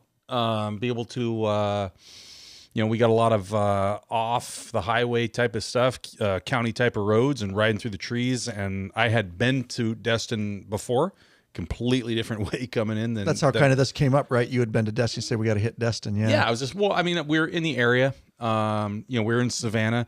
Destin was probably 5-6 hours away, something like that, and 6-7 hours. And so just figured, shit, let's go down there. Like, good way to end the trip on the beaches, and we can knock out another state. Go ride down in Florida, and so yeah, I just figured, hey, why not go down there? Had a great VRBO, a block off of the beach, in an area that I had been before. So yeah, it's pretty cool. Yep. We did stop on the way, which was really cool. You'll see it. I posted on Instagram. It'll definitely be in the film. It's actually the art for this very YouTube live. If you saw it, it's us posted up at the Florida sign. So luckily we're entering Florida, and Popeye pulled over, and it's huge. If you've ever seen it, it's on concrete blocks, and there's signs that say no stopping, no photos. So we swiftly stopped and took a photo. But I'm sure they get some real assholes that are trying to block the freeway. We got a few motorcycles off to the side, and we did it real quick. I got some cool drone shots. That'll definitely be in whatever I do with this footage that we get with the film. But I did post that photo, and it turned out pretty good. So tell the story you got there about the dude at Starbucks. Oh, fuck the police. That was pretty awesome. So I got the new, which the video's going to come out. Yeah, I'll take that. Thank you. The video will come out on the 24 audio system by Rockford that I put in my bike. But anyways, it's fucking loud. And, I can talk. You guys seen it in past films. I just have a way. It might not be good to say, but with the mentals and stuff on the road, they just like talking to me, and I think I have a way about me that they don't feel threatened or whatever. And I love chatting with them. And so he comes up, and he's just pissed, and he's obviously in a state of whatever state he was in. His shirt's off, and he's just pissed, and he doesn't know we're all LE, and obviously, and so we're on our bikes, we're firing him up. And he comes up and start talking. I could hear him walking through the parking lot, fucking cops, and they beat me, and they did this and did that. He's obviously in his own world. Yeah. And he comes over to talk to me. I go, dude, what happened? And he's telling me, and they hit me with a stick and this and that and blah, blah, blah. And so I just crank up "fuck the police" on my stereo as loud as I could. And the whole crew, everybody starts going, "Fuck the police," and and he's with us, and he's dancing with us, and it's on the film. It's so fucking funny, dude. Everyone's looking at me, Ray's just crying because he couldn't believe that. Because while he's talking to me, I'm looking for the song, and I go, I know what I'm doing here, and I'm scrolling through. Fuck the police. Yeah, perfect, dude. Yeah. So he loved us. But there's all kinds of good stuff, obviously that makes the doc films when I do that kind of stuff. So was 95 degrees, probably some of the hottest humid things of the trip so far. Getting hot down there, but beautiful. We met Leroy, who was security on a golf cart. Tell that story, Lurch. Yeah, his name was Elroy. Sorry, I put Leroy. We just got there. We just got off the bikes. I'm inside, and this is a money place. This is a nice. It's a gated community. Yeah. The houses are not cheap. A couple $1 million. Yeah, you're what, a block off the beach, 2 blocks at the most. And we just rolled in on our Harley Davidsons, making all kinds of noise, apparently. A bunch of freaking thugs. Just low lives. And so we pull into the driveway, and the place we stayed at, they had a single car garage that was full of gaming stuff. So it's not like we could even park the bikes inside anyways. And Houston comes in, he goes, "Hey, there's some guy out there all pissed off about our bikes in the driveway." And I thought he's busting my balls. You're right. So I was like, I'm like, whatever. Fuck him. I don't give a shit. He goes, "No, seriously, this guy's out there and he's pissed." So I go outside, and his name was Elroy. We'll get to that. But there's this dude on a golf cart, and he's wearing a T-shirt that says "Community." Fuck the police. Was it community police? Community? I don't know. I didn't security. Deal with community Elroy. something. And I walked away from Elroy. I think I heard you guys talking to him. Like, I can get my shit inside. He was of some type of European descent. I can't tell which. Maybe German something, but he had an accent. And he said, basically, you can't park your motorcycles in the driveway. Okay. So I said, if we all drove cars, could we park those in the driveway? Yeah. So we can't park our motorcycles in the driveway? No. You have to park them inside. Okay. And so we're talking back and forth, and he goes, it was a quote that kind of stuck with us for a while. He goes, "Who did this to you?" And I think he meant who'd you book through? Who'd you book through? What's going on? Because I said it's a rental. We're only here for 2 nights. Who did this to you? We said that the rest of the trip. Who did this to every time something going? Who did this to you? He's so concerned about us parking our motorcycles, and yet there's a freaking forklift. Yeah. There was some construction going on the place next door. Yeah, like a backhoe or something next door. Yeah, you got all kinds of construction going on next door to us, and you're worried about our motorcycles that are $30,000 a piece being parked parked in the driveway. Like, So There's a garbage dumpster next to us. There was a Yeah. lift and workers working on the house next to us. So he was really concerned about our Harleys. And eventually I said, listen, we're only here for a couple nights. He goes, okay.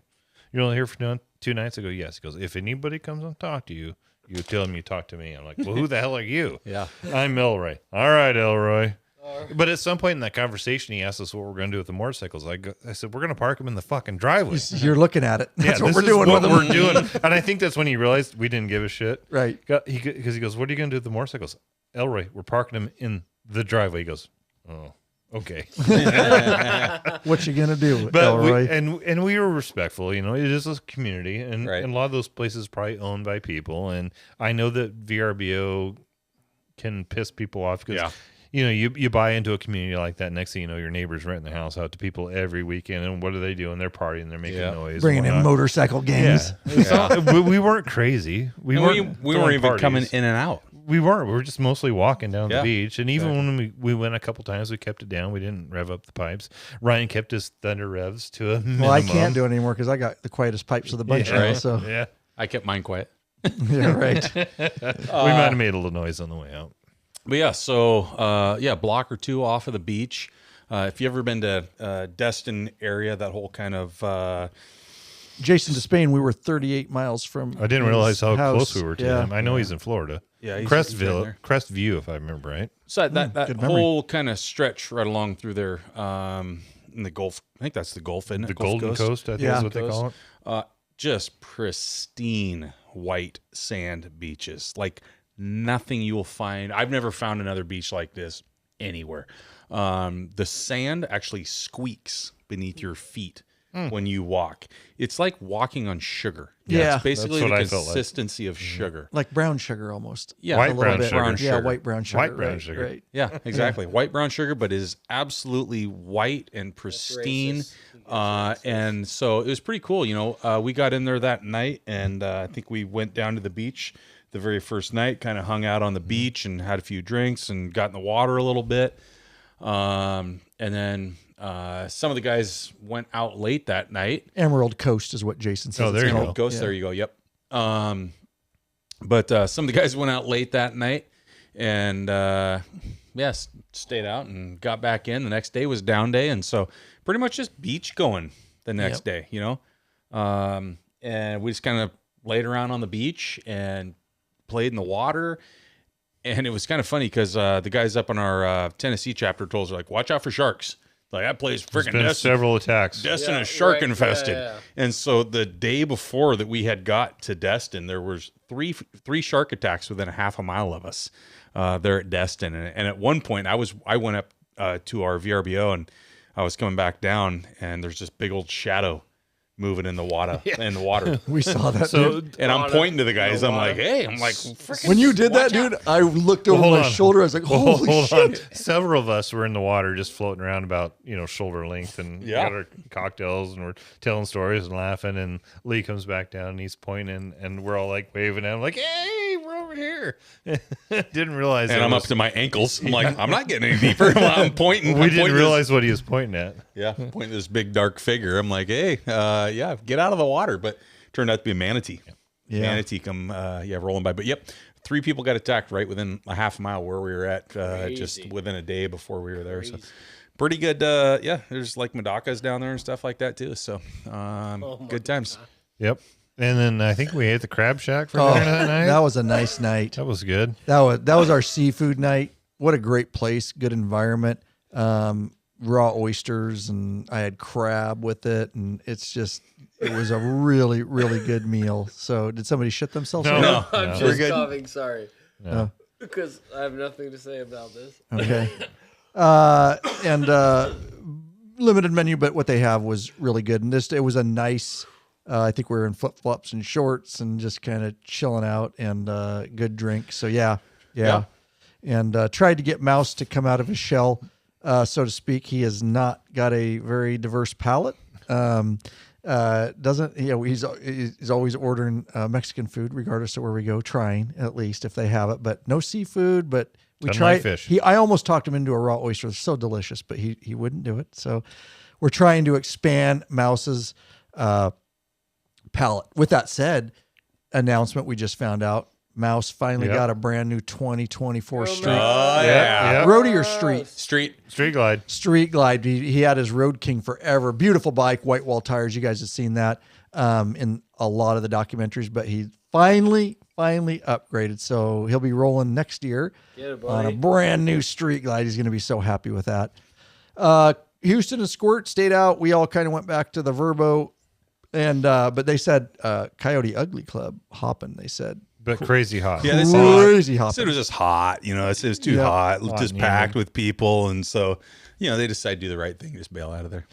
Yep, and so hot. we kind of talked about this. So this is where this was kind of our last day together in the Verbo before we went up in Russell's place. But we always do this kind of on the last night. It seems like it's kind of just works in. But we went grocery shopping. Lurch and I went up to the grocery store with Jeff, and we bought steak, some potatoes, and asparagus, and we brought it back. We had drinks, and we brought some beer, obviously.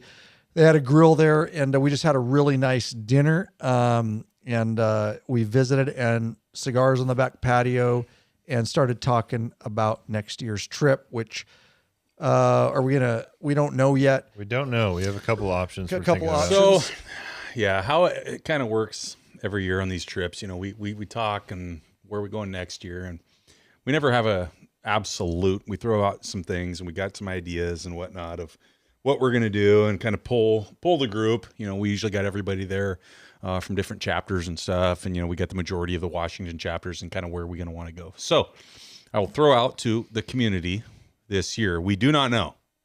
We don't know where we're going, but it's basically between Texas, heading down to Texas and riding a bunch of Texas, which is a huge ride. I mean, that's from here to Texas. And riding as big as Texas is, it's a big ride. That's a long way. Or the other way is heading up north and riding a bunch of primitive BC and parts of probably Alberta. So very different trips between those two. We don't know which way we're going to go. Kind of the thing is if we do a trip that's too big, like this one this year, we lost a lot of the guys. I mean, we lost, 50% at least of the dudes that may normally ride with us. Simply because of work, expenditures, like, flying out, riding out, whatever one you want to, call it. So, it takes a lot of money and resources to be able to get out to the East Coast. So Austin, if like we ended up going to Austin, that's another huge trip. You're looking at from here, it's another 2,000 miles if to you ride. Bombed it. Yeah, if you bomb it. Straight highway. Yeah, it's 2,000 miles, 32 hours. I mean, that's just to get there. You're looking at, 4 days probably. I mean, you could do it obviously in three 10-hour days, but 5. So it's 4 days to get least. there. I mean, like I say minimum, and that's hauling. 4 days is hauling even to get there. And then how many days does that leave you actually screwing around in Texas? So, I mean, 4 days there, 4 days back. You got a couple days in Texas. I mean, you're looking at a 12-day trip, Yep. So that's just more time off. Whereas if, we head up north, I can be in Canada from here in 300 miles, and so, and we haven't been up to Canada for a while. No, haven't been to See Canada. our Canadian guys. And the thing too is, it's freaking hot going down. Down to Texas. Yeah. It's goddamn hot. And so what we try to kind of do is look at it of like, hey, some of the guys that, maybe trying to conserve a little more money, they got young families, something like that. Maybe we don't go do those big trips every single year. This last trip was a big trip year. The travel expense of getting to the East Coast, and then just, the bombing around the East Coast. But I mean, so maybe if we go north, we don't obviously have to, it's not quite as far. We can cut our days. Well, I don't know if we'd cut our days down, like how far we go, but anyway, it's just not as big of an expenditure of a trip. It's easy to keep to 10 days. A Texas trip is going to be hard. Another trailer thing. You'd have to take that into account. And Texas? if you want to shave 4 days off both sides of the Fuck trip. that, you're riding to Texas. Okay. You're Well, I not- we're not can. trailering to Texas. Now you have 8 days of riding. Well, too bad. We're trailing. Okay. We're not trailing to And Texas. then we got 2 days in Texas. Exactly. was So, gonna well, we say, might have so- to make it 14 days or 12 days. That's But, just an option. I wasn't saying we had but to. that's what I'm yeah. saying is that's. If my boss will allow it, I will trailer him. Yeah. We for know you. you will. But I'm just saying that is a big goddamn trip. Is like if you're going to go to Texas, that's a 12 to 14 day trip. Like it's a haul Yeah. to get down there. easy. You're at a haul where it's like, maybe we do that one in the following year or something. And like I said, nothing's set in stone. And the only reason I guess that I speak more confidently is that I'm one of the guys that plans these trips all the time. And so it's like, well, here's what we're doing type of thing. And, there's a couple of us that plan these trips every year as to where we're going. So yeah, in the next, I would say our next 5-year trip plans, we're looking at, like I said, next year, a big BC, Alberta trip or a Texas trip. Somewhere in there is also going to be an Alaska trip in the next, like I say, this is 5-year looking out, Alaska trip, East Coast, Northeast Coast, and then potentially, like I said, like down to Texas and kind of getting around Texas. So that's kind of like where we're kind of looking at in the next 5 years of where we're going to go. So if you're a Patreon member and you're wondering, hey, when are you going to come to my area? When are you going to, we be able to see you guys in person? It's kind of what we're looking at. Yep. Good. So we'll, as we go into fall, we always make those final decisions and start planning for the next year. But let's, so day 11, Sunday was just, I just want to say a couple things, but this was trying to get back up to Russell Roberts' place. This is kind of the end of our trip. And it was just a hot, long ride. There was some beautiful riding in the morning for sure. I will say this, this was the best meal of the trip, in my opinion. We picked it, and I had picked it. It got good reviews, and it was unbelievably, and it's called Dreamland Barbecue in Birmingham, Alabama. That's a good one. And it was busy, but we got in, luckily. I don't even know how. Father's Day. I don't know how, because we walked in there and there's a huge line. There was. And we walked in. I walked right by the line. Yeah. And the gal's like, yeah, come on in. And I'm sure all those other people are like, how the fuck are these people going right up and getting seated? Because I just walked right in and I go, hey, we're just going to sit at the bar. She's like, okay. So then we sat at the bar. Then the bartender had a shit fit that 8 guys are going to sit at his bar. And apparently he couldn't handle 8 people. So then they started trying to accommodate us. So I think what's funnier as shit too is the waitress was arguing with the bartender. She's like, he's an asshole. Yeah, I don't know why that asshole has had a problem with this. Yes. So I think it's because I didn't mean to jump the line per se. I just figured there was a lot of people there for Father's Day. They had families with them. Right. We'll sit at the bar. We don't need a table. We're not fancy like that. Just right. They were Sunday afternoon, Father's Day. Yes. They wanted a table. There's plenty of spaces at the bar. We're a bunch of sweaty bikers. We just need a stool. Yeah. So once we tried to sit at the bar, I think she's like, okay. Then she started being very accommodative and said, yeah, we'll take care of you. So Southern hospitality on that one. Oh, such a great place. Everybody was, other than the bartender. Yeah. Right. He just had a chip. He had something up his ass, stick up his ass. But all the gals there, the chefs, the waitresses, they were all awesome. We took care of them in tips because they were hustling. But the food was fucking amazing. And Jason Despain's been there. He said it's just a good place to eat. So yeah. We were outside waiting for our place to sit, and you could see the smoke wafting through the neighborhood. I couldn't imagine. I told Ryan, I can't imagine living in this neighborhood I'd have to move out. Smelling that every day. I'd be so hungry. Yeah, you would. So speaking of Southern hospitality, day 1 of this trip when we got into Tennessee, Snowman says, he goes, I know most of you guys are fathers. And he goes, I know most of you guys are not going to be home for Father's Day. And he goes, me and Sherry want to host you guys for a Father's Day dinner. And pretty cool. He set this thing up. He told us, hey, what time can you guys be back? And we purposely left a little earlier than maybe we would have.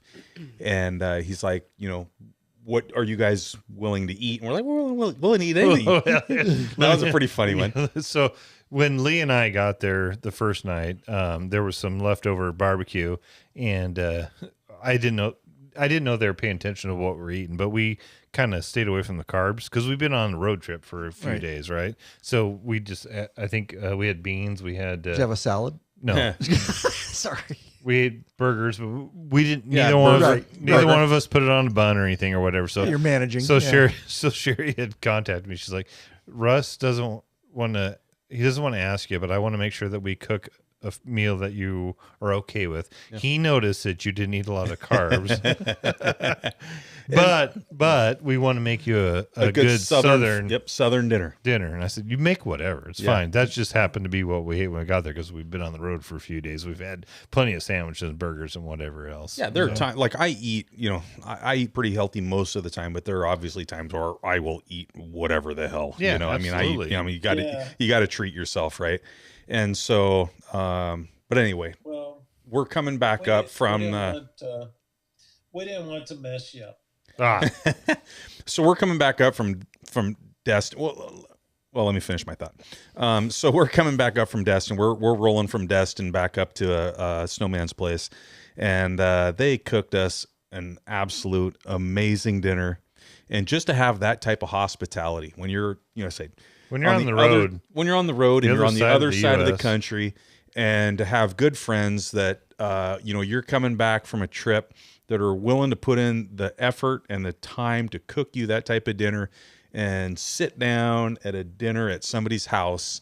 I mean, that's the community that Ryan's built here, and being able to bring people like an OG like Snowman in to do that and be able to spend time at his house. I mean, just an amazing experience to be able to do that.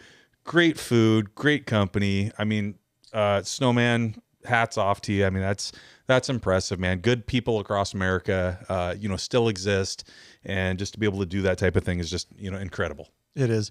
That's the majority of America, like I always say, not what's on the news. This is the stuff that's really going on in America. And so it's always amazing. And we got a great thunderstorm and lightning show at Russell's. We just beat it. We got in, got the bikes loaded because we knew it was coming.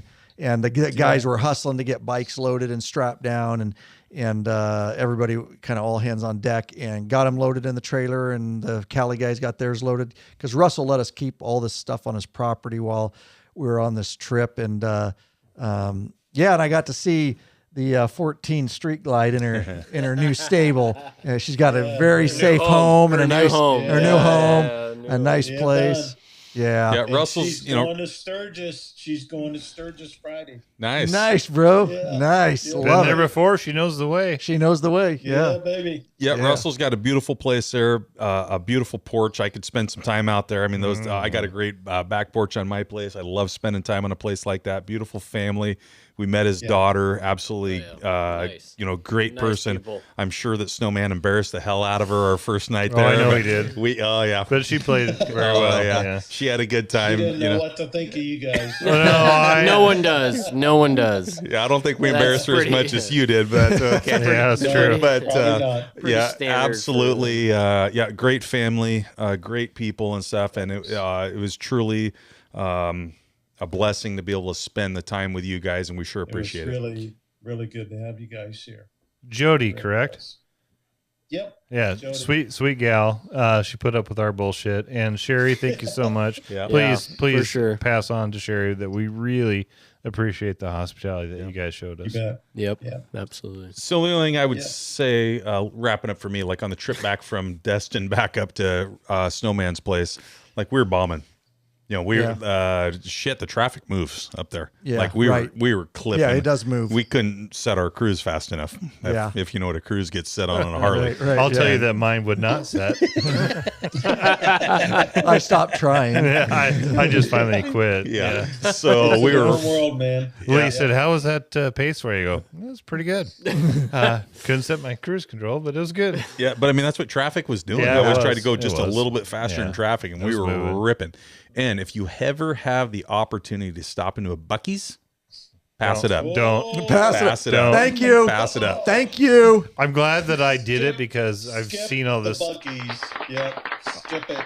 I've seen all this social media about Buc-ee's. What is a cool it Buc-ee's? is. Explain what Buc-ee's is. I don't know. It's a Walmart with 100 gas pumps. It's a It's a Walmart convenience store. Yeah. there you go. So it's There you go. basically they probably, I would bet you they probably have 75 gas pumps. Oh, 100, 120. More. So let's say they have 100 gas pumps. I would bet you 80 of them. Had cars parked from the assholes that went inside. Yes. Yeah. Yeah. And the place is just, it's packed and you cannot find a pump to get gas. And that is like a pet peeve of mine. People that leave their car in front of the gas pump. Don't. Why? And so I was like, F this. I started calling everybody on their phones. I'm like, get the fuck out of here. We're gone. Get on your bike. We're leaving. I was glad because I was standing at the front.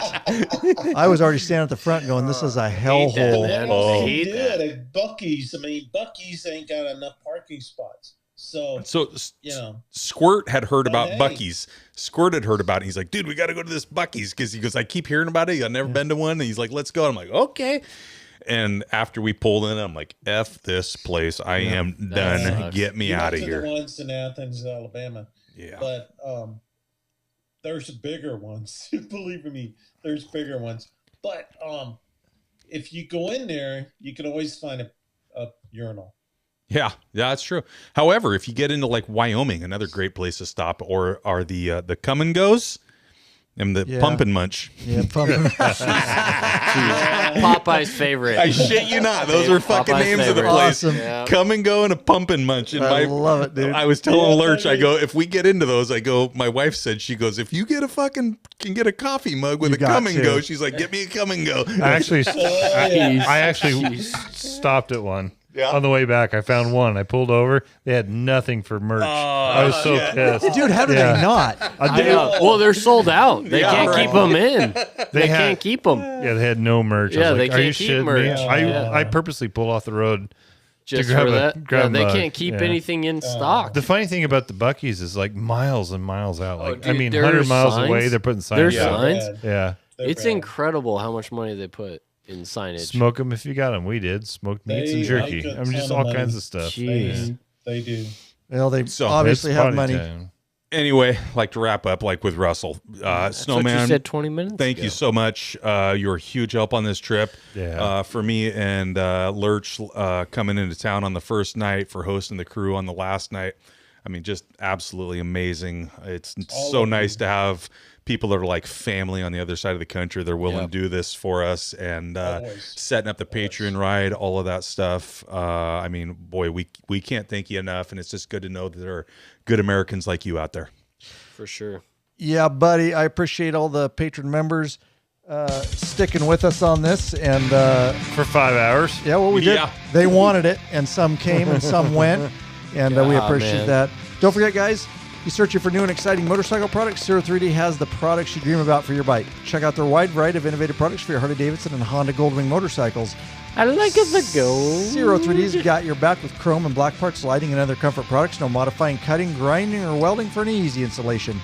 That equals less time installing, more time riding. 03D has a design team of riders with over 40 years experience with a passion for design and innovation. Zero Gold Strike are the motorcycle LED lighting innovators for CAN bus plug-and-play system compatibility. They pride themselves on great customer service. Got a question? Get in touch with them. Email sales@03d.com. Give them a call, 715-808-0027. Check out your local Harley or Honda dealership and ask for Zero or Gold Strike parts. A new leader has emerged, so check out 03D's custom line of Gold Strike products for the all-new Honda Goldwings. Better yet, help support us. So good. And head over to lawabidingbiker.com/store and check out our full line of 03D products. Also, we would love to have you as a patron member, in these live video broadcasts and chat and all that. We want to get you benefits, want to get to know you better, but hey, if you only want to support us through a flat donation, we never balk at a flat donation. I want to thank Matthew Jones of Baldwin, Missouri, after asking a question on our contact form. Eric Miller of Fayetteville, Pennsylvania. Eric Waldner of Henry, South Dakota. lawabidingbiker.com/donate, or head over to lawabidingbiker.com on the homepage. There is a large donate button. And it's been quite a ride. 2 of 2 parts going to be in your patron accounts. All you patron members right away will get, because you got to upload the link. Well, it's already there because we did a post, so it's already there. So you can replay it and check it out. And thanks for everybody's support. Thanks to everybody over on the East Coast and the hospitality. And the patron meetup was great. And hopefully it won't be too long and we can get back over that way or somewhere close where we can all kind of meet in a central location. So the chat's been great. You guys, thanks for being involved in there. We tried to keep up on as many comments as we could. And thank you to Popeye and Cowboy, who rode down here a couple hours, busted down in the 97-degree heat, and they're doing 2 back-to-back like 5 hours of podcasting, and then they got to ride all the way back. So they always come down for these, and I do really appreciate having you guys on for these. It's awesome. Yeah. Yep. And thanks for being here, Snowman. Yeah. Snowman. You bet, babe. You bet. Snowman hanging out with us the whole time. Lurch is working up an appetite. He's going to get himself a salad. Yeah. Lots of ranch. Lots of ranch. Sorry, dude. I love you. I love you. Puts up with my shit. Such a good friend. A lot of shit. Modaga.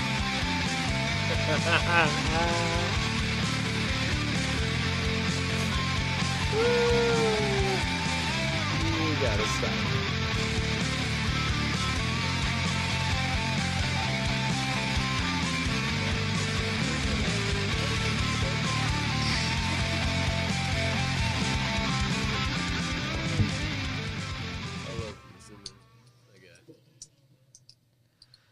All right, guys. Thanks for being here. We are going to go ahead and we are going to end this stream.